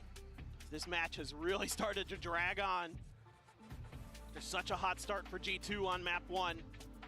punch back on Haven. And then Abyss. It's just wild. No other way to put it. Now you're here on Split. And who knows what could happen. A couple more rounds to potentially seal the fate of one of these teams.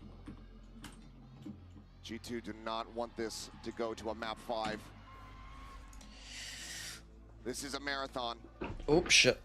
I'd like to just bring it to a conclusion right here, right Yeah, now. G2 on eco off of that as well. My god. Viper ult straight. Are they going to counter this Viper ult? They know that Meteor's going to ult mid. And look at the buy. They're going to use the And drone. this is how scrappy things have been. You know, you've been talking about it. They're back Wait, on Meteor didn't bother Viper ulting back onto because an eco. he didn't bother Viper ulting? Try to check around, nothing going to be spotted right Bro, now Meteor's for the too scared to moment. Viper ult. That's crazy. High-low setup from Sylvan and Izu.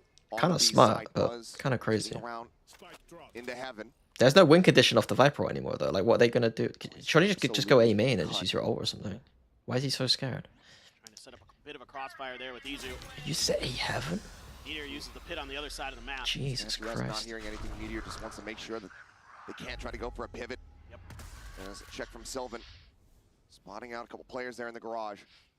Gate crash set out, it's pinged. T1. Why are they watching the flank? They know that Omen ult... Oh, that's... You can tell the nerves are there.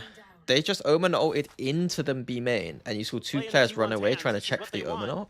It looked like. Can they execute? It could be wrong, but... Some noise. Salvo's going to be sent out. Buzz, that first contact coming through. Izu out here, wide, able to find one, but Trent, even in that range, this thing Seven's still incredible. comes up with 2, gets himself a third. Seven's still incredible. 12 to 11. I cursed it though. I did curse it. I was ready for the... I was prepping for like the exit out of the stream. Right into T1's open arms. Add? Using that pit nicely to Unlucky. deny any easy rotation. Forcing the hand of T2. Unlucky. Fires are beautiful. Sylvan coming up monstrous again. He's got 23 kills on this map. Meteor with 25. The two controllers are keeping T1's hopes alive here in Bangkok. Can they get it done? Izu with the op. Oh, he misses it. Valen The got shot him. is just off. What a shutdown from Valen. He had a Euro ult as well. He's not been bringing the operator into the fold this entire time. That was a good time to buy the ult. Valen's... Oh my god. What a play from Valen. Valen's fucking owned it. When they need him the most. He's had some big moments. Everybody on G2 has. You're thinking about exploiting this space, but there's a gap in the smoke. And they capitalize. A 3v5 needed from T1. If they want to avoid this overtime and just cruise into Pearl. Right now, the reactions are not there. The sense is not there. Sylvan, alone on the site, starts off with one, but Oh my straight God. back into the Armageddon. You can tell the wheels have come off. OT, baby. Strap in. Give me a fifth back pro. No. Let's just let G2 win. Let's We let jump G2 win. into overtime. Of course we would. It's split. And this That was the worst puts trend so I've ever much seen. pressure on the Jesus. T1 shoulders Fair enough. to try to avoid elimination, to try to keep themselves alive. G2 as well, but man, they read this round so well. Wait, deadlock change? Deadlock net is now signature and refreshes every 40 seconds. Net is a little smaller. Not sure he just That's wasn't kind of expecting sick, by the way. that to be there. It's hard to say for sure, but that's backbreaking for T1. Of course, losing Bro, that net early op is as well. refresh. No ops in play, no glass cannons, all rifles. Why you run for ads? both teams. It's because I want you guys to sub. On a bit of an I explode ran towards them mid. in the middle of the game on And push purpose, towards mid. These so were you some of the rounds that so you did guys end up sub to going me. T1's way is when they could successfully make their way through That's a very good buff, yeah. and be able to find those pivots towards the site of their choice. It is a very good buff. Leave. Ugh. Looking to try Yeah. to stop this, but ends up falling. Jump down, Buzz. Why is Buzz entering like he's Buzz, They mate? zone them away from the site for the moment. Like Paranoia why set. is he entering like this, man? We're 5v4 and we're splitting the site. There's no space that we need to be made. Like just run in. But he and Stacks both Run in. dangerously low. Meteor here. People don't understand Raze sometimes. The one that tried to stem the tide here. It did take me a while with Durka to kind of like get him to realize when he should and shouldn't satchel. T1 trying to stay fanned out, but Izu going to be taken down off the rip. Stacks here at the default box, trying to hold the ground. As Sylvan has to try to keep them occupied from behind. Okay, I mean, yeah, nice one, nice one, guys. From Jaw. As G2 get this up to Syria, the trophy within their grasp. One more round. Yeah, Gravner, they're kind of forcing, like, it means that Deadlock and Vice are both And then Jaw just working his magic. both the strongest Sentinels. And he's so accurate today. We'll see Deadlock on Ascent and Bind quite a lot, I think. And he's just chill. He's just having fun. He's been here before. He's been on that champion stage. He has won that trophy. It begins. And one more pop-off round. Oh yeah, Bind's at the pool. We'll see it on Ascent. Teo, Deadlock Ascent. Yeah, me and Slicky need to cook that quick, I think, because that's going to be kind of fun. Give him Fnatic vs EG Bind.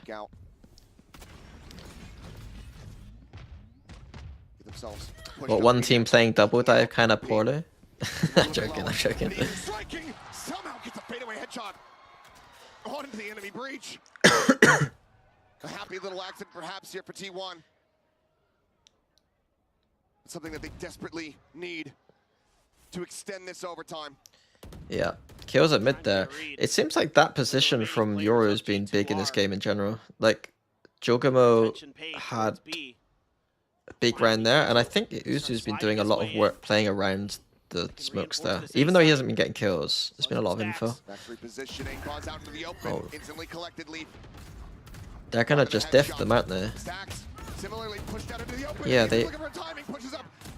Oh, he hit that. If Stacks didn't hit that, it was over. Gives his teammates an opportunity. A 1v2 from Valen. The fragging IGL, the captain, who is imagine if he TP'd up into that smoke. To this very moment, can he pull it off? The smoke dissipating. Just looking for their feet. Oh, he could feel it. You could feel it, couldn't you? So very close. For half a second, Valen thinking, I've won a trophy. A sigh of relief as they reset the OT. Just half a second. It's just a little bit of a trap position there. Ugh. Meteor trying to pull a Stacks is one them around though. Finds 2 huge kills. Stacks had to hit fucking. Stacks on site, holding the line. I mean, this was obviously stupid, but just not reading the map here very well. G2 almost punishes them for it. A nice one-way setup. I think Josh's replay is probably from the start of the round. I'll be honest with you, that's my replay analysis there. I don't think he'd be that mad about the clutch. Joy there in Stacks' voice, despite how stressful this has been. Now back to this attacker's side. Again, T1 gonna spread the map a little bit. Stacks over at B Garage, trying to get some attention over there. Some smokes being sent towards Mail. Trap play ready for the ramp. Players busy. Oh, it's kind of, no one's watching the actual main shot though. It's a bit weird. There's maybe going to be some kind of push out. Stealth run out. Oh, why did he break it there? What? Is he worried about the vents from mid? Jogamo just himself is here. Players' attention tied towards the side of the map. Trent tucking away, looking for a Oh my god, no way. It will snap in his Buzz. Dives in on top of Jonah P. The shorty for the elimination. Meteor checking around, trying to watch here below. Reads it well, takes out Leap, peeks back into heaven. Some damage. It's goodbye, Izu. G2 can't win. Staying sat here quietly behind the screen. Eats a bit more obstacle for a reposition. Slide in from Valen. Last one left. Stacks out from main. Finds them both. Back into their hands. T1. Okay. Map point. And it's an attacker's side win there for T1. The side where both teams were struggling on this map. Great play there from Buzz to get that shorty out. Jonah P was trying to find a timing to catch T1 off guard. He had snuck underneath their noses, he thought. Buzz was having none of it. And then we're going to take the timeout. Oh boy. The 1v2 from Valorant, like those moments, like you get so few of those. Like Can feel it. Feel that I feel like Only I don't know how to explain it. Chance for redemption. Almost no one gets to experience that what that is. You know what I mean? Like he's in a 2v1 to like do the thing that like even with Buzz not being very present here that on this map, he wants to do at like the highest level. crying out loud. We had another reset Like here. even just losing it is still like, oh, Jesus Christ, like what the fuck? Like being able to feel that is crazy. At 14 to 14. Like it's like almost like, I don't know. It's like a blessing almost. Like it's horrible. It feels horrible, but you have to treat it like it's a blessing. 1917 scoreline, DRX versus FPX. As far as I'm concerned, let's shatter the damn thing. Why not? I'm all about it. This can go on for forever. And You don't think about these in the moment? I mean... It's like a bit of a mid-crunch, potentially. Nope, just send a couple players up towards garage. If you're a very... Here's that op again. It's going to be in the hands of Izu. Present person, I think that there are people that can think of that in the moment, and they like... If you're the kind of person who prepares mentally in specific ways, I would say that there are people who absolutely would think about that after they lost the clutch. Previous defenders round and get the reset. Just know. Gonna slowly drift across. Tucked in. Even if it's a brief like thought, like a brief just quick thought. It's not negative to think like that. Stun in the aftershock to try to push him off the position. He's strafing across, damage hardly taken. Repeaks goes for some spray. Does put one into the shoulder of Trent. Like, it was one of the ways that I would deal with stress, was like the idea that like, Not gonna be seeing much of anything you there. know, like I'm gonna hate today because it's really painful, but you kind of gotta like spots out the rest. Izu appreciate it, you know what I mean? still here on the side, still with up in hand. Meteor finding him. Spike on the ground. 2v4, fault line avoided. Izu catches a glimpse. Fifth map. Who was saying this was a bad final? Taps the plant to push on the smoke. Fifth map. Goes down. 15 to 13. Strap in, ladies and gentlemen. This series, it is not over yet. Map 5. We go to Pearl. Unbelievable. One more map to decide who will be the first Masters winner in 2025. Who is going to lift that trophy? Do not go anywhere.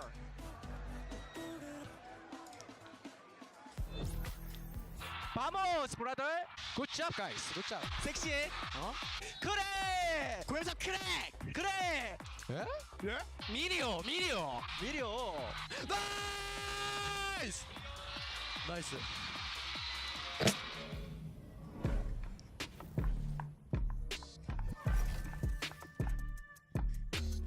You got Killjoy.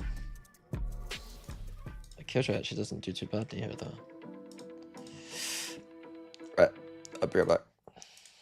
Run some ads because people complain about ads, so I'll run some more. I'll be right back.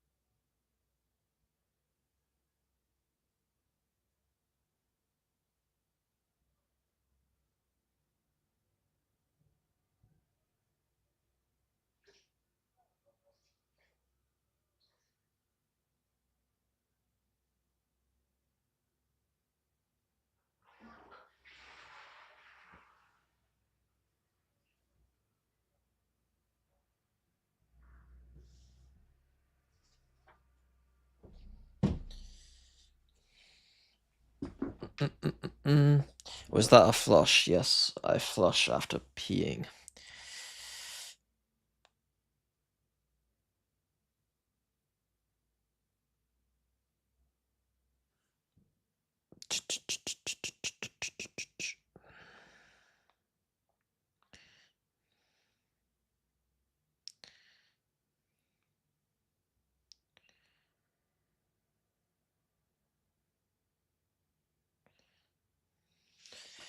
Okay.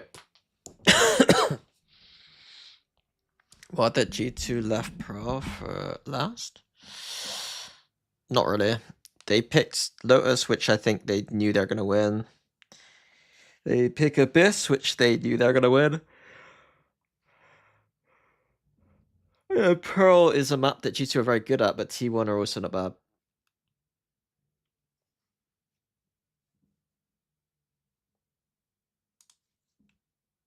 So it's like, yeah, I think the first two picks made sense for G2.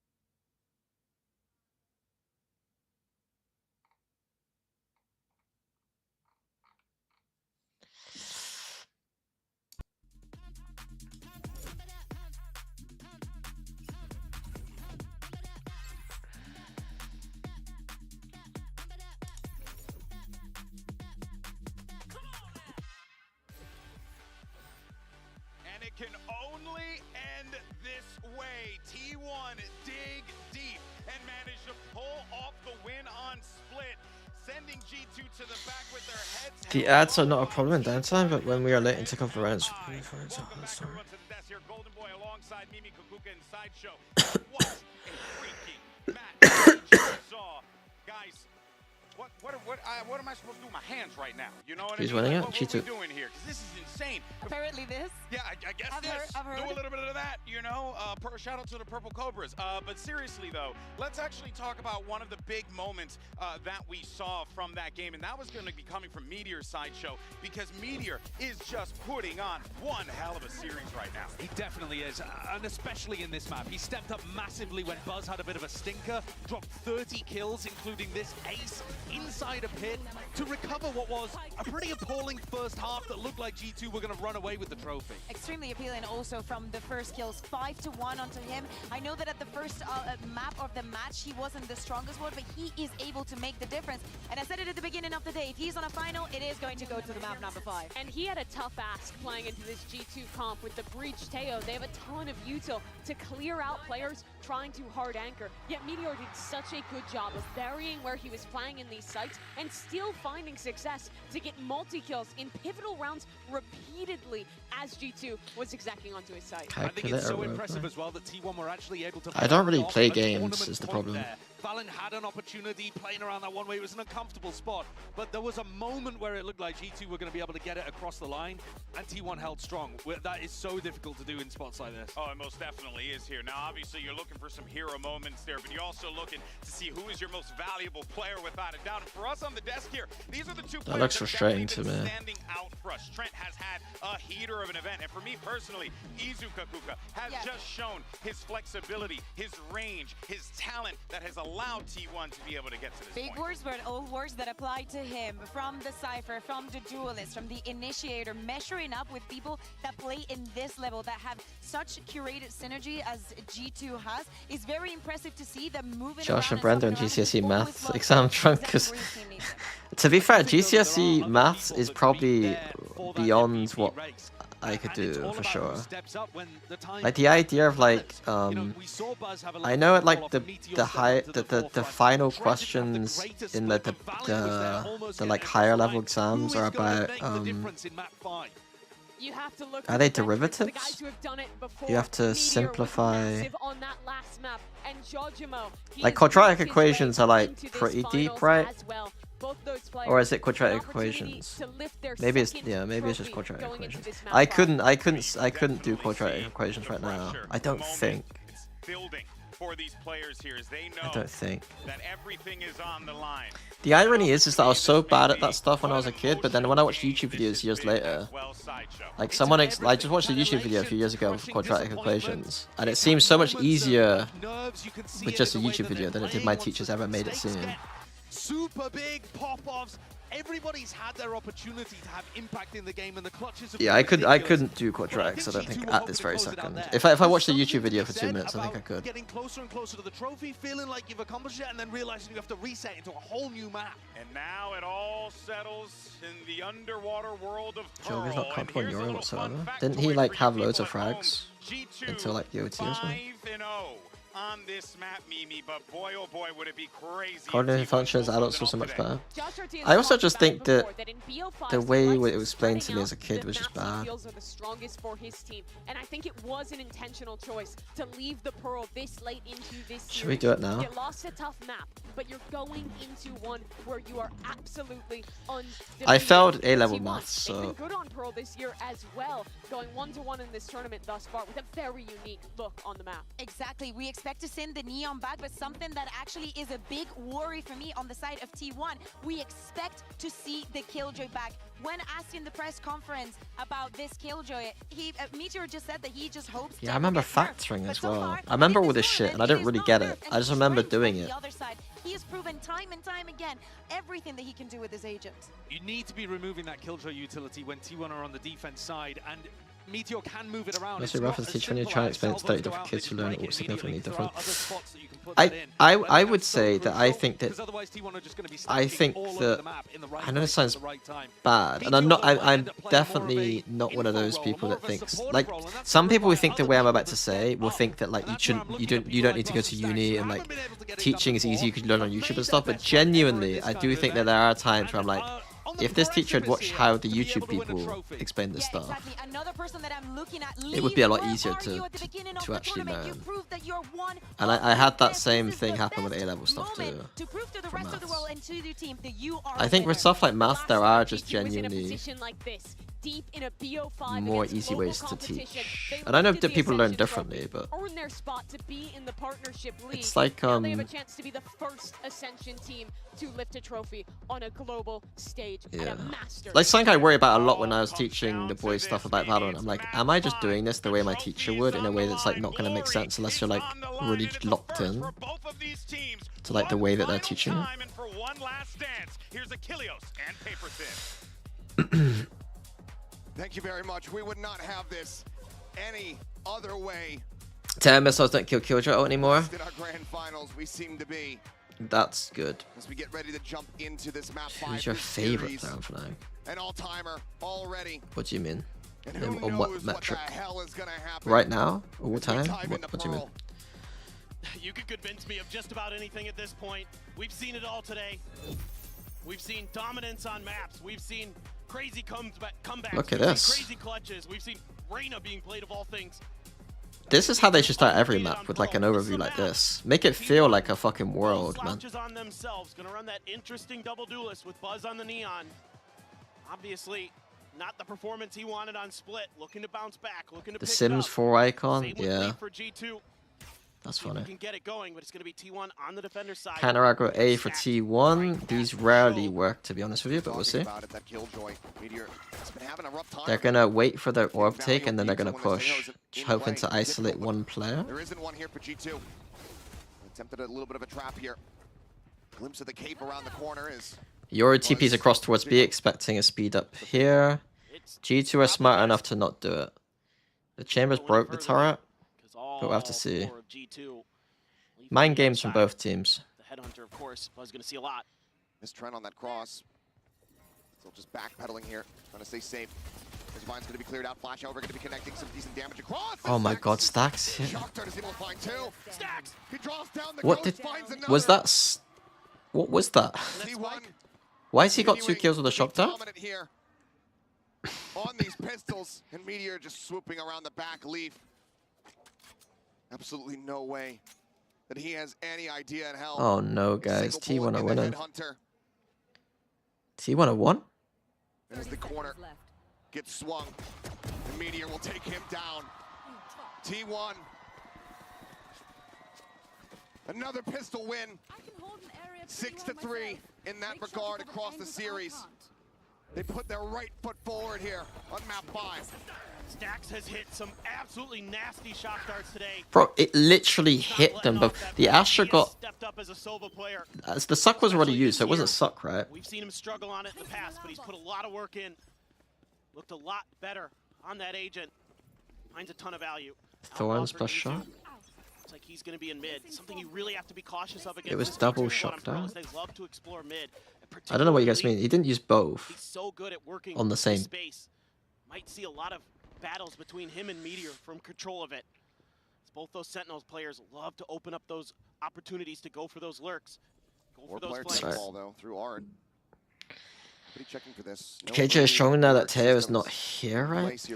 Yeah, the Killjoy is a lot better now that Teo is not here. They're going to be situated, but they're already out in front of this one. There's Buzz here on the corner. They try to mow them down. Finds the first. The spike going to be dropped. The relay ball out. Sides forward. Point blank against Jonah P. We'll be able to have it. The ult being online is a big deal. The Guardian, all weapons carried in. T1. Damn clean in the anti-eco.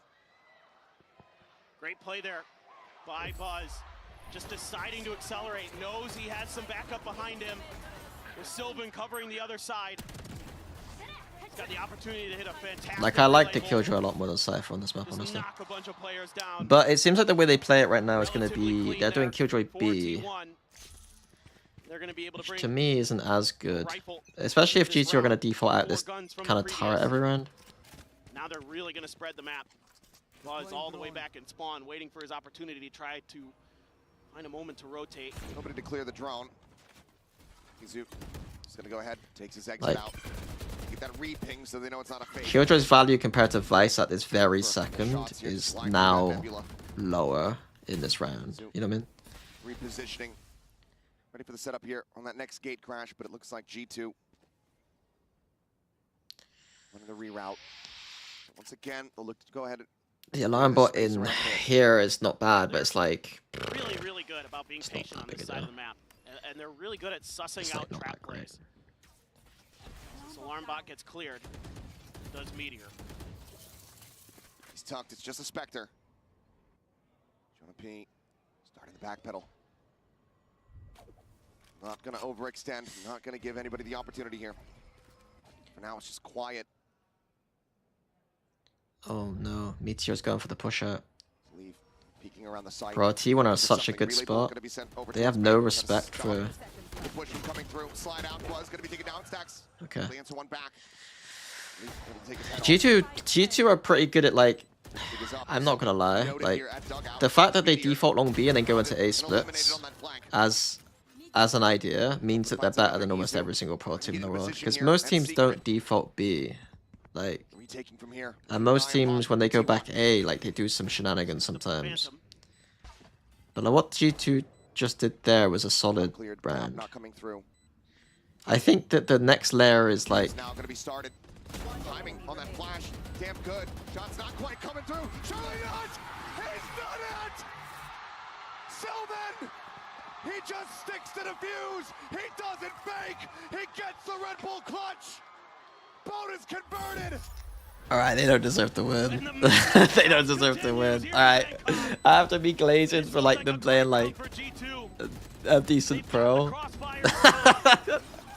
But Sylvan just pops a smoke, squats down, and waits it out. Ooh. Unbelievable.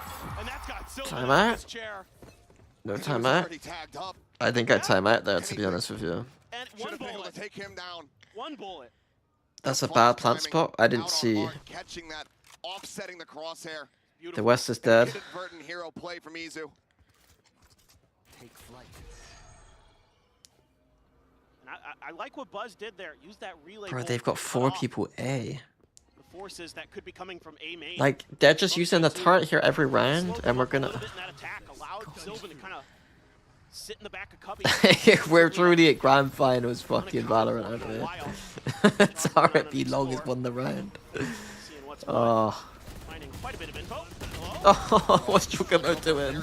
Aggressive play forward. What's going on?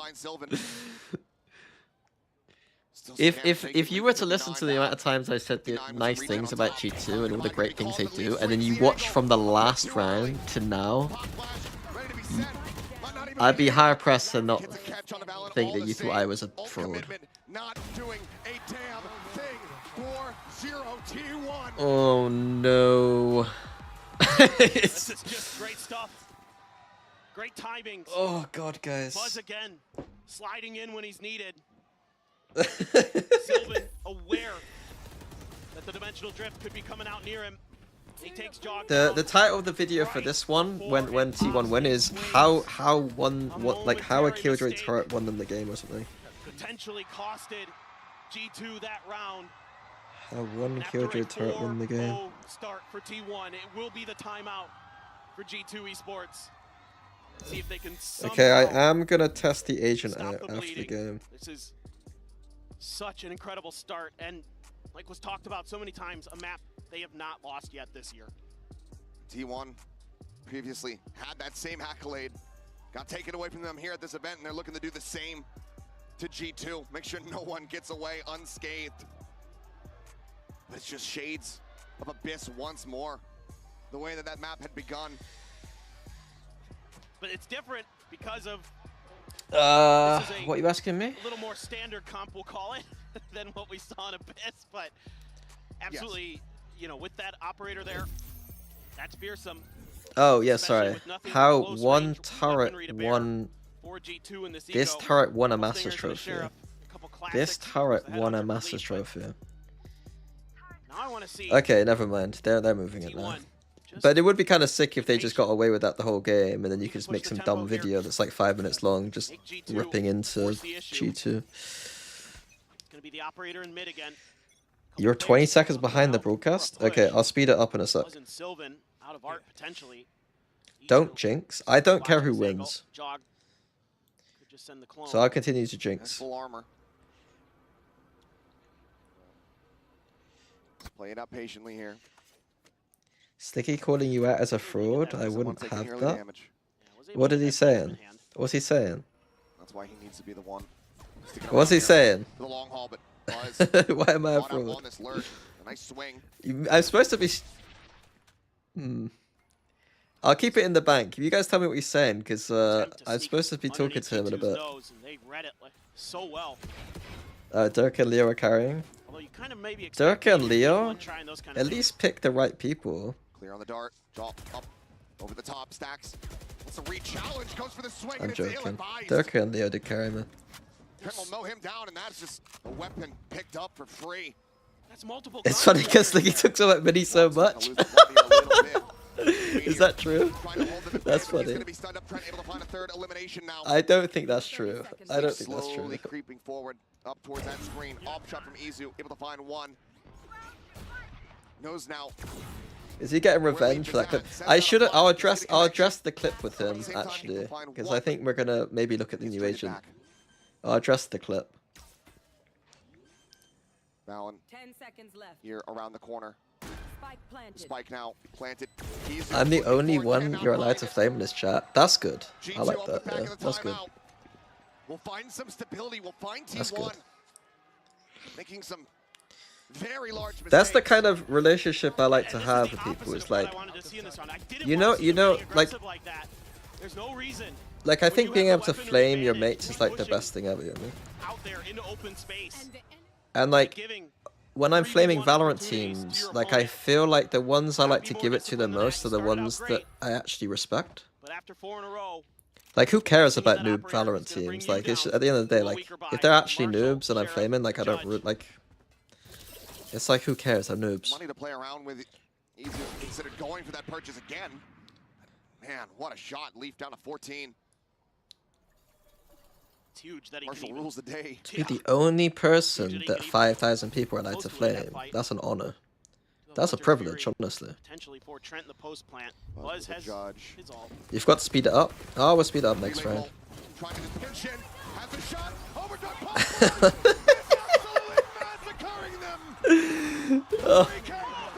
Oh, imagine how bad this feels right now.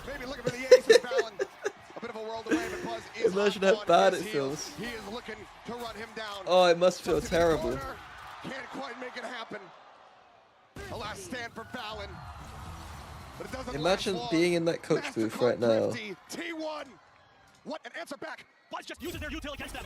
As soon as he's spotted, he just goes, he accelerates. Look how fun that looks. What a straight there on the lead who was already weakened up from Oh, imagine being G2 right now. Oh my god, just insanity. Haven't been popping up much in this series, at least not for T1. We'll see if that is just a glimpse of what's to come. Straight B. Now, 5-1. Straight B. And look at T1's rotations. Look at T1's rotations. Quickly realign. The first fast B G2 do, they're not going quick enough. There's 4 people here, bud. It's been very readable here. Thank you, Paper Thin. I agree. Killjoy. Right next to G2. Different site. Let's go ahead and clear It's that not out. looking good. Hunter's Fury. About to be dueling here between the both sides. This is muddy Valorant. Looks like Buzz maybe tagged up Muddy. once here, but elimination's not going to come through. G2 unscathed. This is muddy, or you could just say this is bad. This is bad. We've got into, we're 5-1 down, 5th map of Grand Finals levels. On B. This is bad. This is spooky. Trying to send some flankers Spooky through. time. Buzz pretty aware. Meteor still over on A, just making sure there's not a rotate. Sylvan finds pick on the lead. Sylvan. That's the operator down. Izu gets another. Jonah P now scanned out. Buzz We heckin' love mud. Set, gets the stun. And Valen can't counter swing. He's locked in place. He'll finally go for it. Finds a kill. My ult's ready. With 20 seconds, what are you meant to do? The spike still here in mid. Meteor creeping forward. Doesn't have gun in hand. Maybe now an This would be opportunity so for big. 12 seconds? Does he even have time? 12 seconds. 10 seconds Plenty left. to still get that spike planted. Never mind. Plenty. Achilles is right. Cosmic Divide available. Izu, however, Dimensional Drift at You the don't ready. Cosmic Divide here ever. When does he send it? Footsteps are going to be heard. Valen, absolutely going to be checked on. But he's still Oh, this is huge from Valor, I'm not gonna lie. Like, I think the calls have been a little bit off, like just a little bit. only For 30 him seconds to have a remaining. round like this is very big. Jonah about to swing out. Absolutely nails the shot. And Valen continues. This has gone from what someone said in the chat was like the worst grand finals to like one of the better Monster ones. stuff from Valen. Catching T1 way too off guard a couple times. This should be round over. I didn't think it was a bad It's grand a finals at 3v5. all though. Might even be better than that. Buzz got another. It might have been a 2v5. And Meteor, usually so good at Meteor threw it? understanding the spacing of the map. I mean, And somehow true. doesn't anticipate that Valen's going to rotate through there. He knew right where Valen was. I don't know why, I'm more likely to flame G2 in those moments on defense than T1. It's like I expect more from their kind of Right discipline. around that door again with the judge. Izu still here, but no one to clear the drone. Swings up the opposite side. The shot going to go wide, and he barely escapes with 5 health. Okay, so B long default again. Pushed off Opa. Moment. Drifting back. The thing is, they haven't ever done a B exec behind this yet. It's like we'll have to see because T1 this round they should be like, oh, they keep doing this shit, but they don't actually B long exec after. So they don't need to keep rotating 3 people. Was being extremely patient. Oh, the deep alarm bot's actually sold it though. Meteor crept way up there. Killjoy's doing kind of decent this game. Tour de force to take out turret. Catching players on 2 different Is this angles. real? It is real, right? Anyone should know that this is going to be the site that gets attacked. Seal guarded. I don't mind being retake A here if I am T1. The only thing is we've got a judge and a fucking op to retake. Site in the hands of G2. Everyone now in position here for T1. Just take art control, play post. Meteor trying to go, trying Okay, it's to fine. start pushing the pace. It's falling to the wayside alongside Buzz and Sylvan. Solid shutdown here from the side of G2 as Izu Yeah. out in the open. Ends up getting Valence taken had down. 2 rounds in a Just row, lands here. lots of impact. Finds the first. It's far too much to try to claw back, however. Spam through, peek out from main. G2 start running it back into their favor. 2 rounds separating. Yeah, they're doing a really nice job here, being patient, putting those ults to great use to give them the space they need to set up those crossfires. And T1 just tries to go for the flood. They just don't have enough util. Not able to flash and blind their way forward. And they're just cut down. They just don't have enough util. Not able to flash and blind their way forward. What buff would you give to controllers, and why is it giving it Astra 6 there? They don't need to buff Astra. People need to just play Astra. This is like the best meta to play Astra in we've ever had. In terms of like, not Astra strength, but like the meta itself. A much needed timeout here for T1. Get their heads back on straight. Try to see if they can dial up some answers. You could give Astra, you could make Astra the most broken agent in the game, and I think people will still play Omen. Shake off some of those nerves. Seen a few wonky People are a bit obsessed. Coming out of T1 today so far. So certainly the pressure's there. The players are giving it their all. But the weight of that will wear Isn't that how it is now? No, it's not quite there. It's like Astra's definitely better in my opinion, but you're not. It's not quite there. Still remaining. You can't give Brim the second stim. Like from what I understand, like I think I don't know if this was supposed to be told to me, but giving Brim 2 stims meant that his agent, like in ranked, when Brimstone was using both the stims, it was like something like they were winning like 70% of rounds or something. Like the stim beacon was actually just farming in ranked. Like people were just like grouping up and using 2 stims to exec, like to run up and exec, and it was apparently just actually broken.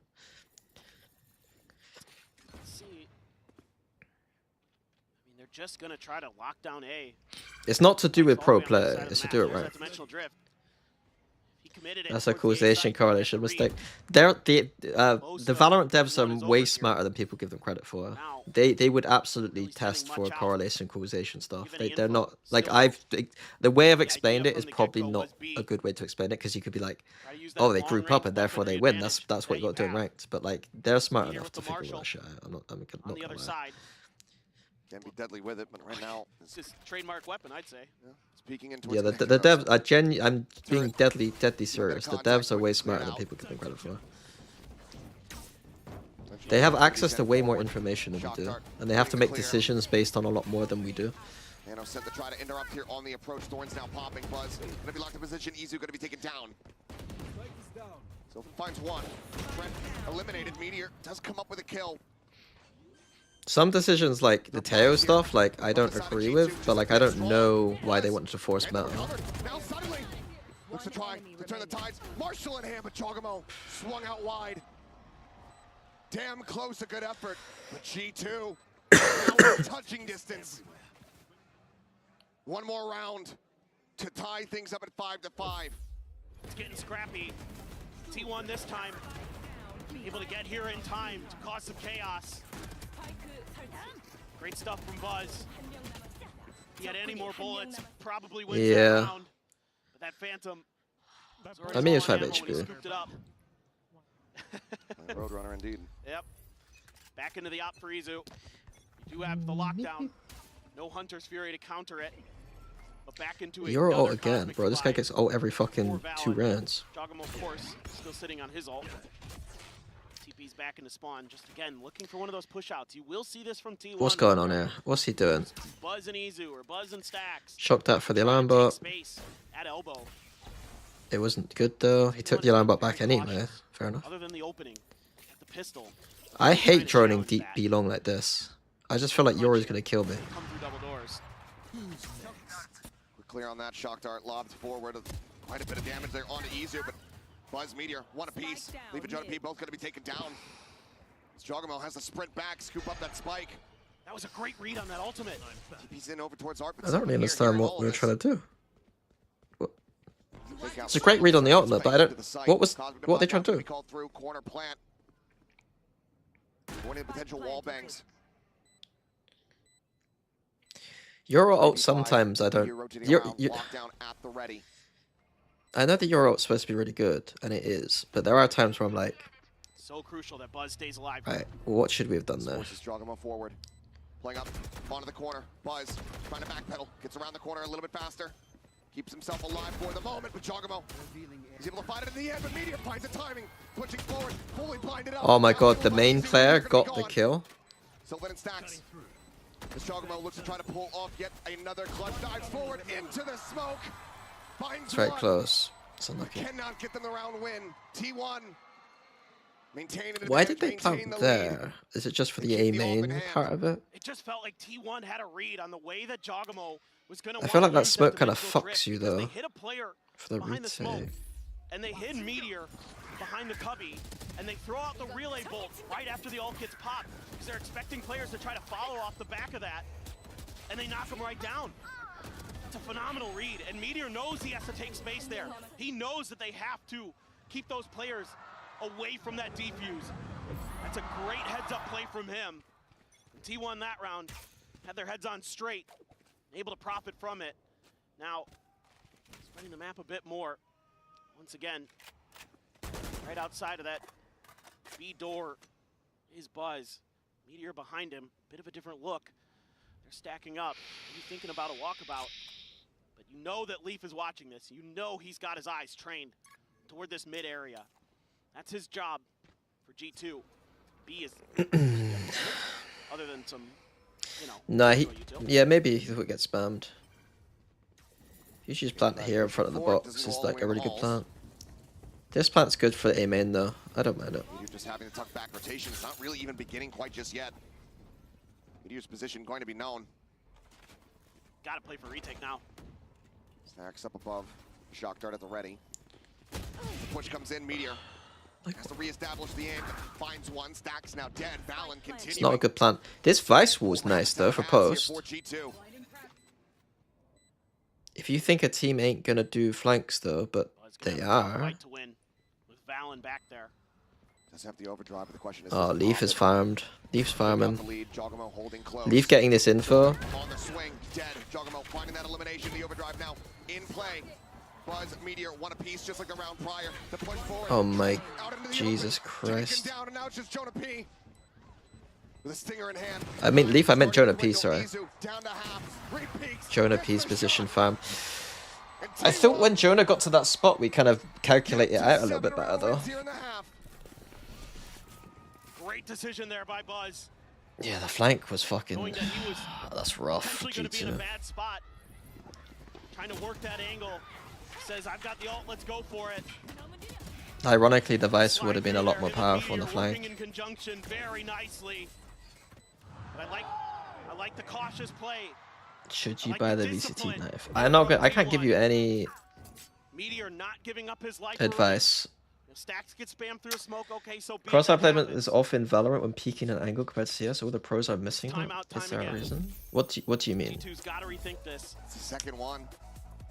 The crazy. Not feeling confident. Yeah. You're saying that everyone's aim in Valorant is bad compared to Counter-Strike? Well, what's crazy to me is a lot of the things that normally work for G2 on this map aren't working at all. T1 has done a good job of shutting down the mid pushes, the mid lurks. They really haven't found any purchase in that space of the map. I mean, I watch a lot of Valorant and I watch quite a bit of CS, and I don't really know what you're talking about. Whether it be on the B or A, they're able to control that space and make retakes. Movement is completely different. You cannot even try to compare. So far, T1 has had good ideas on how to deal with that. In particular, Meteor and Buzz have been shutting that down pretty nicely. And for T1, it's been a lot of let's lean A at the beginning. Yeah, the movement being different. But yeah, I don't know what they mean. Previous round from T1 where they finally go for one of those longer lurks. Does G2 still have one timeout left and T1 still have two? Good question. Jog will have his ult, so will Izu. I do think this is the first time out, yeah. I think. Maybe Jogamo has got some more heroics in store for us. Valen as well has been. I think G2. Yeah, I think G2 used one. Because they used it and then what did they do? I remember commenting. Outside of club. I can't remember. Anticipating this deeper and deeper push from Izu. Starts to back away. Next? We'll just run off. They'll miss each other for now. Dimensional drip pop from Jaw. Checking around. TP's back over here at A main. Is this really? Some space given up. Maybe anticipating that the Steel Guardian's going to be coming through. They will be able to successfully avoid it. Gravwell looking for a pull. You're just able to get out in front of it. Oh my Jesus Christ, just keep spamming me too. Into Trent and Jonah P. Clear the drone, has to get out of there though. Backs away over towards Just plant open now, you're fine, right? Shock Dart flying, and oh my god. Trying to be down now to 11. Izu scouting them all out, says, yeah, it's here. They're at art. G2 look lost. Coming through the relay bolt, not quite connecting. But T1 just They look so nervous. Oh, dog. Solid shot, but needs far more. I think this is one downside to being a structured team, is that when the team gets a bit nervous, like you can look a bit stodgy. With 4 bullets. 3 might just be all that he needs. A tap. The T1 not quite falling forward. Buzz slides over and finds a headshot. 8 and 4. T1. Yeah, the Euro felt a bit random. What an incredible Do we really need to Vice alt A? We have a short break, guys. A little bit more to go before the conclusion of Masters Bangkok. If we're gonna Vice alt A, we need to get the fucking spike down ASAP Rocky. Like, why are we taking so long? You have 60 seconds to substitute. That's right. That is right. We're on, what was I? On 325? I'm on 325. 335 now. Thank you very much. I would ideally like to have got 500 by the end of this tournament, but we'll live and learn. I am doing very little in terms of actually promoting it, apart from talking about it on Twitch. Oh, I could do that if Sliggy's. If I talk to Sliggy a bit, I could. Yeah, I'll farm it when if I'm talking to Sliggy.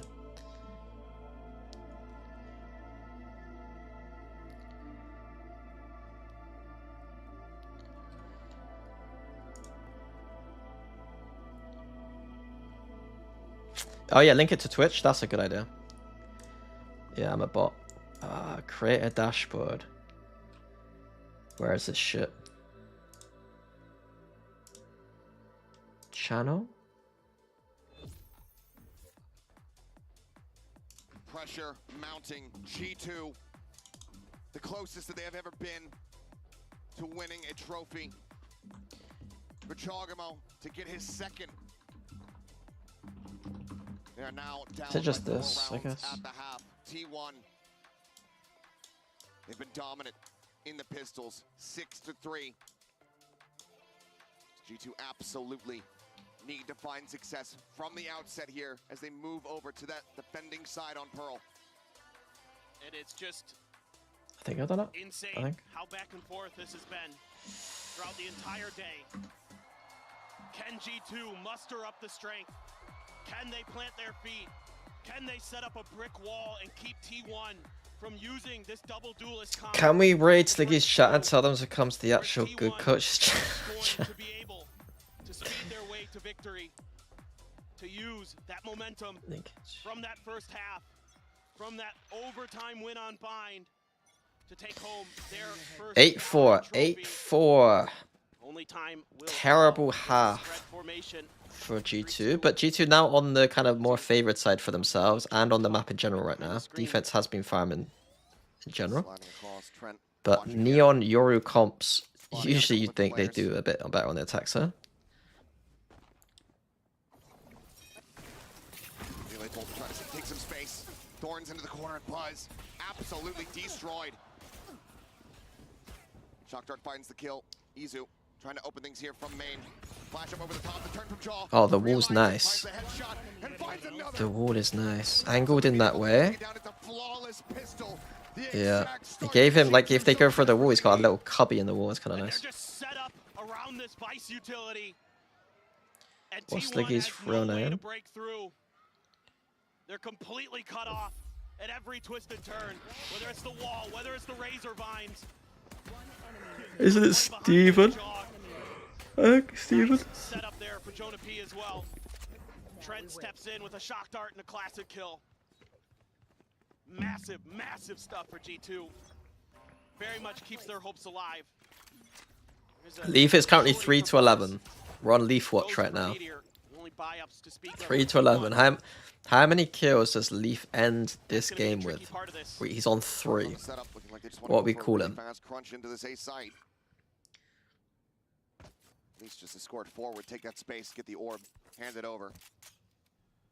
25, 30 immediately. 2 30 bombs and a 25. Guys, I know I've set up a bit of like a potential pop-off, but 3 to 30. Those checks here for his teammate, nothing going to be spotted there. Trent, shock dart locked in. Fishing for some damage, fake out. This duel at middle is big. If Leaf wins the duel at middle right now, he gets 30. Nah. Already. Look at him. We're on Leaf watch right now. Oh, there's one. What a shot. Go on. If he gets this second, definitely 30. Grab will try to buy some time here. But no peaks, no nothing. What do you expect it? See if he can take out Leaf. Oh, I don't think he can get 30. Not with flicks like that. G2. Solid back-to-back rounds, damn near flawless. They were just 2 away from running this back. That's just 25. It might just be 25, yeah. They're in such a fantastic spot to try to close out and steal away this final map. Absolutely, just tremendous patience again by G2. Leaf in particular, great reactions there with the Outlaw. That could have been really dicey if he doesn't find that kill. Try not to. Great fake out. Reveals the presence of the shorty Abuzz. Now you've got full rifles. There's one player who could die to one shot from that Outlaw, and that's Sylvan on the Astra. It's a 4-man push. Don't want to deal with that Vice utility. So a fake B, just go AXX. This is the thing about, like, I'll be honest, I'm glad we didn't see G2 do this too often. They did it like with ults and stuff, but they didn't do it like this. Like, this isn't good, really, in my opinion. Like these AXX like this. I mean, that's not good from Valen though. What? I mean, he tried to isolate, I guess, with his the thorns, but it looked kind of noobie. Oh, Trent goes down too.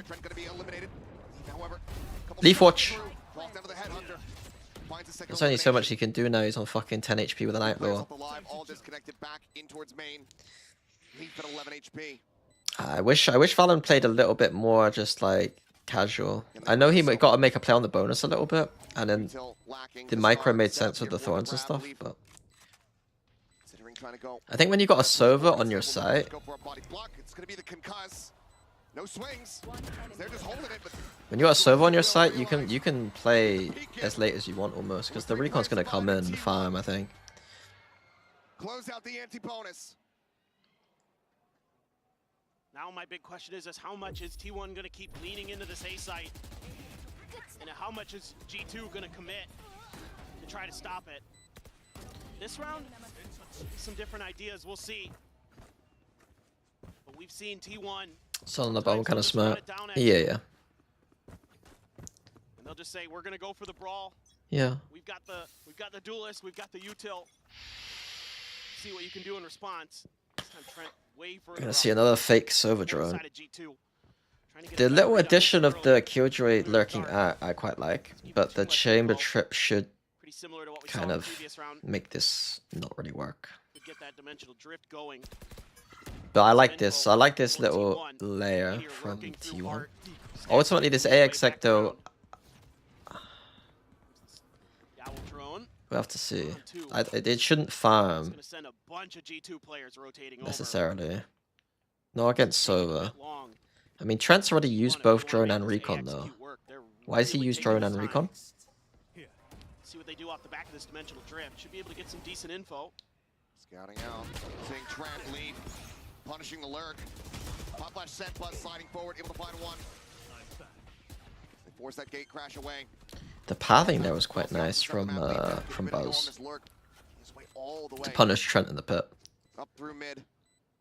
Stacks, however, cognizant But why is he using his recon early? I think he needs to save it. Into this though. Hops to back away. And now Leaf. Oh, Sylvan looks flanked now because of the crowd, man. Thank you. Sylvan dead. The back line now exposed. Stacks. Last one standing. Tries to swing out. And cannot. With GT with this one of their snus. Of course, 100%. Once more, 3 rounds separating them from tying things up. The timing there, just a bit off. The senses for Stacks, good, but Leaf's patience better. That opens up those angles. Ooh, I even missed the first shot as well. Able to connect on the Meteor regardless. Just great stuff, great hold. Kind of knew where Stax was. This is so winnable now for G2. Way too readable. The whole time G2's leaning in for that. Even though What's T1? What did T1 usually do on Pro? Because so far they've shown us two AXX. They just went A. For G2, keep doing what you're doing. They're great at lurks on this map. And this is what I love to see. Leaf with the tour de force controlling mid. Oh, Meteor. Oof. Not quite going to connect Leaf. Just a hair off. He only needs he only needs what, 18 more. 17 more, sorry. This Leaf joins in alongside Jogamo here. Oh god. Frantically bouncing forward. Has a judge in hand. Turns back and somehow Link gets caught up in the crossfire. Okay. Okie dokie. Loses his life, but it is traded out. If that happened to me, I think I'd fucking lose my shit. Going to be committed. G2 not wanting to allow for this round to get away from them. Do they have the weapon advantage? It's Meteor widely just ignoring. Come on, Trent. Why has he got no recon? Okay, got recon now. Okay, he's got a recon. He does have a recon. Nebula's come through. Izu is looking for the stick. Spike now in play. The smoke the smoke means that they just hide in the fucking... To try to hold this, and Izu able to escape out towards main, joins in alongside you can't let this plant go down either. Trent's not wanting to play in pit because the Neon keeps fucking him. But if he doesn't play pit, they can get these nice plants off. Meteor falls. That art side opened up. Izu Oh, it's fine though. The retakes are being juicy. But he cannot. G2 rocky at the start, but steady at the end. They do not allow for the Thrifty to come in. Okay, we've got a game. We've got a game. Tying this up. Oh, got the spot under the leg of Buzz there. TP's out. Right there. You know when people say at this point, I wish both teams could win. The trademark got him. Got Buzz as well there. I think that we just want both teams to lose now. No, I'm just joking. But like, I was thinking that would be a funny tweet, but I don't think people will like it. They're contesting. They're trying to throw flashes. You gotta do that tweet in a way that builds up first. And I don't know how to do the build up. G2's not gonna fall to that. Who is it that used to say, I just hope both teams have a good time? Who was that? Cleared, but Stax will have seen enough. Ooh, goes for the Hunter's Fury. I hope both teams just have a good time. Who was the fencer? Was it Van Silly? They're looking to refill this space. Was Van Silly the fencer? Back in here at Halls. How do you try to clear them out? D1, they're completely committed. And they're in a very precarious position now. Divide, gonna be used. Shot ringing out. Okay. Not found. Crazy teams always go through, but disciplined teams always leave it. But I think going through here would have been cool. What have we got? Take out sent, ignored. Turret cleared. For post plant though, T1 don't really have a good post plant. Like, they don't have shocks, they don't have salvos. They only got suck. Oh, great from G2. I think recognizing that the retake on B is actually possible there is actually smart. Because, yeah. T1 don't have anything, really. Like, the Killjoy Nano should get broken. And then they need to use some of that util for XX because they got double jewel dust. It's extreme patience again. And Izu, they're so eager to try to push through and clear halls. How much is Leaf on now? What's Leaf Watch on? Oh, it's Leaf Watch. So ready for it is Leaf with that op. And Jonah P, extraordinarily It's up to 9? Or 10? 9? T1 has to take a timeout. They have to figure It's this humble. out. Because right now, they're getting beat at the Bro, the punches. trophy stand looks kind of cool. Defender side from G2. Oh yeah, the trophy stand. They always use the same trophy stands. The trophy stand has the VCT logo. Like, you know the circles going up to connect the whole, like, stand? Those, like, circles from above have the fucking, what's the VCT logo? Like this, right? Cut into them. They look kind of cool. Led by Valen. Top of the board across the entire lobby. The IGL versus Dogjet T-side now. He his raise was not good on split. You see the VCT logo is cut in. It's kind of cool. Very much alive in that first half. Will anybody be able to step up for T1? I thought he was good on that round where he cleared out Trent and Pit with the Euro up, but yeah. Can only be claimed by one. Overdrive available here. Look at this. Look at that. Look at that. And a sheriff. Look at this. To try to pull off another MasterCard Thrifty. G2. Lovely. Fantastic weapons, tons of cash. Where the vice wall is. The double bait on B long. They're dropping 2 smokes in there as well. So Buzz might get past it, but now he's isolated. You could jump on the wall. Oh my god, that's sick. Oh. That's kind of sick. Got the overdrive. Sylvan does grab it. This map's still in the pool, right? For next season. Plant getting ready to come through. Trying to figure out, I think we steal G2's Abyss. That's G2's Pro for Patreon. Jogamo taking a tiny bit of damage. Ah! Able overall to find the kill. Yeah, I'll steal that Pro. Zach's in a far back position. I think we do Fracture first, though. Because I got Fracture runs. Not finding anything. The Chiggle peek. Absolutely disgusting from Jogamo. Oh, come on, Leaf. I think he's on 10. Oh, this is easy, right? This is easy. Guys, this is so, like, this G2 cannot lose this game now. There's like no chance. They're the best pro defense team in the world, like, and it's not even close. It's not even close. Right? And it's gonna take everything for them to come back. Economy looking great for G2. The ops still Okay, they're not the best pro defense team in the world, and it is close. But for funsies, they're the best defense pro team in the world. It's not even close. Find a way to break through. They might actually be the best defense pro team on defense in the world, but they don't usually get more than 6. Is the chamber that key in the comp or just leave making it work? Chamber is very key in this composition, yes. Yes. I mean, it is the comp, really. Like, you don't have to play chamber there. You could play other things. But in terms of like the identity of the comp, it's all chamber. Jonah P, though, just swinging out of Izu. Trying to go up backside. Now the Steel Guardian going to be in play. They take away all of their weapons. The slide out denied. Valen catches Buzz through the fast lane. The spike is out. It's not threatened on the site. The T1 still look like they are absolutely screwed. They have enough time for a rotate, but they're not going for it. It's hard committed. Game stagnant. Have fun with this Hunter's Fury. Recon over the top. Meteor able to find one. Lockdown. Oh, they use so. Oh, now they use Killjoy ult post. This is a big tag. Meteor. Just use your ult, little bro. Can he use it from here? He's stuck on the side. Swings out. It's gonna be good for one. Bro, I'm sending that ult on art every single time, and I'm protecting it like nobody's business. I don't care. I gotta check 3 angles. At what time are you gonna use the ult now, bud? 11 rounds.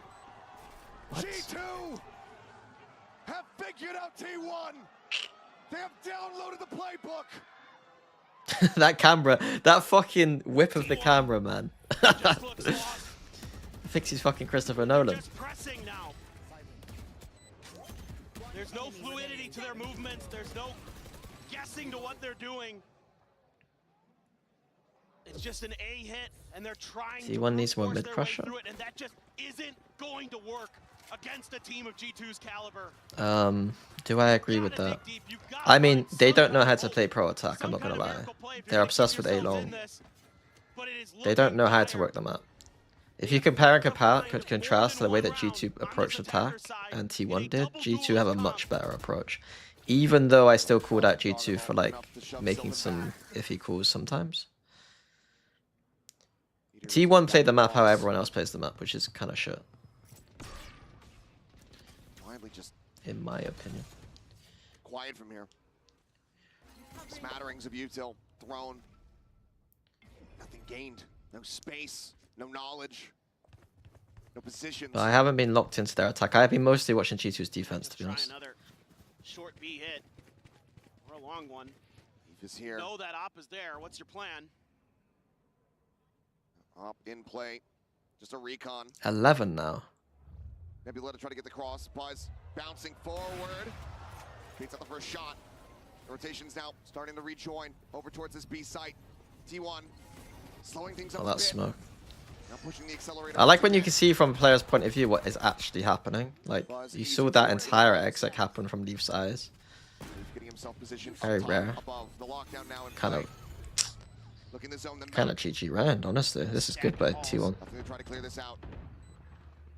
They're just sticking around, desperately hoping that someone peeks this corner. Stacks is playing around with it, but in the end, has to fade away. Oh, one player got detained still? Gonna be found. Which fucking idiot got detained? Or is it just saying that because of Euroclone? Buzz trying to push the corner, the leap from above. Finds that kill. Meteor run down. Sylvan in the smoke. Oh, Sylvan. Finds himself a second. But Trent will flush him out. A swap of the weapons. The defuse being held. Trent, he's out at safety. He's desperately trying to get it done. And he's just managed to do it.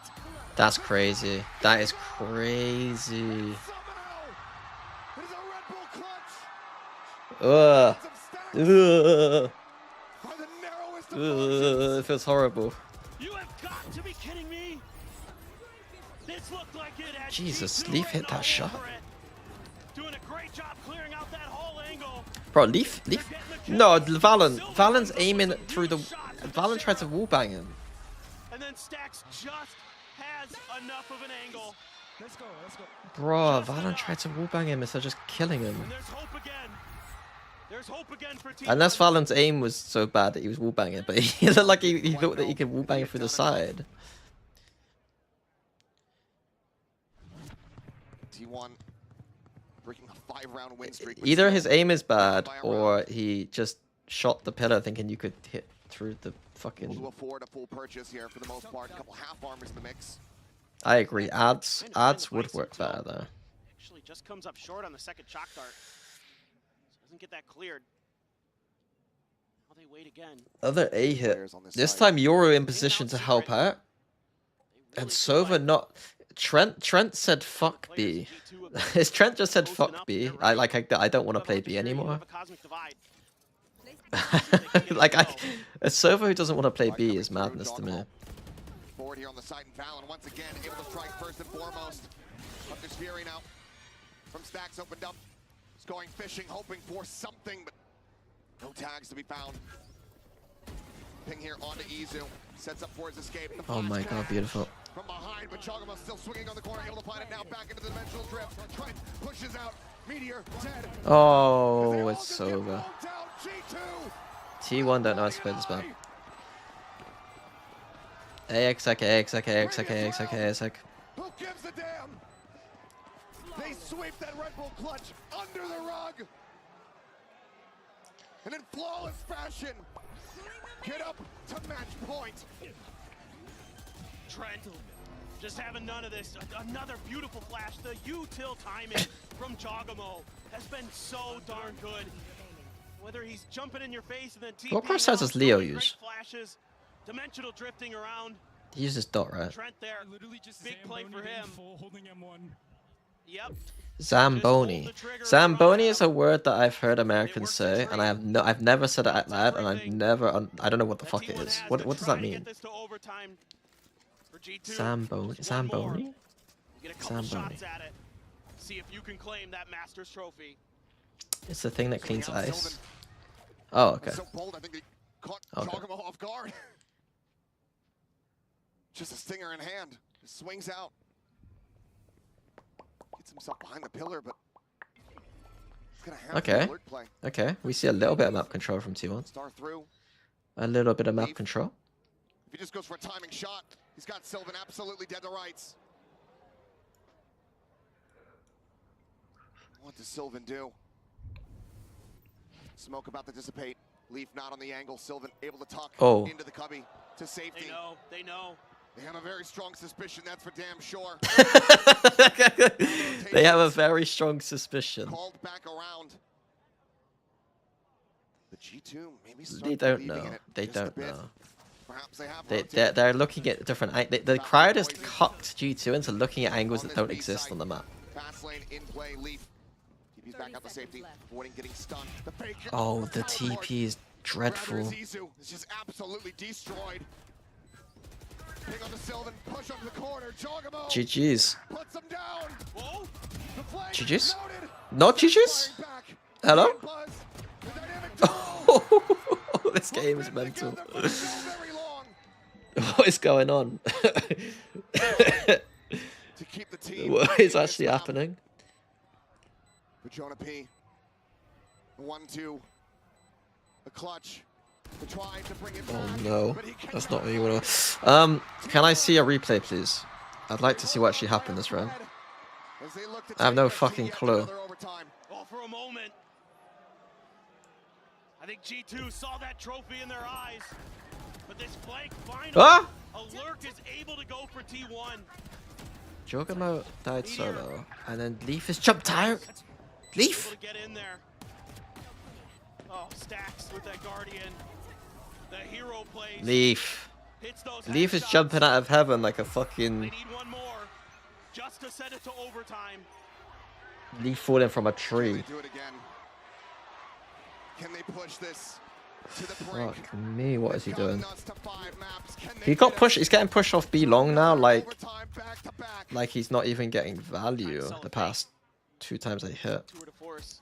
Like he's honestly not really had much value B long. Now they're just causing a little bit of commotion, setting up similarly to how they did in the last round. Let's Sylvan. Is there any ults coming online? Izu with the ult and then Astra. They're just playing extremities. No noise made by T1. Astra on B, Euro ult in. Fake A, go B. Is that what the plan is? Forward, leave, spray, some minor taps. The crowd really does play a big game, don't they? It's tough. So starting to get deja vu. I mean, G2 know enough about Eurofix at this point that this could... But now the fake. Ready to try to come into play. The dimensional drift. The chamber trip. They don't know what's going on. Just stack towards B. Stack towards B. That's what you do right now. You always gamble B here if you're on defense. You never gamble A. No, why don't they gamble B? I know it's easy for to say, but like genuinely, you always gamble B there. Who cares about A? Right now, G2. Rotation's about to begin. The recons have not been good. Recon's got like very little value on this defense so far. In a way that is surprising. Player advantage here for the side of T1. Jonah P's gonna be late to this party. He's watching for alert. They haven't spotted That trade is great. He's just peek at. It's not even a trade, it's like fucking cover. Time once again dwindling. Gonna be taken down. OT.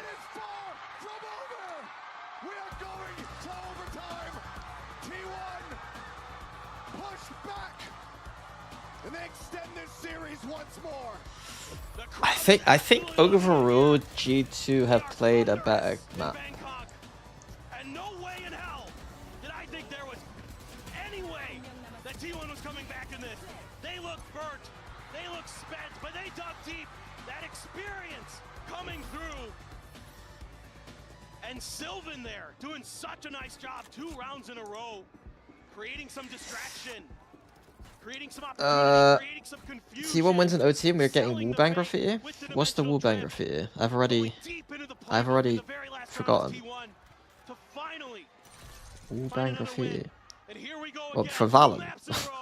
Overtime to decide who will be your Masters Bangkok champion. It can all come down to this opening The stacks round. wallbang.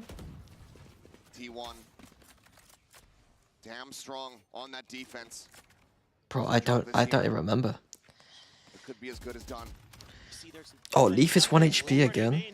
What is that shot? Down to 4 health. What a way to start the Leaf is getting kind of fucked up. Towards B. Haven't seen anything over at A. Buzz and Meteor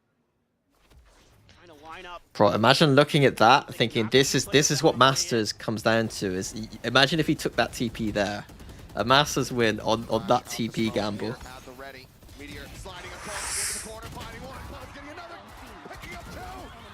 Oh, guys, bro. He's been clutch for the team here in the past. The spike's going to be picked up. The dimensional drift. T1 just have a better feeling for the timings, right? So like the G2 did that kind of B defaulty thing, but they actually committed and then went behind it. But they took they kind of exec on the timing that T1 expects, right? I'd have to watch that back because I wasn't fully. Because I did. Let's just watch the 3v1. 4v1. 3v1. 2v1.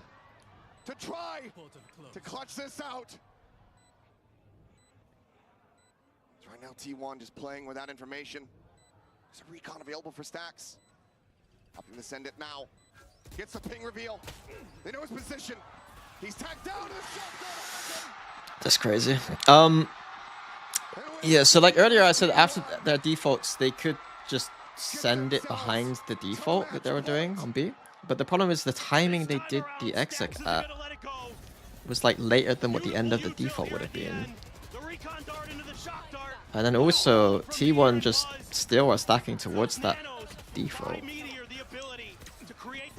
Because they know if like they don't exec after that default, it's gonna be an A and they can get back to A in time. It's hard to explain in the moment, but like yeah. And I think that's about the loudest you'll get out of Autumn.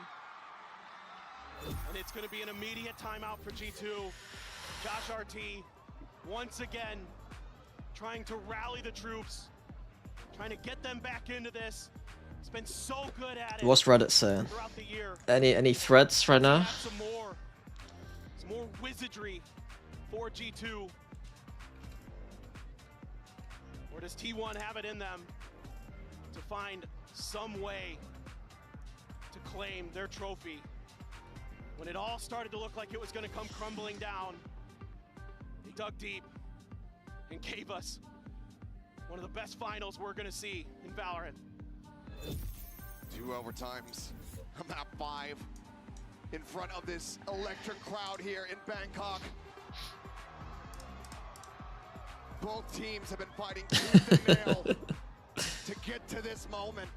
G2 now have to fight just a little bit harder to extend this and reset this overtime. They've won every time T1 went B towards the end of that game. They started winning. Meteor potentially on the chopping block. Meteor's challenged him here before. Every time. But this time just leaves the turret. Doesn't want to mess with that again. It's going to get cleared early. Just Jonah P right now. Jogamo not too far away. All right up ahead again. Oh, no, they've only got a Vice and a Euro. Oh, what's this? Nano. Line up here from Meteor. Sending out that nano. The clone broke the wall. That's kind of big.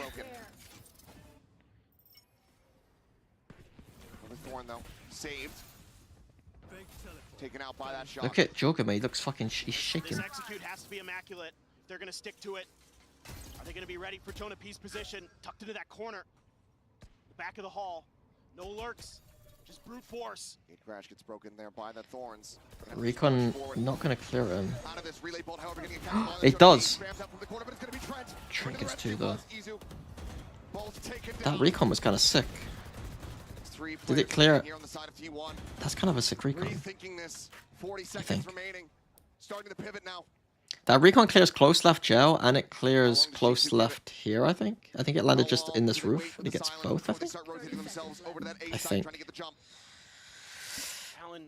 There's no way T1 wins this round, right? No way. Absolutely no fucking way. Chamber trip up. Okay, didn't hit. Meteor needs to make a hell of a play. Maybe a chance.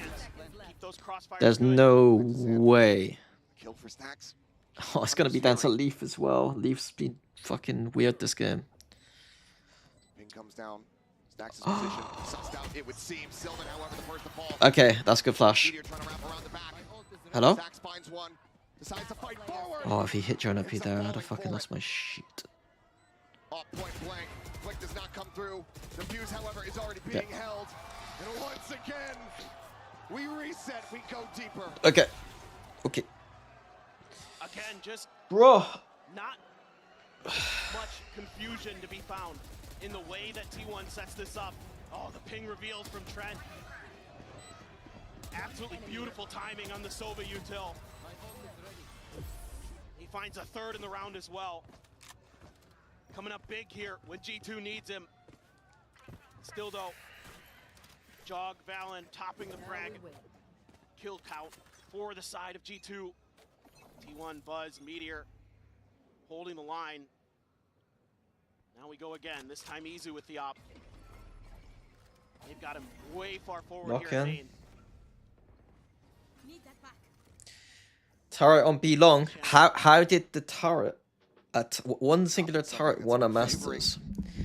I mean, it's not going to win the Masters. It's going to actually clear it out. It's fine. Big part of the reason why G2 got themselves back into this map. Portal closed. Time to jump. That turret with the Euro is kind of good though, because like if the Sova goes to try and clear it after the drone, the Euro can just farm him. Don't want to make that mistake. It could cost them the tournament. Izu needs to hit this if he wants to have any hope in hell. The swing coming through and Valen loses out on the fight. You mean in Haven? Push now coming through Art Sylvan. Sliding over towards that position. Opting not to go for the peak though. Main being watched, the fake out. Sends a shot, leap straight forward. Meteor. I thought he hit that up shot like it was like a fucking... Ping out on the Jogamo. Takes the exit. Back over into main. But he fights back for one. Izu going to be able to floor the operator now out of the equation. Meteor dancing around. He's a shock dart. The Chona P falls on the wayside. Jogamo trying to fight back. But Stacks with two. Once again gives T1 match point. They're able to get such a good read on this. Phenomenal patience from Sylvan. Izu there gets that first kill. And they're able to backpedal, put that operator to good use.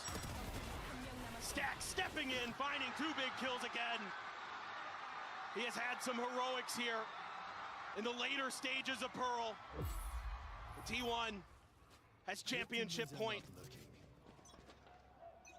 Can G2 bring us to another? They're leaning in towards this middle push. It's the op for Leaf, but this time Meteor plays it a bit different. Goes with a change up. The drone just now getting the spot out. Euro didn't get cleared there either, did he? So too Yeah, Meteor. is Meteor. Meteor was playing that a bit risky against the chamber, honestly. Fantastic opening kill. G2. Bro, Gotta try something different here. why has Jonas still got his flash? It is. Fake out forward, breaks the wall. They have no information. I mean, they're just trying Oh, to it's not. It's not how the game works. Okay.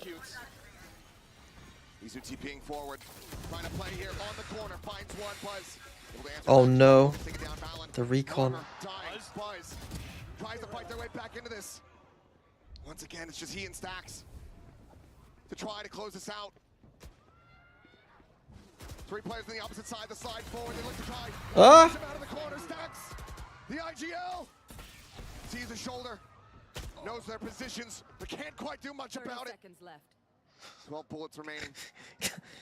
They reposition. They toy around. They bait the clock. They play this smartly. 20 seconds remaining. Stacks needing to make a move. He played this really well. Trying to get the barrel stuff. He's able to do so, but he's down to 30 HP. The reposition opts to go for the fight. Until that moment, he played it really well. A knife's edge, but we carry on. It's a crazy back and forth. I mean, they're able to gain a little bit more space this time, our T1. Able to push past some of the defenses. There's only so much you can do. They've got those high-lows, those crossfires set up against you. Sylvan got caught on the edge of a smoke. Sussed out by Jonah P. We go again. It's been defender-sided the whole way. Who's going to be the one to break that curse, to break that streak? This time, getting aggressive towards A main. They remembered where that op was last time, seeing if they can maybe catch it out early. This time, all the way on the other side is easy. Alarm position. Alarm bot, as you say. Just outside of Art here. Sylvan can play off of that. Yeah, it looked like the team that wins attack's gonna win it, but like the problem is that a team will win attack now, and then they'll just keep winning attack rounds over and over again. Not so ambiguous anymore. G2 starting to ramp up the push. Trying to take this site before the rest of the players. T1 trying to get the position. Buzz. What is that? Rotate over. What is that? Site completely obfuscated here by Smokes, but Stacks still able to find one. Ping reveal out. Sprays through. Leaves Minima. on the floor. Stacks will get timing on the reload. Oh, the professor nearly takes them to school. But Buzz and Izu play hooky. They skip class. They get back up to match point. Stacks has been unbelievable on this defender's side in these overtimes. He is getting multi-kill after multi-kill to keep them in this. And he's letting the crowd know. Little shake of the hand warmers. Hop again for Leaf. And they're stacking towards the A side. They gotta feel like MBS said whoever might fake on attack will win OT. I do think that G2 are in a better position to do fakes. They understand them a bit better, I think. Narrow margin. Could throw the Yoru util. It's gonna be the drone. Nope, never mind. Stacks back 14. He's got. He's not even close to 30, guys. He's not even close. Game Crash is starting to work its way out so he can join in. Defaulting at the B long again. They pop the wall. Yep, walls popped. Thorns there as well. Sylvan able to avoid taking some damage. Bro, the crowd is a bit annoying, isn't it? Leaf has had a shit game. Step one, taken. T1 in with the advantage. Buzz in Demon Secret doesn't want to overextend. Opts to pull back. It's Valen on the opposite side. Izu down to 6 HP, but still swinging, still finding value. Oh, that shot from Meteor. That's everything. That's it. A 4v2, a 4v1. Fuck me. T1? The team that played like they play double duelist every map. Just run around. Let's go.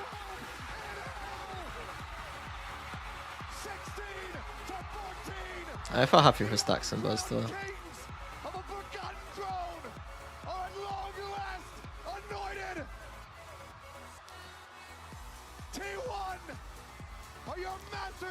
Like, there's very few players left from elite level Valorant that haven't won trophies now. It's like Paper Rex and Mako. Realistically. Of like players who are still in tier 1 who have been in tier 1 and going to internationals for like 4 years, you know? Another Masters trophy in the book. Sylvan and Izu coming in here in their first time at the international level. And they get it done in the grand final. I mean, I felt a bit bad about that. What a performance, what a game. Both of these teams gave it everything they had today. Absolutely. Oh, it's pink. It's pink?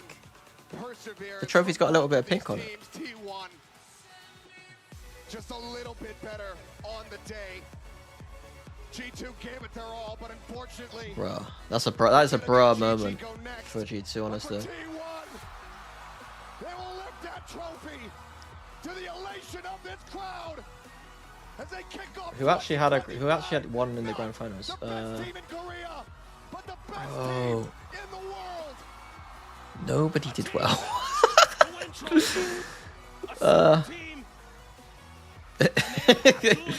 Give the trophy to anyone. Everybody had their moments here today. Give the bracelet to anyone, sorry. Tremendous stuff. Was this one of the best grand finals you've seen? Most grand finals are good. One of the most a lot of the grand finals have been good. you will ever see, and Stacks the IGL. He showed up huge when it mattered most. Split and Pearl. was putting up those multi-kill rounds. Just dragging T1, kicking and screaming with him to victory. From a third place finish at Istanbul so long ago. Bro, it's scary that T1 winning Valorant is like so scary for Riot as a whole. Like being League of Legends and Valorant champions.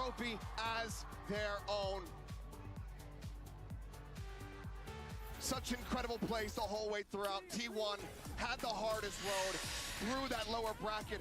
Which map did T1 lose to make the stats so bad? Let's have a look. At this tournament. And they beat them all.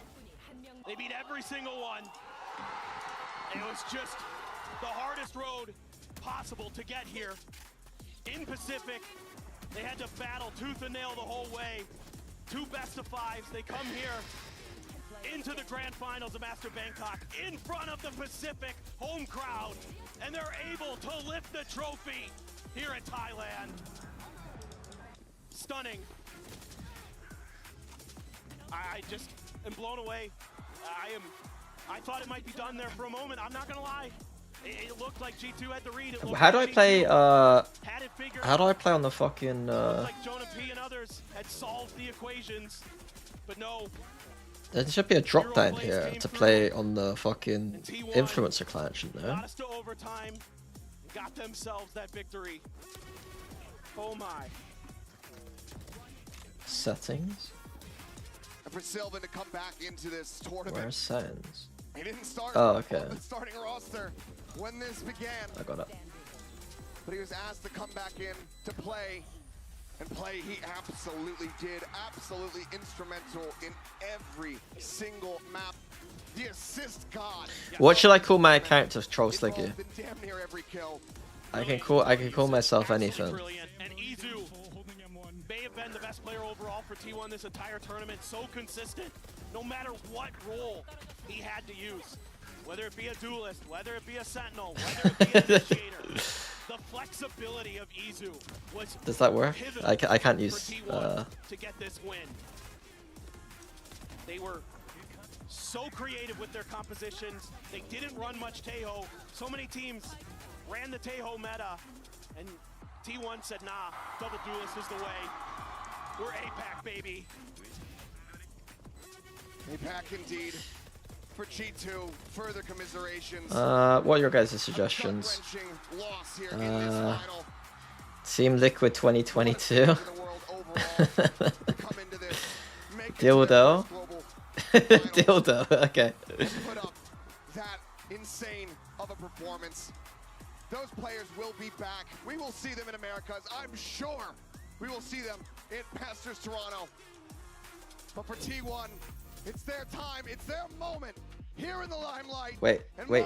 It's DILL, right? Dildo, right? It's DILL. Am I gonna get told off for this name?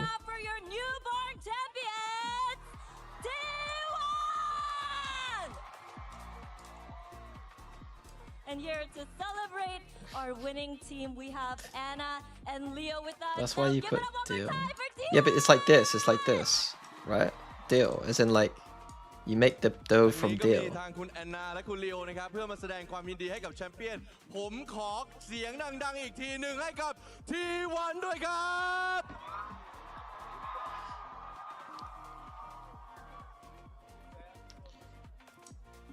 Congratulations. I shouldn't do this. It's not worth.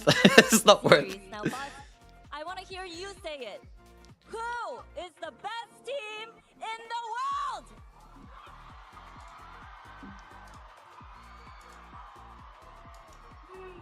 T1. As you can see, T1 is the best team in the world. Bind solo Viper. T1 คือทีมที่เก่งที่สุดในโลก But seriously, that was too much. Bind I solo wanted Viper, to okay. cry if I wanted to cheer. What was it like for you in that last moment when everything was at stake? 심장이 너무 아파서 이게 아픈 건지 아니면 가슴이 벅차오르는 건지 모르겠더라고요. 마지막 순간에 정말 우승을 하느냐 못하느냐였는데 선수로서는 어떤 경기였을까요? 일단은 제가 3회 때 너무 못해가지고 5맵 가면은 이겨준다고 하면서 열심히 했는데 또 이렇게 결실을 맺게 돼서 너무 행복하고 Fight solo Viper. Okay, I made it. 우승을 이렇게 힘들게 할 줄 몰랐는데 그래도 뭐 하게 되니까 진짜 말로 표현할 수 없을 정도로 행복한 것 같습니다. Map 4, I wasn't really performing my best. So going into map 5, I was telling my teammates, hey, sorry about that. Let me win this for you. And I'm very, very glad that I was able to back up my words. And I mean, the first trophy, why did it have to be so hard? But you know, it feels unreal. Asian team has won a trophy for the third time in a row. I mean, am just so elated.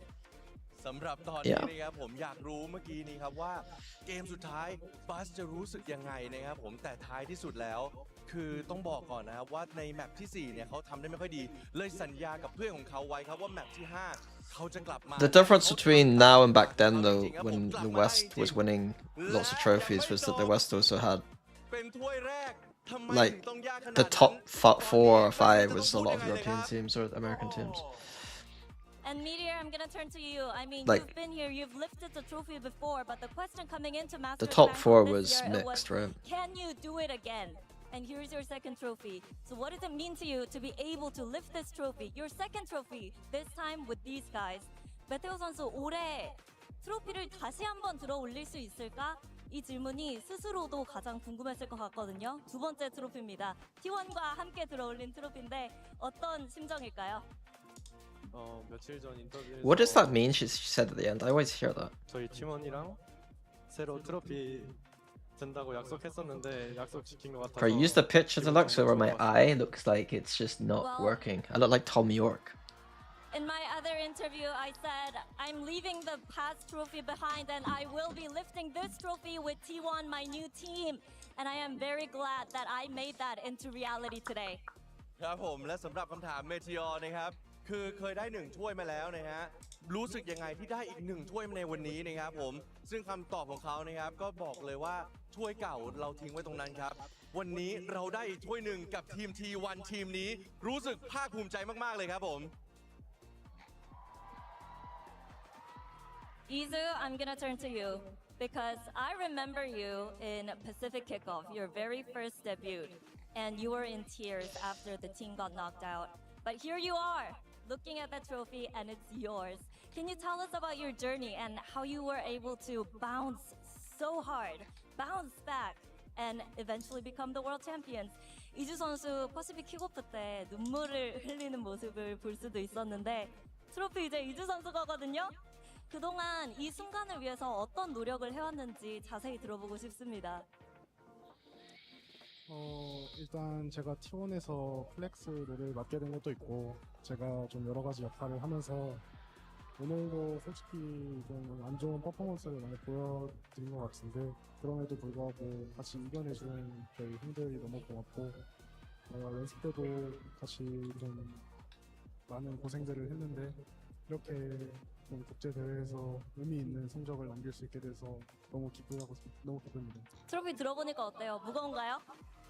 무겁던데요. Well, I don't think I put up my best performance in this series. I mean, there were moments where I let my teammates down, but I am glad that we were able to do this as a team together. And for me, it means a lot because I've been taking over the flex role, taking on different roles for my team, doing different things. And I am very, very glad that we're able to make this happen together. And yeah, damn, that trophy is so heavy.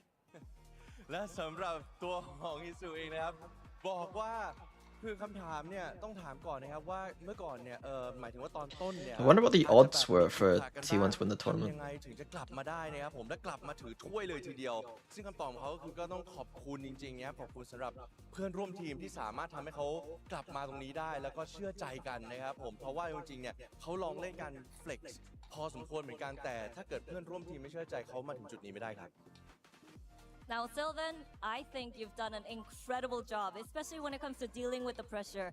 Not only the ones from the fans, but also the pressure within yourself.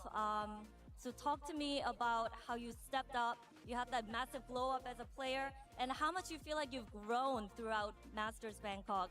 실반 선수 굉장히 부담도 많이 됐을 상황에서 너무 잘해줬어요. 정말 더할 나위 없이 잘해줬는데 정말 실반 선수가 든든하게 해주고 Bangkok peaked at 4.3 million.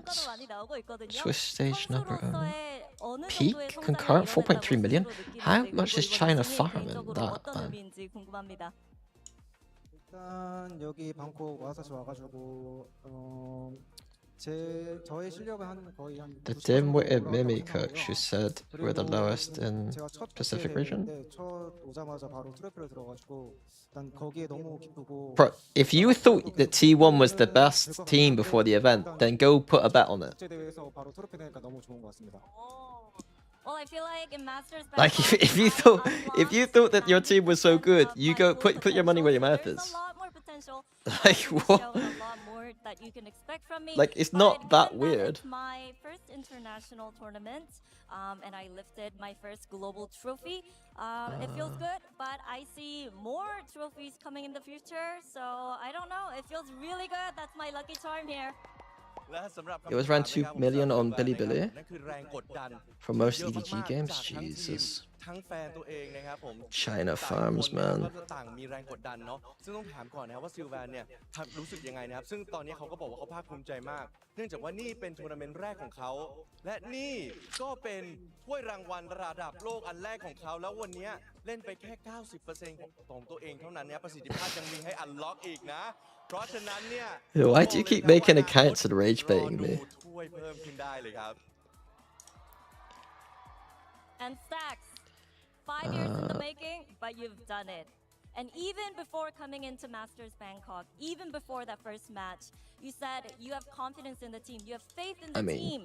That you guys It shouldn't happen, no, but that's just how Valorant works. I don't really know what to say. Of your confidence and your faith in your teammates.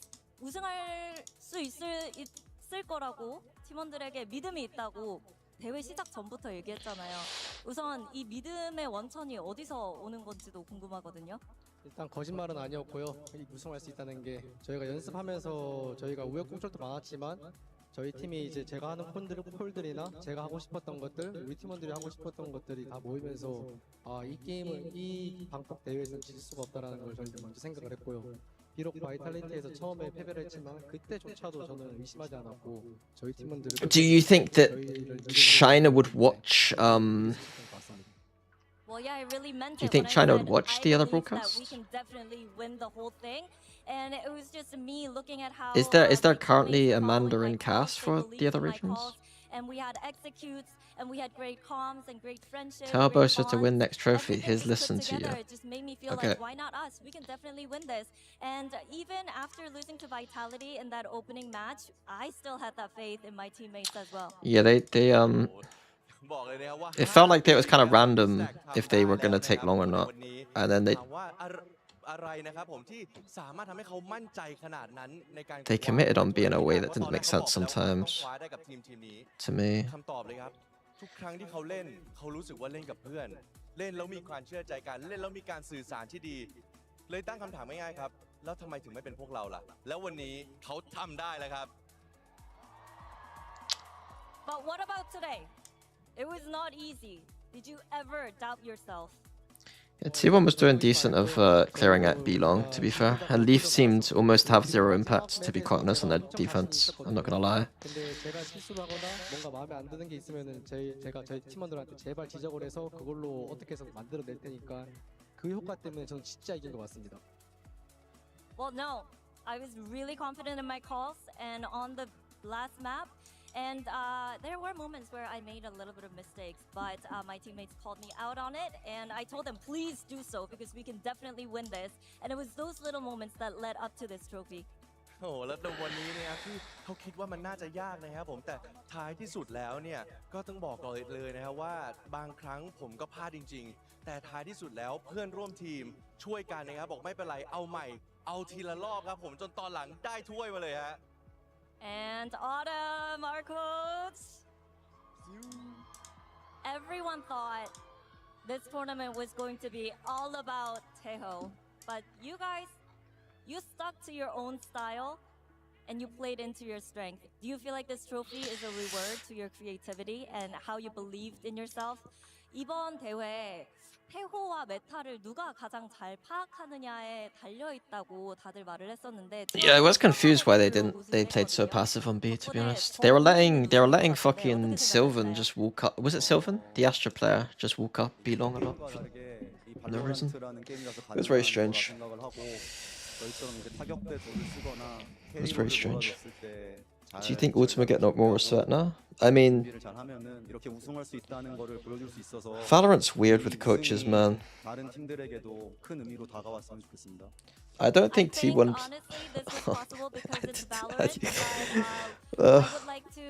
I can't really speak or I'll get in trouble, but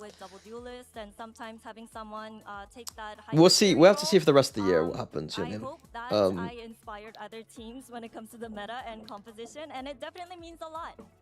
T1 played a decent game, but like, I doubt there's going to be any picture on playbooks from T1. You know what I mean? มันไม่ใช่แบบนั้นนะเราสามารถมี strategy กลยุทธ์ใหม่ๆนะครับผมที่สามารถมี double duelist ก็ได้หรือว่าจะเป็น hyper carry สักคนหนึ่งเลยก็ได้คือผม They look way better than Fnatic. มันเป็น Valorant น่ะมันทำอะไรก็ได้และที่สำคัญที่สุด I agree with that. รู้สึกว่าผมอยากให้คนทั้งโลก Is that supposed to rage bait me? Because I think Fnatic look terrible. เล่นใหม่ๆเหมือนกันครับตอนนี้ผมรู้สึกภูมิใจมากครับ And Carpe, over to you.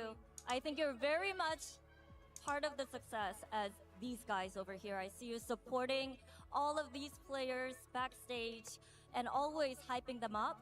So what does this trophy mean to you and how do you feel? How proud are you of your teammates? 카르페 선수도 정말 이 트로피에 많은 기여를 했습니다. 정말 뒤에서 묵묵히 서포트를 해주기도 했었고 정말 많은 것들을 해주는 모습을 볼 수 있었는데 지금 이 순간 스스로도 굉장히 자랑스러울 것 같거든요. 소감 들려주시죠. 일단 it felt like early into the game, T1 were getting more confident about the B-long stuff, right? I think early in the, especially in regulation time, it felt like they weren't really doing much B-long to me.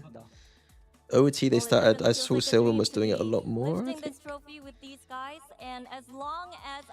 Kayak needs more time. It had nothing to do with Kayak. Why they look bad.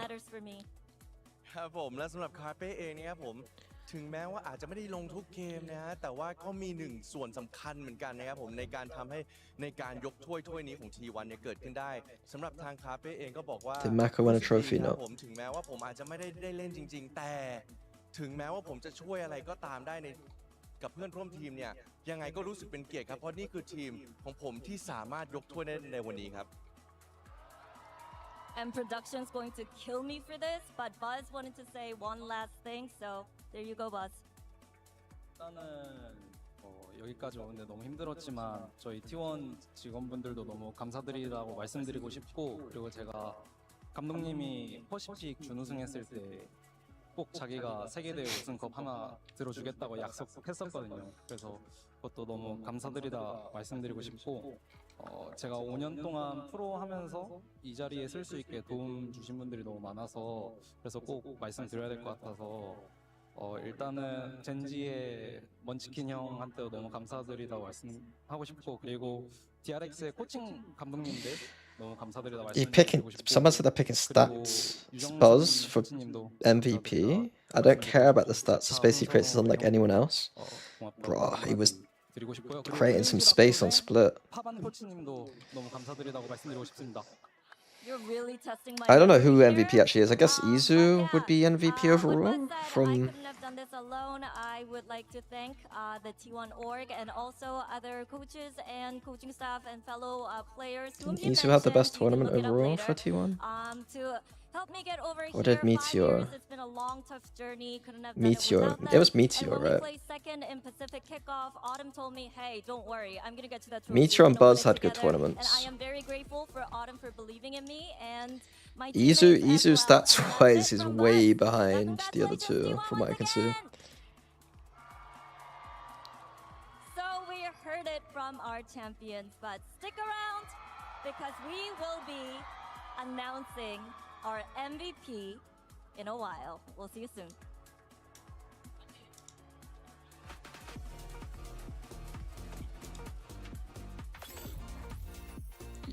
And that that was your Verizon post-match interview, and a massive congratulations to T1, your Masters Meteor, Bangkok Silver, and champions. Izu. I mean, I don't want to do it all off stats, obviously, but It's awesome stuff here. the website's bugged out so much that I can't see. I think it's past 90 days I'm looking at, so I could be wrong. A little bit, but folks, I mean, guys, this was what a wow. Best final, right? I mean, an insane final. And actually, one of the truly great matches of this tournament that couldn't have come at a better time. Both teams had 3 championship points spread out between the final 2 maps. G2 just could not grasp onto their opportunities. T1 finally able to convert on the 3rd. Yeah, there's been moments where, for example, seeing the Abyss, seeing finally that new composition, seeing a match that we had not seen so far, especially in a tournament where we had such little teams, to get this quality, to get this many overtimes. This crowd deserve that. Who would have thought, though, after how low T1 was rated coming into this tournament, that this 10th tournament would be the one for Stax and Buzz to finally win a trophy together. The first one where they're off that DRX organization, and they do it in 5 maps, in overtime in the last 2. Just such an incredible journey from beginning to end. Yeah, without a doubt. And of course, I'll be remiss if I didn't, give commiserations, of course, to G2 on an incredible tournament run. Both teams just showed us so much grit, Sideshow. That's the biggest thing I took away from this. Yeah, absolutely. I mean, I think we'll see G2 back at these kind of moments in the future, but T1, their sun run could not be stopped. It felt like they had gathered all of the momentum like a giant avalanche throughout this tournament. Like a meteor? No. No, meteors burn up as they go through the atmosphere. Not this guy. He keeps getting better.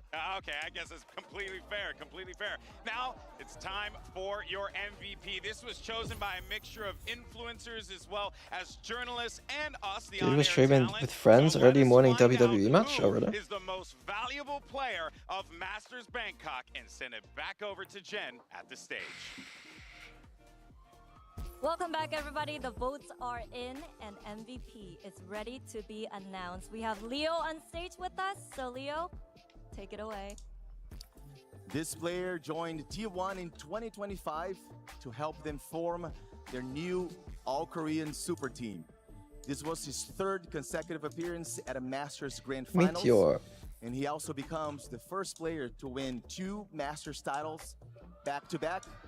Please give it up to Masters Bangkok MVP, Meteor. 2 Masters back-to-back. I mean, that's a weird way of framing it. ปีนี้นะครับผมในรายการ Masters Bangkok นะครับที่จะมอบโดยคุณ Guys just trying to sign some shit. นั่นคือ Meteor นะครับผู้เล่นที่อยู่กับ T1 ในปี 2025 เคยได้ Masters มาแล้ว1 ครั้งและนี่คือครั้งที่ 2 ของเขาสำหรับ MVP ของเราขอเสียงให้ Meteor ด้วยครับ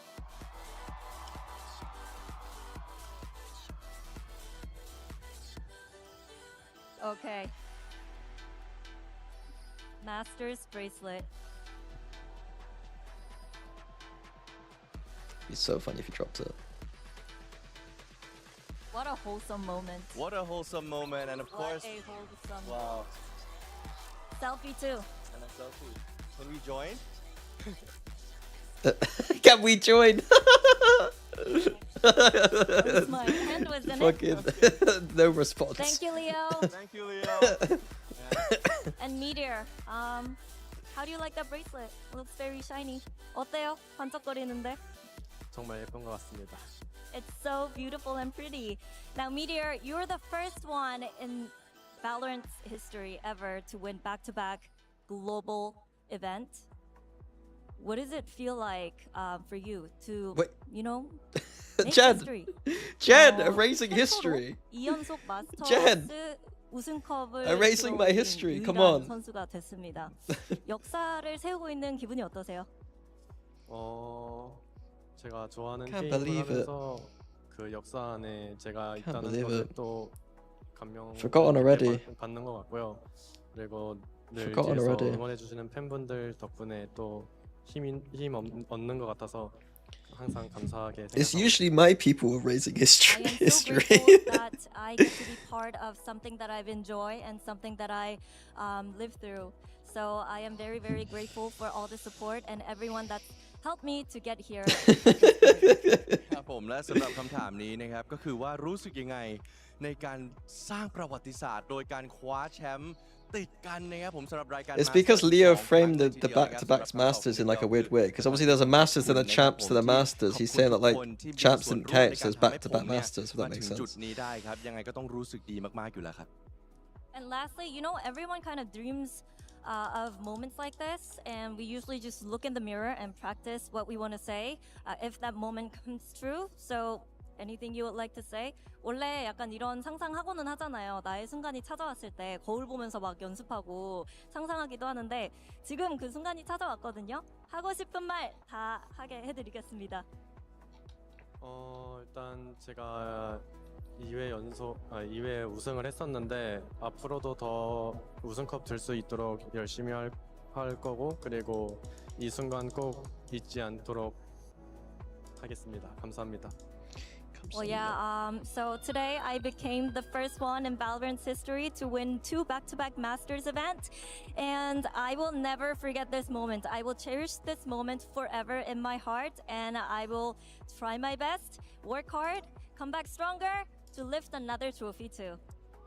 นะครับสำหรับคำถามนี้นะครับผมเขาเชื่อว่าทุกคนนะจะต้องมีโมเมนต์ที่เราคิดถึงความฝันแล้วเราก็ต้องจินตนาการว่าเราได้รับความฝันนั้นจริงๆนะครับผมแต่วันนี้ความฝันนั้นมันเกิดขึ้นจริงอยากรู้ว่าเขารู้สึกยังไงนะครับสำหรับตัวของเมเทียร์เองเนี่ยก็รู้สึกยังไงก็ต้องรู้สึกดีอยู่แล้วรู้สึกว่ามันตื้นตันหัวใจจริงๆต้องขอบคุณทุกคนจริงๆนะครับผมในการที่ทำให้ฝันของเขาเนี่ยเป็นจริงในการสร้างประวัติศาสตร์ที่ได้แชมป์มาสเตอร์ถึง2ครั้งอย่างไรก็ตามครับนี่มันยังไม่จบแค่นี้นะครับผมและอนาคตน่าจะมีถ้วยมาเพิ่มครับWell, congratulations, Meteor. Enjoy tonight. Well deserved.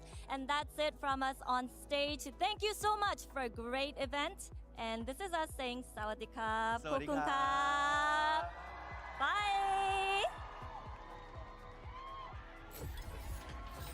Thank you so much for that, Isara and Jen, and congratulations to the soft-spoken Slayer, Meteor, your MVP here at Masters Bangkok. And this guy absolutely lit up the server every time he was in there. But more importantly, Mimi, it's the fact that this guy has made history with this win today. It's truly incredible. Meteor last year being on that team.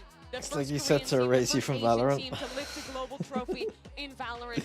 They couldn't do it as champions, but then they come back here. He's on a completely different roster, and he manages to win it again. And not only that, take home that MVP bracelet. Yeah, absolutely. But I think that we can also make an argument. I'm very happy that he got it. I think that he 100% deserved it. Love the Vice, love the ISO, love even the Killjoy. He's been one of the only people, not the only one, who got it. But also I think that we can make an argument, like, for example, a player like Stax, for such a long time, he was the IGL to beat when you went to an international event. And sometimes it was lackluster performances. And I feel like today he had so many good moments, not only in the calls, but also individually. Same goes for Izu and his flexibility. I think that we can make an argument for almost anyone in this. What's up, It's an incredible run that they've gone on where everybody feels like they've reached that full potential super early. So coming back to go streaming. The spread of accomplishments that we've seen from Stax and Buzz, who've struggled so hard to get that trophy, to Meteor, who seems like he just plucks them off trees whenever he likes. The stats are fucked up on VLR right now. I think there's too much traffic.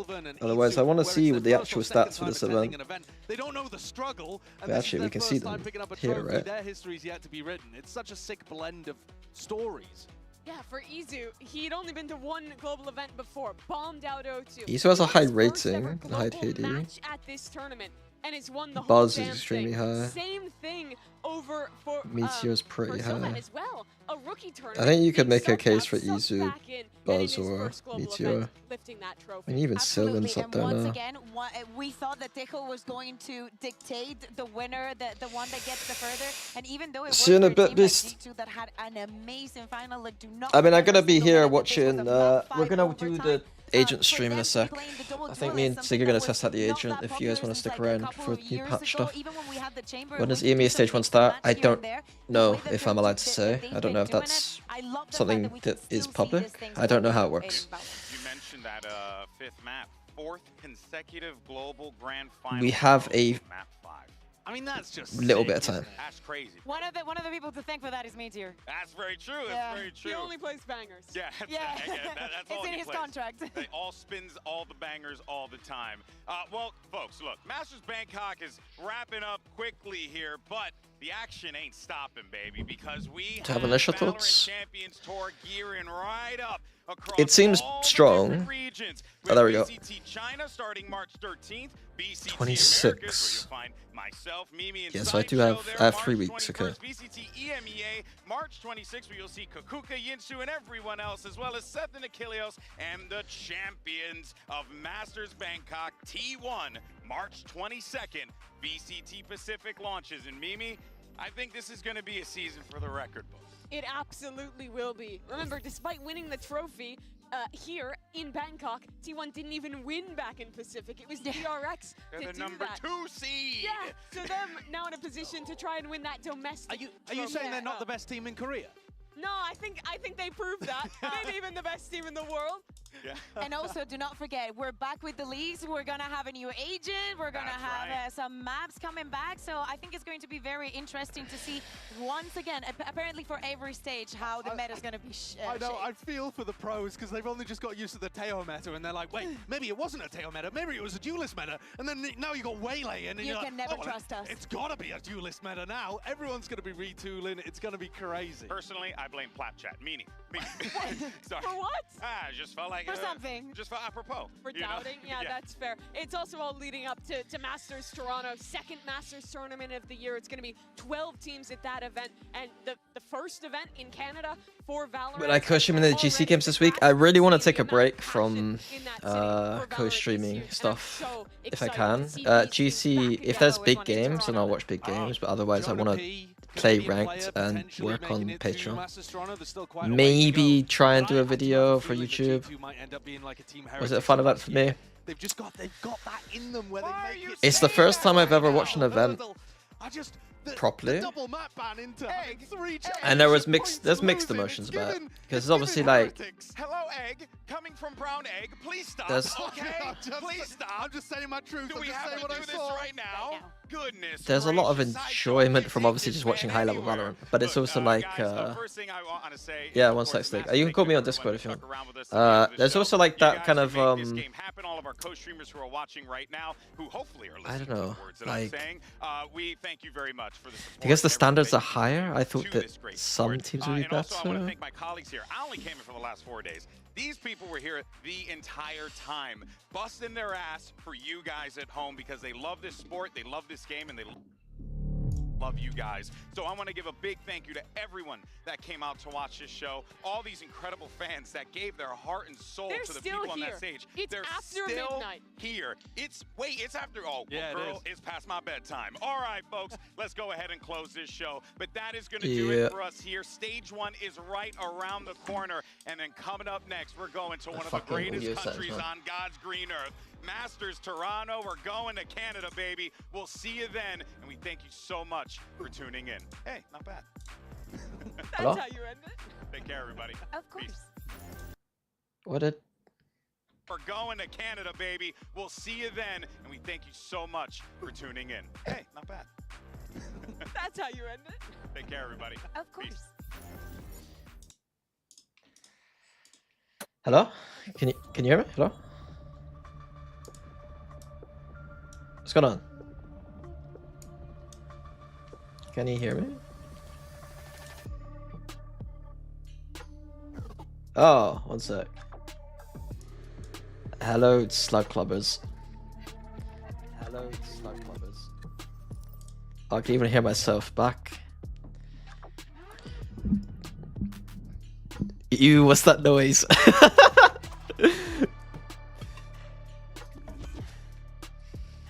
Easiest final for G2? Yeah, that's the easiest final that G2 could ever have got, and they still lost? Like, how shit are they? Like, seriously.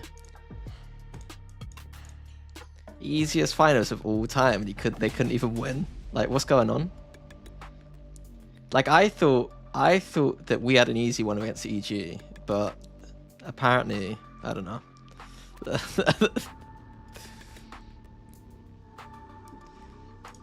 The mods can't. Yeah, the mods can't ban me because I'm a mod. Oh, Slicky, what is this load screen? I got basic training to do. I don't want to do basic training.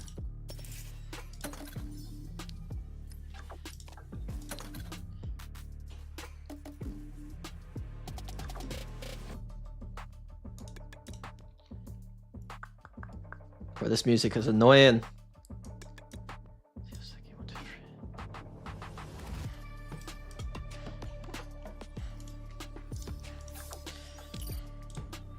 Wait, why is it not working? Why is this game so shit? TL Slicky 1 2 3. TL Slicky 1 2 3. TL Slicky. TL Slicky 1 2 3.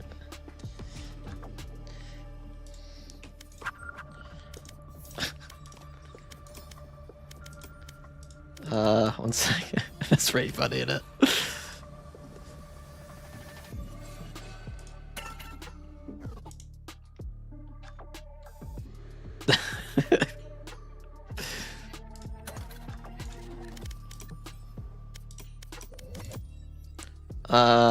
There we go.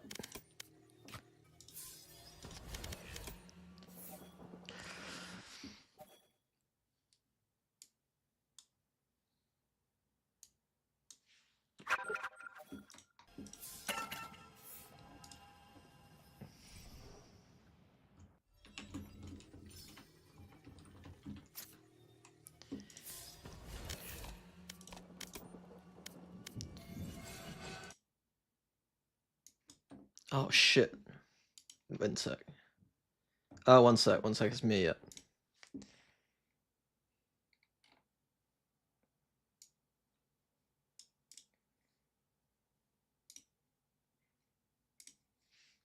Sorry, there we go. Hello? Hello, hello. Yeah, sorry, if you've been talking, I wasn't. Yeah, no, I've been talking the whole time. It's fine. It is fine. Right, I got Deadlock. It's not an option. Deadlock Teo guide coming out soon. Have you seen this? Seen what? 40-second cooldown on the Deadlock net. On the what? Deadlock net. On the net? That net gets a 40-second cooldown, mate. Why have they done that? Because they want us to make money. Me and you can make some Patreon shit now. Deadlock Teo every map in ranked. So you can have Deadlock Teo and you can successfully do 3 combos a game. That is... Seems like yes. we've got visitors. I'll run point on our little welcoming committee. Unless any of you feel up to the challenge. People are saying that ISO got buffed as well, but I just don't think... it's the vulnerable. You mean the vulnerable thing? Do you know what it is? There's only one vulnerable now. Yeah, but that's not a buff. It suppresses is the only thing. Who gives a shit? I mean, for attack side, it means 30 that when seconds you left. The exec. You're all more important than words on a brief. In my head, it goes like Look this, out for right? each other. Defaulting now is a pain in the ass, and like Haven doesn't work anymore Destabilizing. in the way that we played Haven. But like in ranked or something, if you're sat on site, Sure, but if you're sat on site now and you just suppress the whole team execing you, it's like kind of pretty sick. is it? But though? I agree. Like It's one. This is not a buff. Okay, imagine you're playing ISO in ranked, and you're playing short right now, and they just go A main exec, and you hear the drone going. You can just stop the drone and the whole exec. Yeah, I agree. I agree. In pro play, it's not a buff, especially on maps like Haven. On some maps, it could be a buff, though. I think if I really thought about it, but I don't know. I'm not smart enough to do that math. Stopping fire. The wall's bigger. That helps. It's weird that they're changing it so much.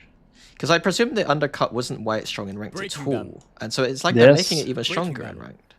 Yeah. No, it's good They're for making it ranked. stronger in ranked. so Stronger in we can ranked, go but for- worse for pro play.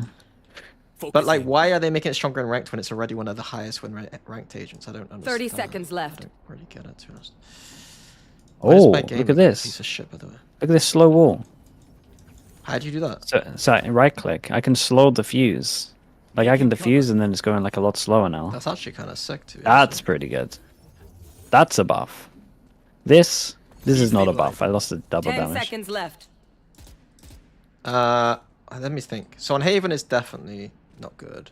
What other maps did people play on right now?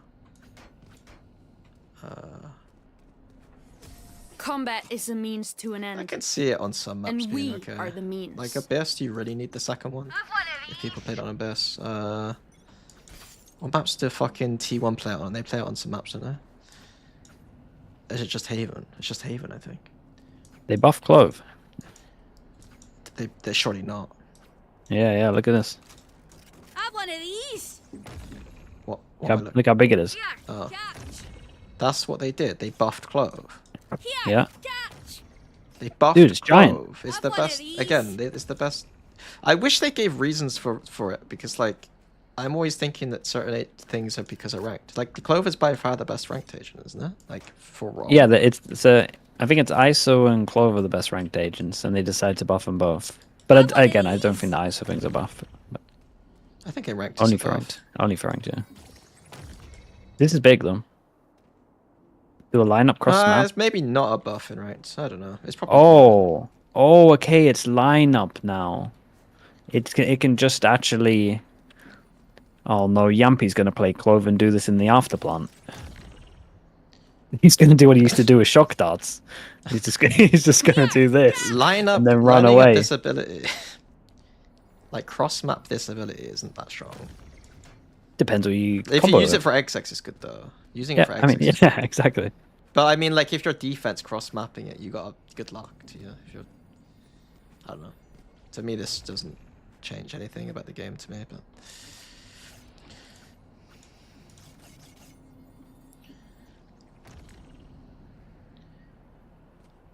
I mean, that's okay. Let's check out the new agent. Someone's asking me, does ISO suppress allies? I'm gonna guess no. A big fat no. No The net's 30 smaller seconds though. left. It's a little bit No smaller. escape. It's The net's quite smaller? big, though. Frodo again? Throwing net. Mate, is it smaller? Yeah, No escape. definitely. It's giant. It's it's big, but it's smaller. No escape. I'm sure. Is it? I'm not Someone sure told it me is. it was smaller. Throwing It looks a tiny bit smaller. Do it again. It's not. It's the same. Apparently, it's the Throwing same. net. Someone told me in my chat, who is usually a reliable source, that it was smaller.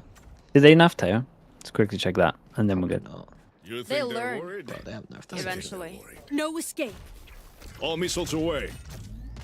What are we checking for? Damage? How much did GT? You want to go on the other side? Yeah, one sec. I'll do it. Fucking, I'm trying to leave. Hatch it to- HP on. It's 80. I don't know how much Teo does, to be honest with you. Okay, looks the same. God, I'm such a noob, I've forgotten how to do it all. Var This one, there we go. försiktig. The battlefield changes with every play. Okay, so the net on this map is going to be hilarious. Every single round, you're just going to have people stood with net out. No escape. I still think some people play Vice, though.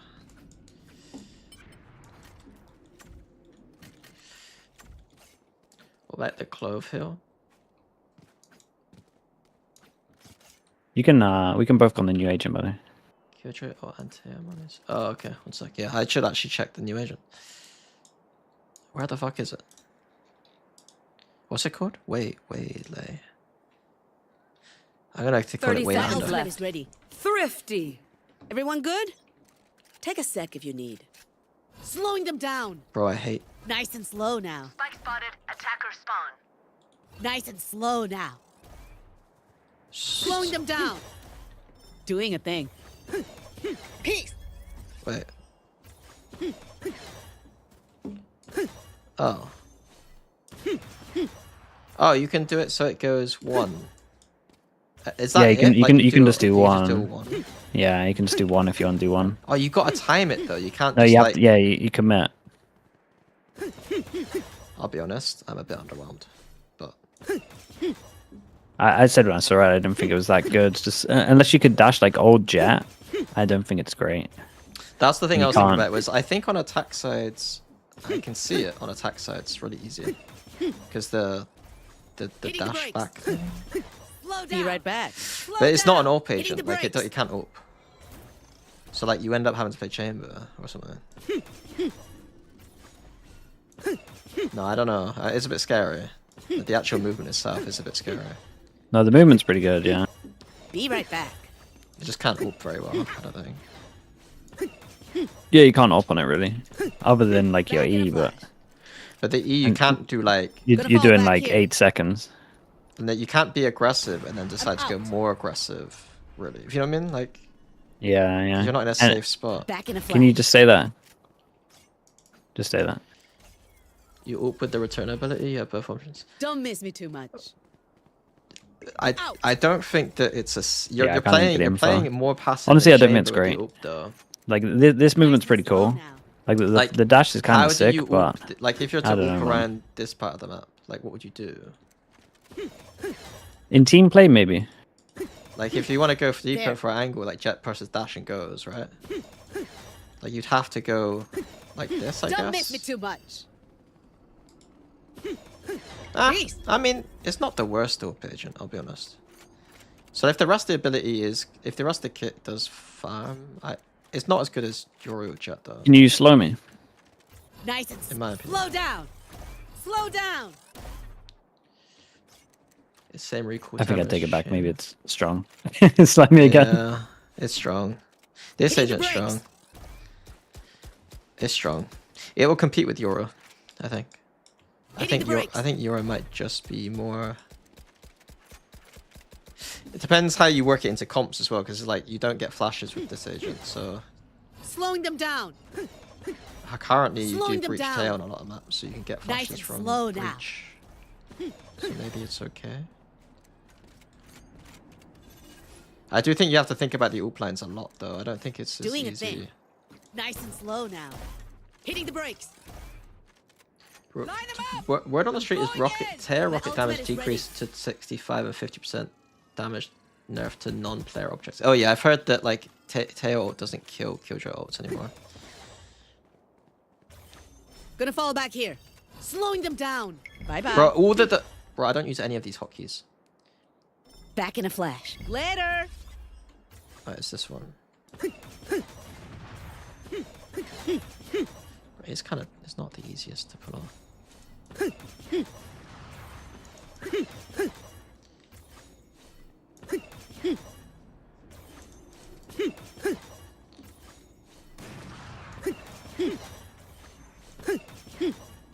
It's kind of fun. Someone should make content creator. Like if I was an actual content creator, you do like Olympics with this agent. Don't miss me too much. Try dashing. Gonna fall back here. Later. You can get out mid dash for the way. What do you mean get out? As in go back Like to E? if you're already fucked, Gonna fall back here. Bye bye. you can go mid dash like back. Yeah, yeah. Be right back. I think this is strong. Can you just say that?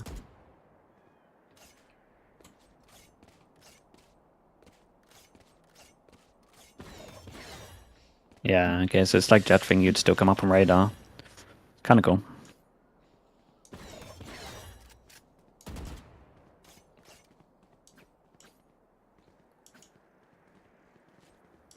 Yeah, honestly, I didn't realize the slow would be this good. The slow is actually really good. What? It's like timing Wendler, wise. what And can't be with broken, Teo though? stuff as You well. can still break It's kind of turrets fast and as shit. well. Slow down. Hitting the brakes. I mean, it's better than breach, isn't it? Is it better than? Slowing them down. I mean, Or you is it don't. If you have slow? your gun out, it depends if you panic. If you don't panic, then you're good. I'm not hitting that, to be honest with you. Slowing them down. This is a one It's still shot. 100% accurate, right? It's Still just- 100% accurate. You get your first bullet still. Oh, okay. Okay. Well, I'm not hitting. Hitting the It's brakes. not enough to scream. If I'm doing that to scream, it doesn't matter.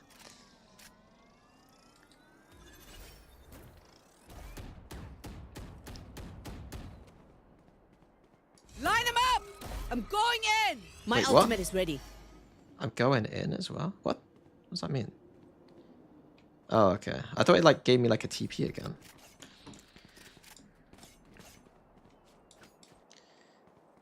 Can OT?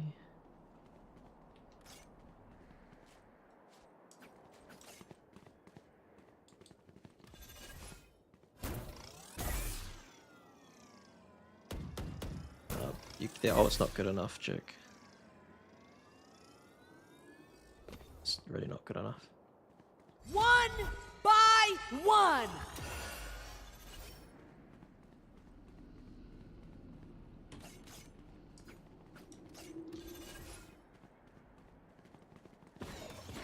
Okay, you have to rely so much on other people Nice and slow now. to like give you stuff. Yeah.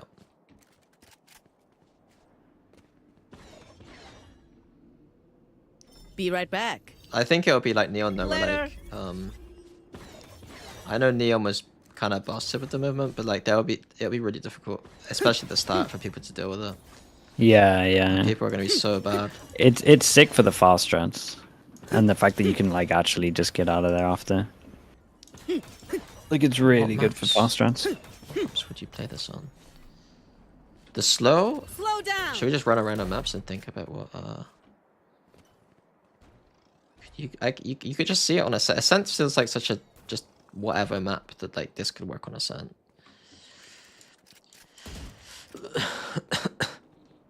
Hitting the brakes. I don't know what you're playing it over. It's such a, I mean, it's a skill agent. I mean, right now I've just been playing Euro, but Doing a thing. Yeah, I'm not sure I would replace a Euro. Well, in terms of your comp is, yes.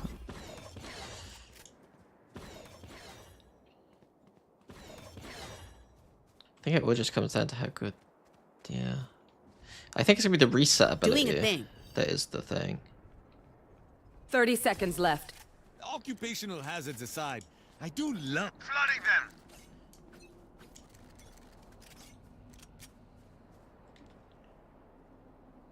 Did they change Icebox? We can check Icebox in a sec.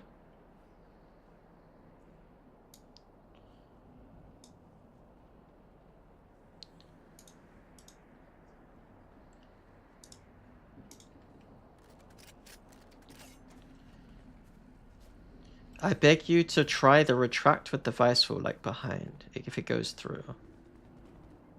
What? So can you put vice wheel down? My chat is going wild. They're all asking me to do some specific 30 interaction. seconons left.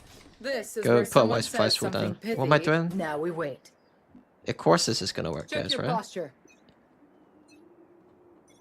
You Back want me in a to flash. do this and then go through it? Wall I don't set. understand. Wait, no, it doesn't. Wait. Wait, it does? Wait, I'm so... Oh, wait, it does, it does. Of course it does. What else do you want me to do? Like, what the fuck? Like, I'm not gonna lie, Sticky. I think my chat is really dumb. That's not my fault, man. Bro, my chat is dumb. Why are they asking me if when I use this ability, if it's not gonna make the wall go up?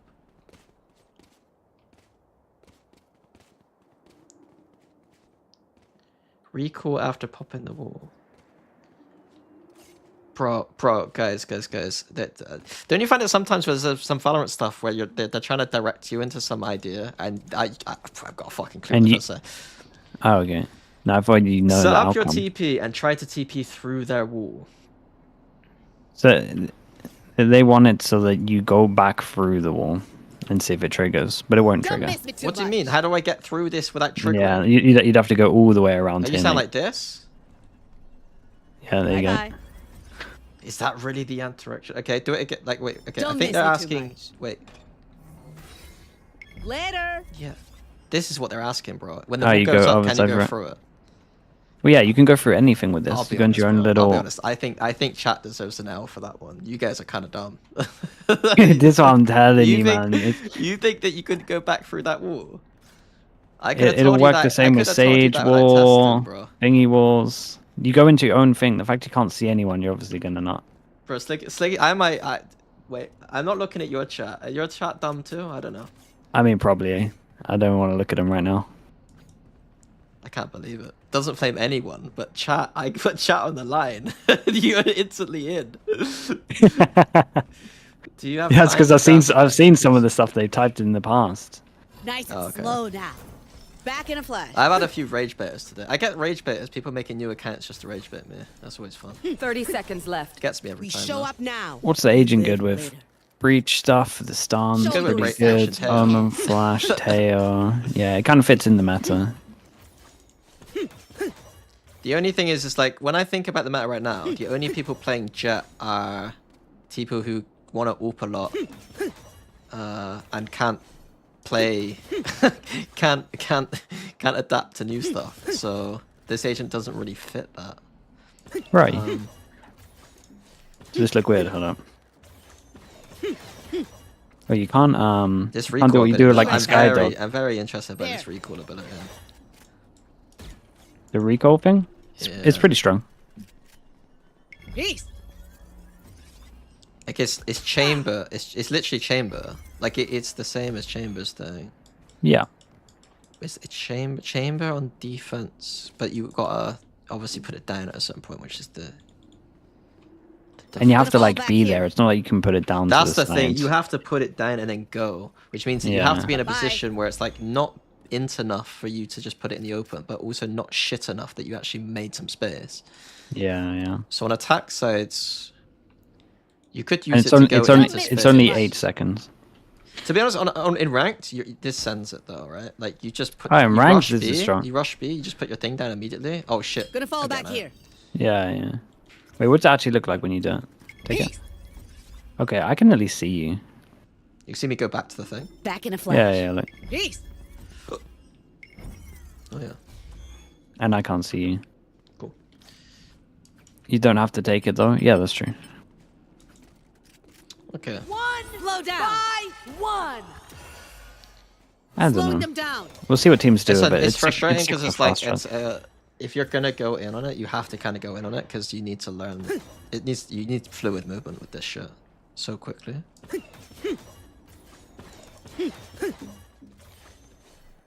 Dude, with the Omen flash, it is nice though. Are there any players in the world that don't like AWPing but like Entra? That don't like AWPing?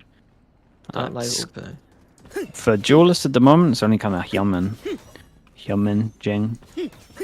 Second.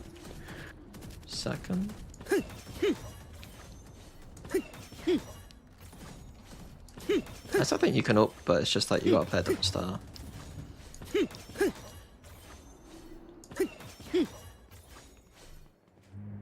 It's like Raze AWPing almost sometimes. The AWPing, yeah, it's like raise your... Like, it's kind of fast, but it's like raise more, the AWPing. Bro, this shit is so fun to run around the map with. I could just do this with Dash and stuff, yeah. I'm not very good with it though, I'll be honest. I'll be honest, hot take, I don't think it's great. I just don't think it's... The only issue is that, like, part of me thinks that,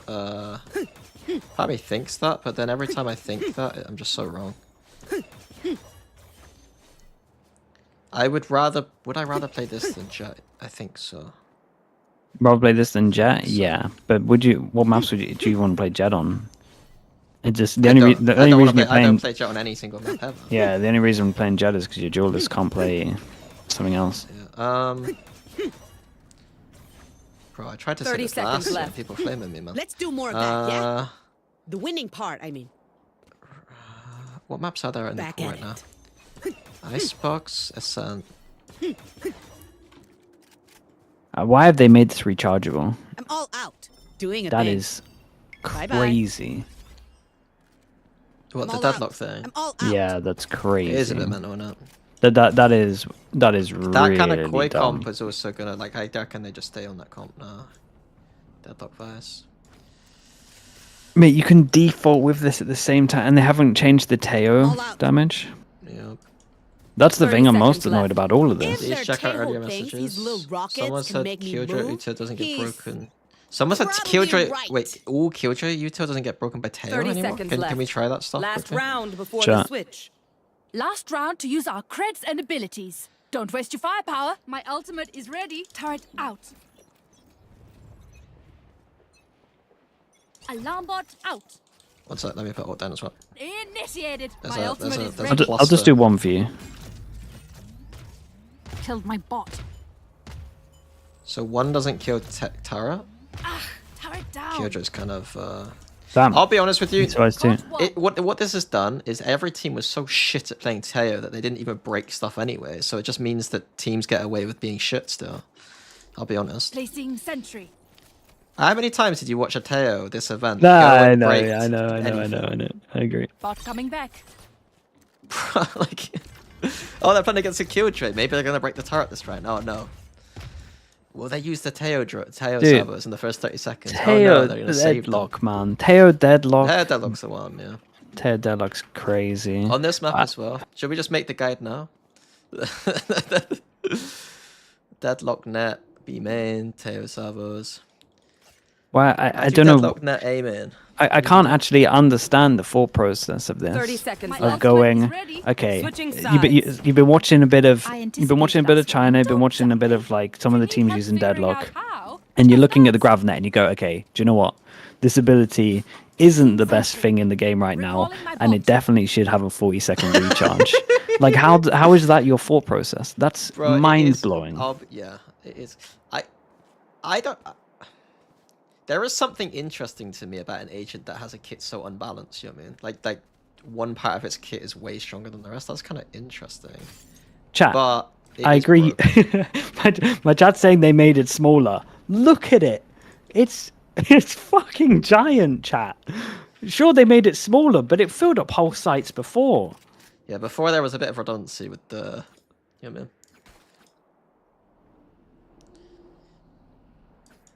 If a fisherman had that net, you'd call it cheating.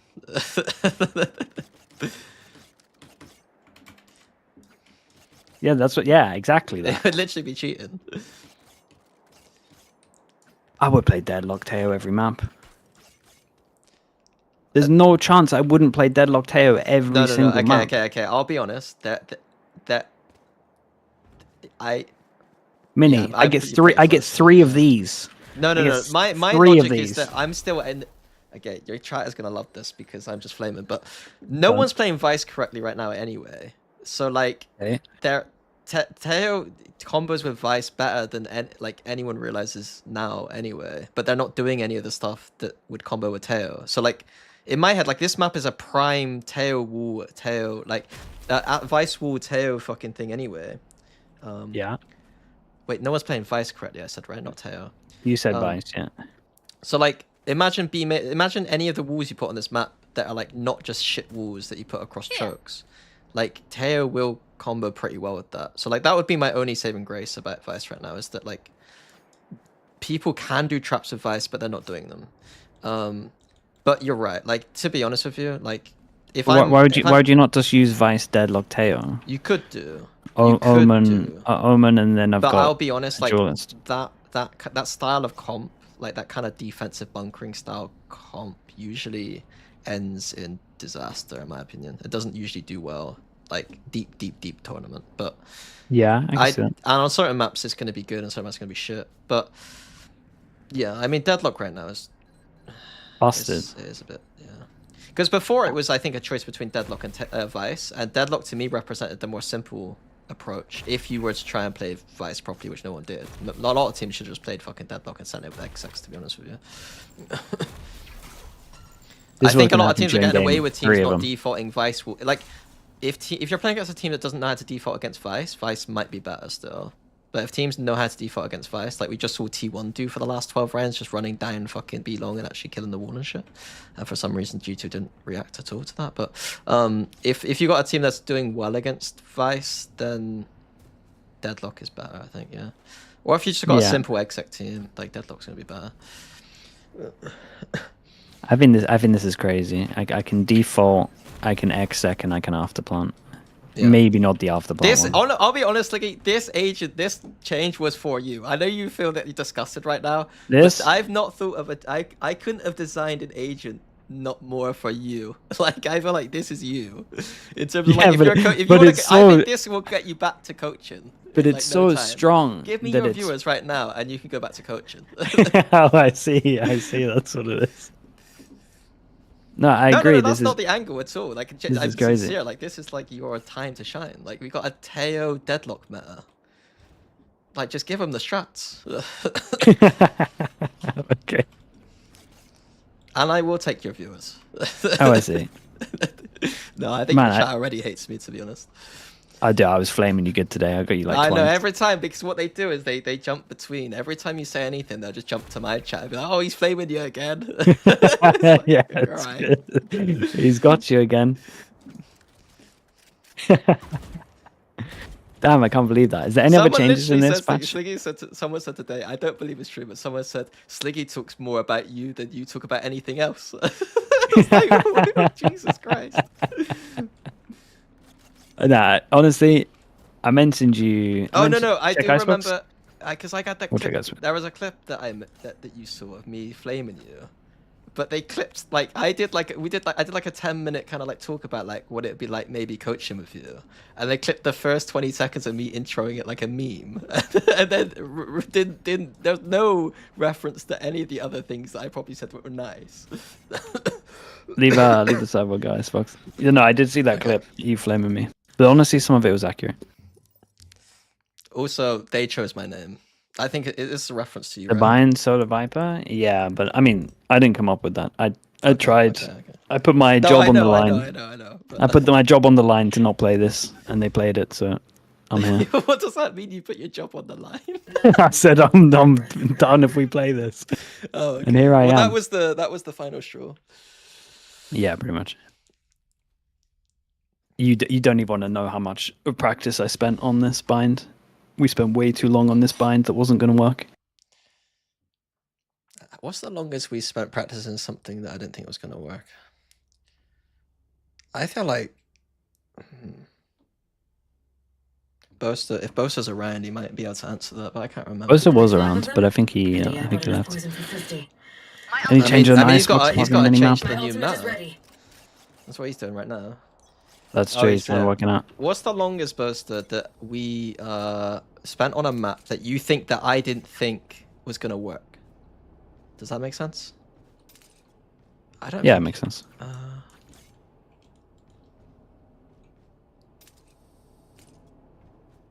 can't remember. Icebox last year was rough for me.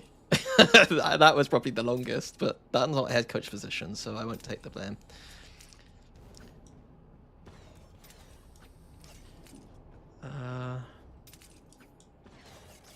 This map ain't changed, I don't think. I don't think it's changed. What the hell? Right, what's your comp for this map?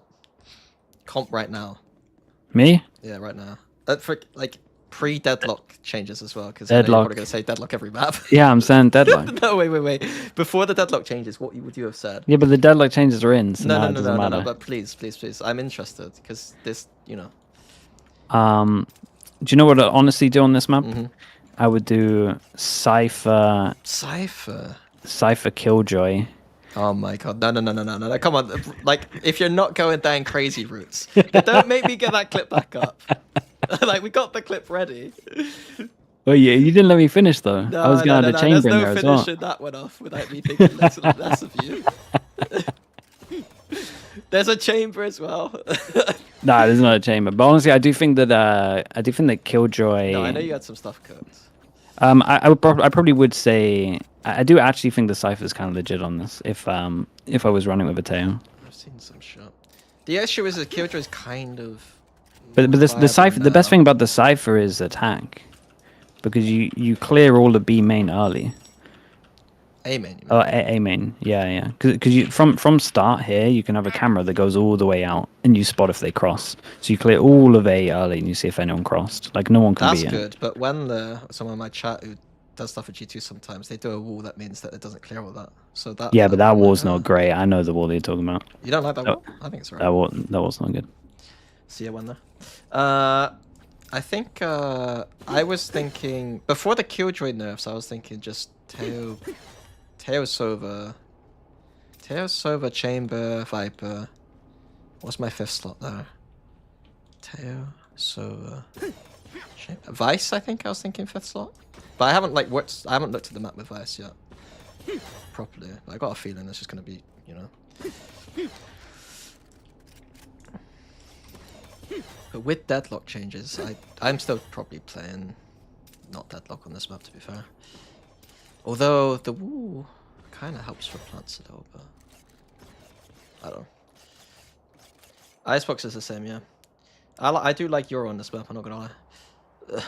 You're on this map? Yeah, Euro's sick on this map. But I think you gotta play it with Chamber.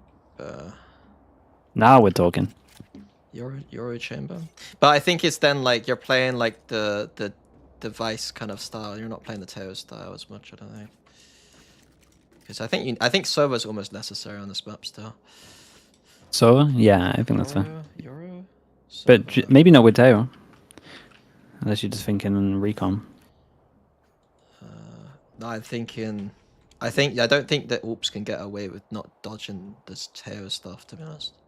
I think it's too hard for Drone to clear stuff.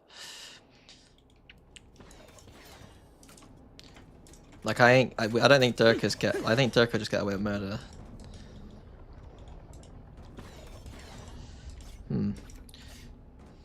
Is Fade here good or no? No. Fade's okay on this map. The retake stuff people had over towards A was okay, but okay, Sova. That's no. Sova is way like better, the thing is about like when I answer questions like that, it's like in isolation, Fade is probably okay, but it's like Sova's so much better that to me like Fade's shit just because of how good Sova is, you know. Yeah, I see. You just do a straight comparison, yeah. Yeah. Oh, you gotta use it with Harbor. Okay, when their defense is full by saying that it's a Harbor thing. Okay, that's fine. Don't worry. I can't believe they didn't change Harbor. But honestly, that probably would have been changed. The implication is that they don't know how to change it yet. So no, that actually is pretty valid. Don't you think that this idea of literally, like, this is simple enough to make it better for this, like a short term? It's just the walls become light pen. Everything it throws becomes light pen, so that it doesn't do as much damage. It doesn't slow your teammates either, and the cove when it's shot doesn't disappear. 30 seconds left. Like those are changes that I think when I was watching Andrew's stream once, like a bunch of people were talking about, and that to me all seems logical. Throwing net. Ah, the deadlock's gonna be so sick, man. I can't believe we're gonna see the highest pick rate is a deadlock. What's that? I can't believe we're gonna see the highest pick rate in BCT be a deadlock. It's gonna be wonderful. What maps right now are there in the pool? Everything same as before Abyss out. Dude, every map was already pretty good with deadlock, I'm telling you. I think I'm an Icebox hater, but all the rest I think I'm on board. Really? GrabNet? Just because you need info. But you can do passive walls. You just thinking this map is like high exec. Yeah. Not in the same way. You're like scaling and.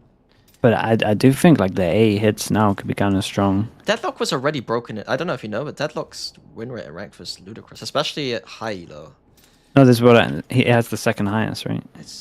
I don't know in general. I just know in high elo it farms because people know how, like high elo people know how to play against the other shit. I feel like. No escape. It's also just net and going in ranked is just good, like fast exit. Yeah, Fracture, like someone was telling me about like if you wall on Fracture on B on that attack, like you can just stop them flooding it because the wall just blocks everything. I was like, that's kind of sick. I don't know what you do on a default with a net though. I'll choke their sight. On some of the maps. Yeah, some of the maps, but you would have multiple ones. Maybe Haven's not great, but the thing is, it's good for like the thing that is like it's gonna be good for like defaulting and like C hits, but like actually on defense it's not. Well, actually, yeah, the C hits do slap when people. The C hits would be incredible. Dude, the drone duration is still the same. So all they did was change the damage so it doesn't kill. What do you think people's interpretation of like T1 winning with double duelists is though? Because like, does that mean that we're gonna? But the ISO nerf changes everything.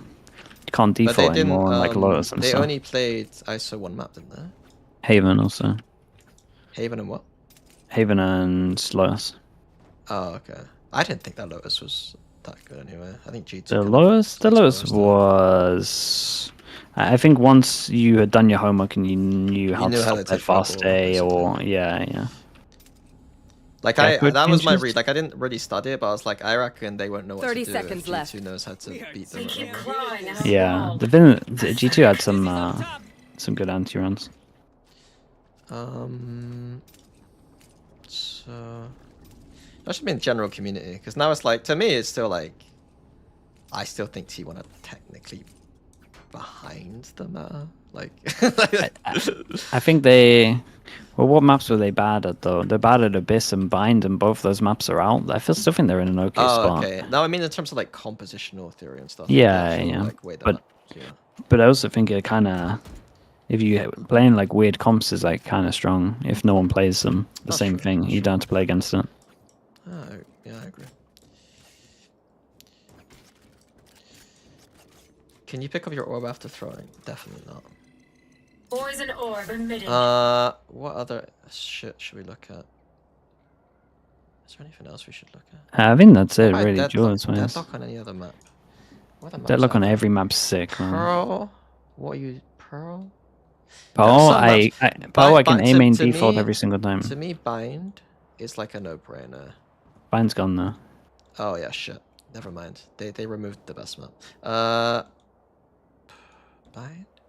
That's the only reason why they were fine doing it. Yeah. That would have been so rough, man. What other maps are there? Ascent to me is strong. Split's the best map at the moment. You think Split's the best map? For Deadlock, yeah. I could see some Split. Imagine just netting vents and hearing that noise. Teo's just fucking licking his lips. Dude, Teos are gonna get like 2,000 to 1,000 damage in games just purely from Deadlock util alone. How did we come from Fade being played 24/7, 22 VCT Icebox to playing solo so much better? Bro, that's not... teams who played Fade in 2022 were trolling on Icebox. It wasn't 24/7 either, was it, sir? Say that again? Someone seems to think that Fade on Icebox 2022 was like the most picked thing or something. I thought 2022. when Fade got that was when released, Fade was strong. I think people played it, but I think that it wasn't the most popular. Yeah, I still think Sova was always had the highest pick rate. There's only like 7 teams that those played are those Fade are on this one. moments where you go back and you check who's frauds, because that shouldn't have been a thing. I think some of the stuff people did on this map was okay. Like the Liquid 2023 there we go. Icebox. No, 20, they no, had I wasn't there. I wasn't there. They had some flood ideas, yeah. Yeah, there's some good But it flood was stuff Raze on it. Fade specifically. Yeah. It was a very specific strategy. But I remember Navi ran it, and then I'll call out Angel and Dubras for Fade on this map when they ran it. Wasn't good. 30 seconds left. Everyone good? Take a Hmm. sec if you need. Show yourself you can. Is this map pool going to be fun? There's map pool? Yeah, to play at least. Icebox, Fracture, Pearl, Split. I do miss Bind already. Bind was in good spot because everyone was playing different stuff. The ISO suppress, yeah, let's look how long the ISO suppress lasts for. We didn't actually like. Can you ISO suppress me? Oh, yeah, on site. Oh, I see. Yeah, that works. 30 seconds left. Don't stress if I die. It was great knowing you all. Out. Also, delete my hard drive.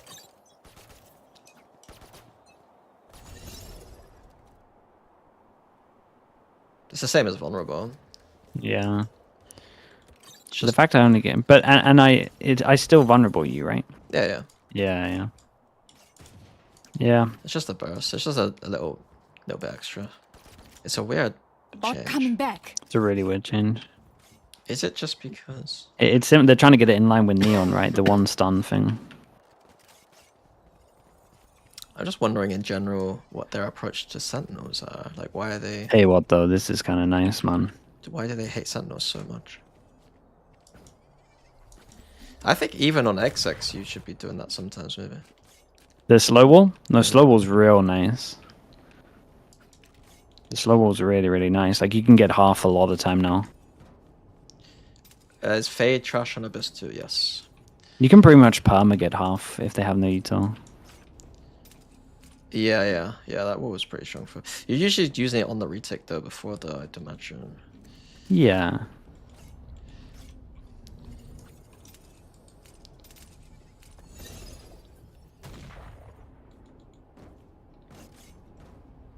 Okay, okay. Anything else? You get an auto shield in the ISO ult. It's you and me. I got no. It always used to be like that. That everyone gets full. Wait, what? You got vulnerability on. Shield, everyone gets full. Oh, I thought you meant like you get an actual fucking 30 seconds left. You can trust my bots. shield back in. You know what I mean? Like you get time, like if you didn't use your honestly, shield, she it just won't miss that automatically comes finger. on and the fucking ult. Don't overthink it. I was getting worried for a second. Wait, where are you? These guys are saying that I actually get It's you and me. Oh, okay. What do you get? I have a shield or not? No. No, okay. Yeah, chat, you guys are wrong. But I get a timer, but that's the same as it anyway. I would get it. Oh, I see. So if you didn't get it, so you could get it if you win. You could get it if you win. Yeah. If I win, then I get the shield. Oh, but who the fuck ults for that shield? Without shield. Well, they're trying to make it so that more people do it, maybe. I mean, if I see you guys doing that, you guys getting flamed.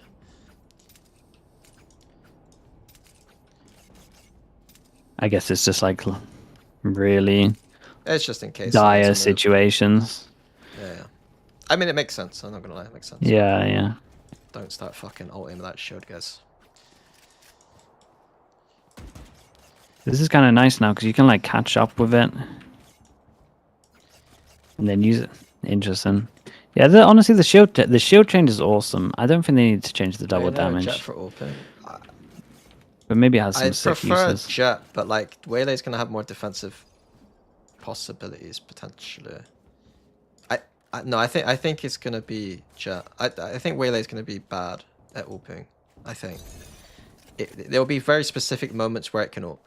Like on this map, you could like go back and put your you could be The oping, deadlock util's but like, you cheap don't now need as well. it on I this think it's map. always You can just cheap, right? op here and take a shot, and that's cool. You can full ban deadlock 800. What's that? 800. The My pistol. economy game's so weak when it comes to all that shit. I don't know what's good or bad. Like 800 sounds reasonable. I don't. Sounds expensive actually, isn't it? I guess Sova's kind of no. Sova's about the same.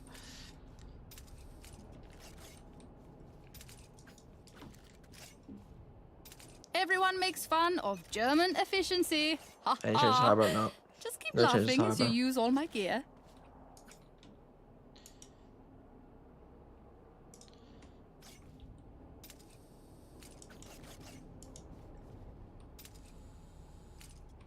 Sage is expensive? Or is it 500 plus 150 plus 150 or something?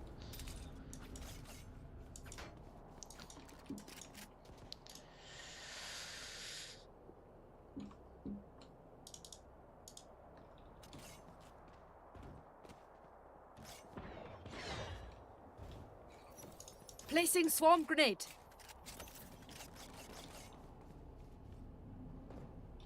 $30 seconds left. You all feeling good? We got this. Gonna fall back here. I'm trying to think for use cases that make sense for defense. It's like you want to re-clear. I think I'm done unless there's anything else we want to try. Yeah, it should be fine. It just means we could do some deadlock stuff for Patreon, maybe. We should farm the deadlock stuff on Patreon. That's the deadlock Teo thing is the most busted thing in the game right now. Mm-hmm. We should just do it on every map, just like Just from do, like, barrier duo stuff? on stuff. Yeah, just duo stuff. Damn for. I mean, Es- I got nothing to do especially for on Ascent. 3 weeks, so. Yeah, I'm away for like Back a in a week, flash. but other than that, we can do stuff early. Okay, I'm gonna go. Are you gonna stay on? Do you want me to raid you? No, I'm gonna go. Although I do have one thing to fucking do. I got a YouTube channel. I've not put anything on it, but I need 1,000 subs. My goal was 500. Mate, let me raid you and then you just link it in your chat. Okay. Do that.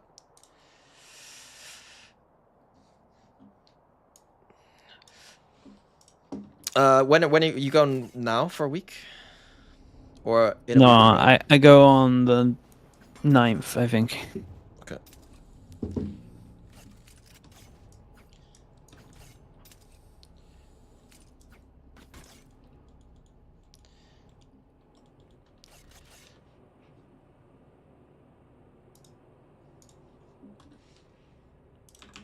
Thank you very much, Twitchy Witchy.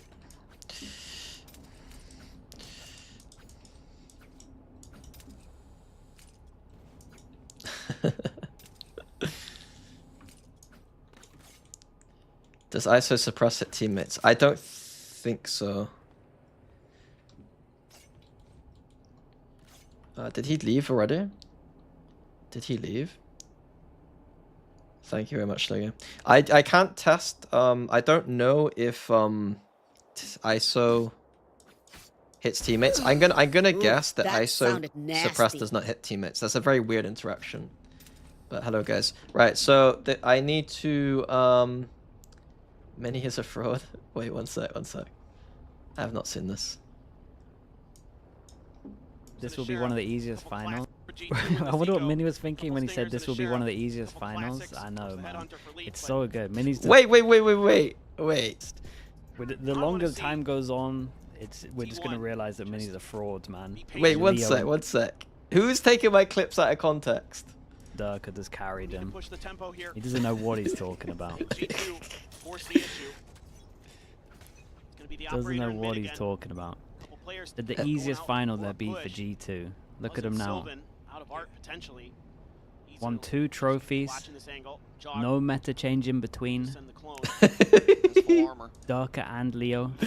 2 of the best to ever play the game. No meta change in between. That's true, actually. No meta change.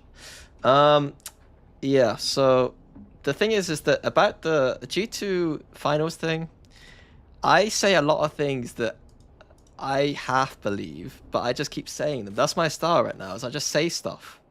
And apparently all it catches wind with Sliggy. And then he just reacts to it. I should just keep saying stuff. It should have been a relatively clean finals for G2 though, I'll be honest with you. The brand mentality? Is that what Brent does? Is that what... Content brain. Yeah, I'm getting there, guys. Right, anyway, subscribe to my YouTube channel. I need people there. I need people on my YouTube channel. Keep flaming me all you want, but I need people on my YouTube channel. So I said at 250 subs that I will post a VOD review of M3C versus Fnatic, that split game where we went like a 50 rounds or something. I'll do something if we hit the 1K. I don't know what I'll do. If you got any suggestions, have you got any suggestions? Yeah, what should I do? Some of you will say ludicrous things that I won't agree with, but oil up. Is the meme about oiling up you literally get naked and put oil on yourself? Is that what that means when you say oil up? Because I don't think I'll oil up for 1,000 subs on YouTube. It's gonna have to be a lot more than 1,000 subs on YouTube, but it's not out of the realm of possibility. Any serious suggestions? EDG anti-eco video. I did want to do a YouTube video called "The Worst Anti-Eco Team in the World?" and then Kang's in the thumbnail. That'd be quite good. What did I have an idea? I had an idea about economy theory, but like these are all just nerdy things. Like, what would you want? Like, isn't there something fun that I could flame some people about? Like, Ascend. So on my YouTube, I think there's gonna be a few series of things, right? One series is gonna be like classic VOD reviews, so we look back in time at like old VODs, and I flame how badly we were all out of Valorant, and also have some fun looking at old VODs. Boaster, I don't have good ideas, so that's why I'm asking chat. And I know they're gonna say funny shit like oil up. The other series I had was there's like little like I would call them lectures, but they're not gonna be lectures. They'll be like presentations about certain aspects of the game. So like economy theory is something that I want to look back on the history of a little bit. And then maybe like more relevant stuff like from recent tournaments. Like EDG's anti-ecos being dreadful is kind of fun. That was something as well, like ranked VOD stuff. Like I look at like, because Bosa does a good series where he looks at like pro players playing ranked, and like steal stuff from them and shows you how to play better. But I like the idea of doing that, but with also like content creators, where like imagine me just flaming Sliggy for an hour. That'd be kind of fun. Because there have been some kind of fairly popular content creators that wanted coaching that I was supposed to do stuff with, but it just never materialized. But I think that could be quite fun. I mean, with the classic VOD review series, I can ask people, like, if I was doing Fnatic games or old games, then I can ask, like, Boaster or whoever if they wanted to come watch for 40 minutes or whatever. But players are busy people, so... Okay, so no one's got anything specific, I don't think. I don't know if ISO can suppress teammates, but I'm gonna go out on a whim and say that he can't. I think it'll be very... I think Riot are smart enough to not have that in the game. There's no icebox changes, no. Right, what do we go from? I went from 3-3-5 to 4-5-3, guys. That's a good attempt, guys. It's a good attempt, but it's not what I'm after. I'm after 500, guys, right now. And I'm going to sit here jumping on ropes for another 50 subscribers. I need 50 more. I'll give you 50 more, and then I'll let you go. You're trapped here right now, otherwise. If you unsub, I will... Subscribe to my channel, guys. Come on. Come on. There's going to be beautiful content coming soon. I'm begging you, guys. I'm begging you. I'm joking. I'm joking. What did you guys think of the final, by the way? It was a good final. It was a good final, wasn't it? Just do a general guide how to approach each map. Yeah, I could look at stuff like that.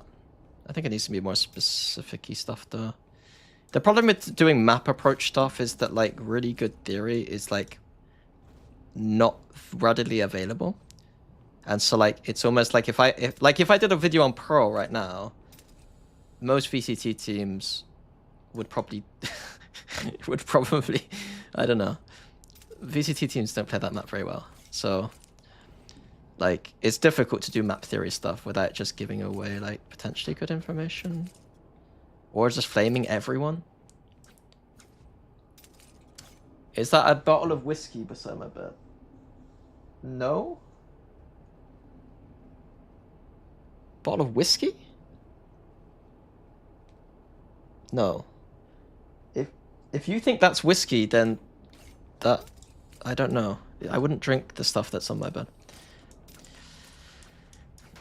I sent your YouTube link to my girlfriend to subscribe and she broke up with me. Thanks.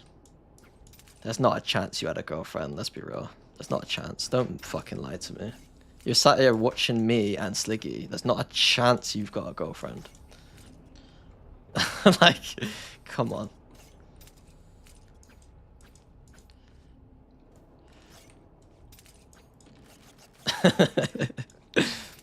We need rats. We need the rats in this stream. I like the rats. What am I doing, by the way? I need to go. Honestly, I need to. Let me see.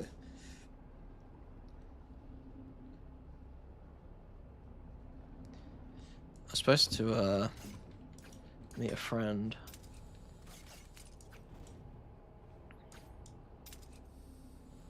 Let chat decorate the walls for 1k. I would lose a lot of money if I did that. I'd lose a lot of money. Yeah, why have I got a golden boy instead of the rats? I think Deluxe sorts my stuff out.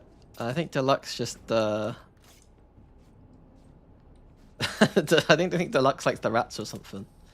Did you guys see today that Kadriel was streaming a League of Legends tournament in Nottingham, and it had more views than like Bangkok finals on Twitch? It wasn't a great look, but I mean, he had 150k. I'm sure we had more already, but this agent, Don't miss man. it too much. Bye It must feel bad, guys. You can't even do this right now. How long is it before you can do this? Because I can do this right now. Like, I'm such a cultural phenom in the Valorant community that I'm allowed to do this, and you're not allowed to do it. Like, they think nothing of you. You didn't get an email saying that you're allowed to test this agent. Like...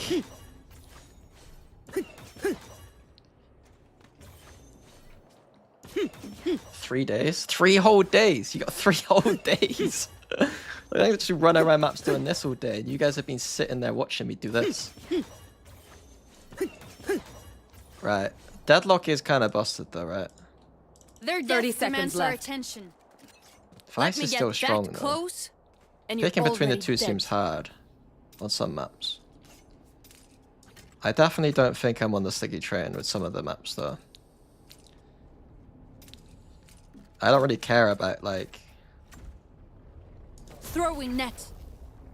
what can we actually clear? Throwing Ah! net. No escape. I mean, this ain't bad. No escape. Is it bad? It is bad. Throwing net. Throwing net. No escape. Ah! I'm trying to see if I can get it.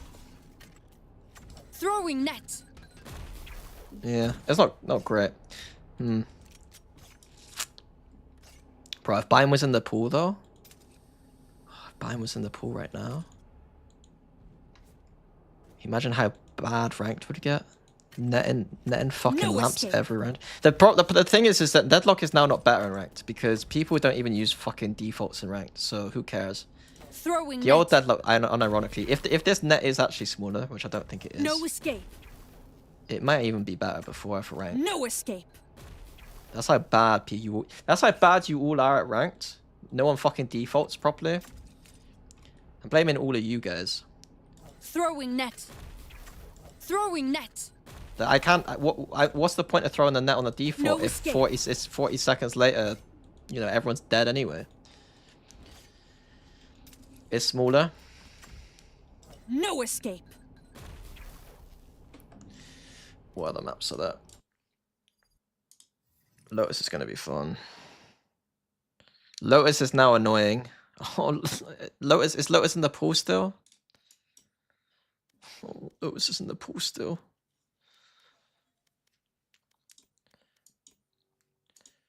Thank you for your support. What am I trying to do?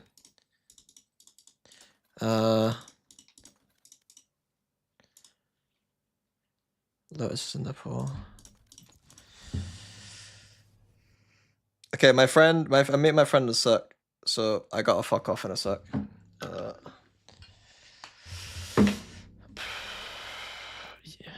You have friends, Minute. Yeah, yeah, Death yeah, is yeah. not an option.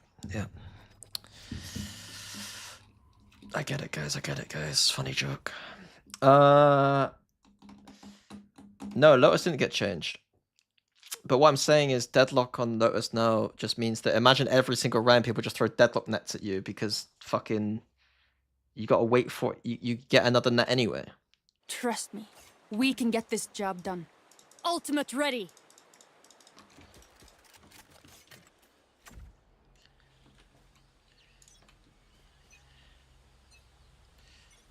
Throwing net. It's small. It's a lot smaller though. It is a lot smaller. Throwing net. It is a lot smaller. No escape. Throwing net. No escape. It is a lot smaller. Throwing net. It was so ludicrous before. I think it would Throwing like net. cover the whole Over there. space. I don't Over even there. know. Still not bad. Pull them to their grave. Ultimate ready. No escape. No escape. Throwing net. No escape. Still not Throwing bad. net. Not bad. Better than Vice? Not sure. You could do both for some maps. Haven, I wouldn't play Deadlock, I don't think. What other maps are there? How do I change maps? I'll go out every time. Also change the deadlock. 40-second reset on the net. It's a smaller net though. Fracture's gonna be Fracture's gonna be popping. So you think Split is great? I don't think Split's as good as what he thinks. Pearl, I don't think it's as great as he thinks. Fracture's popping. I think Fracture's popping.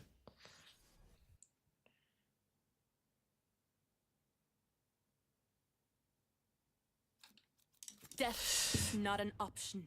Oh, I gotta go, guys. I gotta go. Alright, I appreciate everyone. Comment, chat.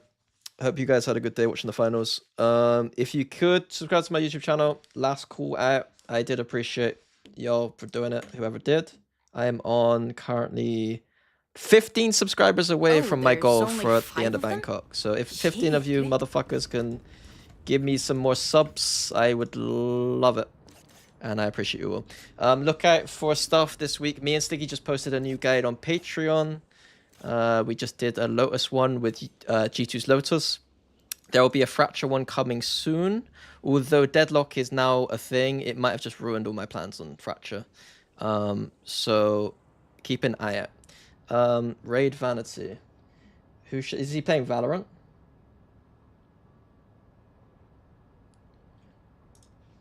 Is he playing Valorant or not? Because if I don't, then I'm gonna raid Batu. We'll raid Batu. Batu's the player. What team does he play for again? Plays for Apex, right? You gotta get better at plugging. Bro, that's the best plug I've ever done. Bro, if you guys are playing Valorant in a team environment and you've got $10 in your bank account, then the Patreon is the best thing you can buy. It is ludicrous the amount of effort we put into it for that price. Genuinely. Like, I've been telling Sticky that, look, bro, I don't have a job and we're selling this for $10 a month between 5 people. 6 if you got a coach. Like this, we need to pump these numbers up. It's rookie numbers that we're talking here. We should be charging $30 at a minimum. It's ludicrous. Right. I'm Raiden. I'll see you guys in a bit. The Patreon name is Coach. Well, you can see the Patreon everywhere, surely. Coach Potatoes. Here. There. Anyway, right, I'm raiding someone. Have fun. 30 seconds Good left. luck with your lives. Coach Potatoes. Fuck you all. I'll see you guys in a bit. Have a good day. I'll be streaming a bit this week. I'll try and get Sliggy on for some ranks or something, but I can't promise you anything. 10 seconds left.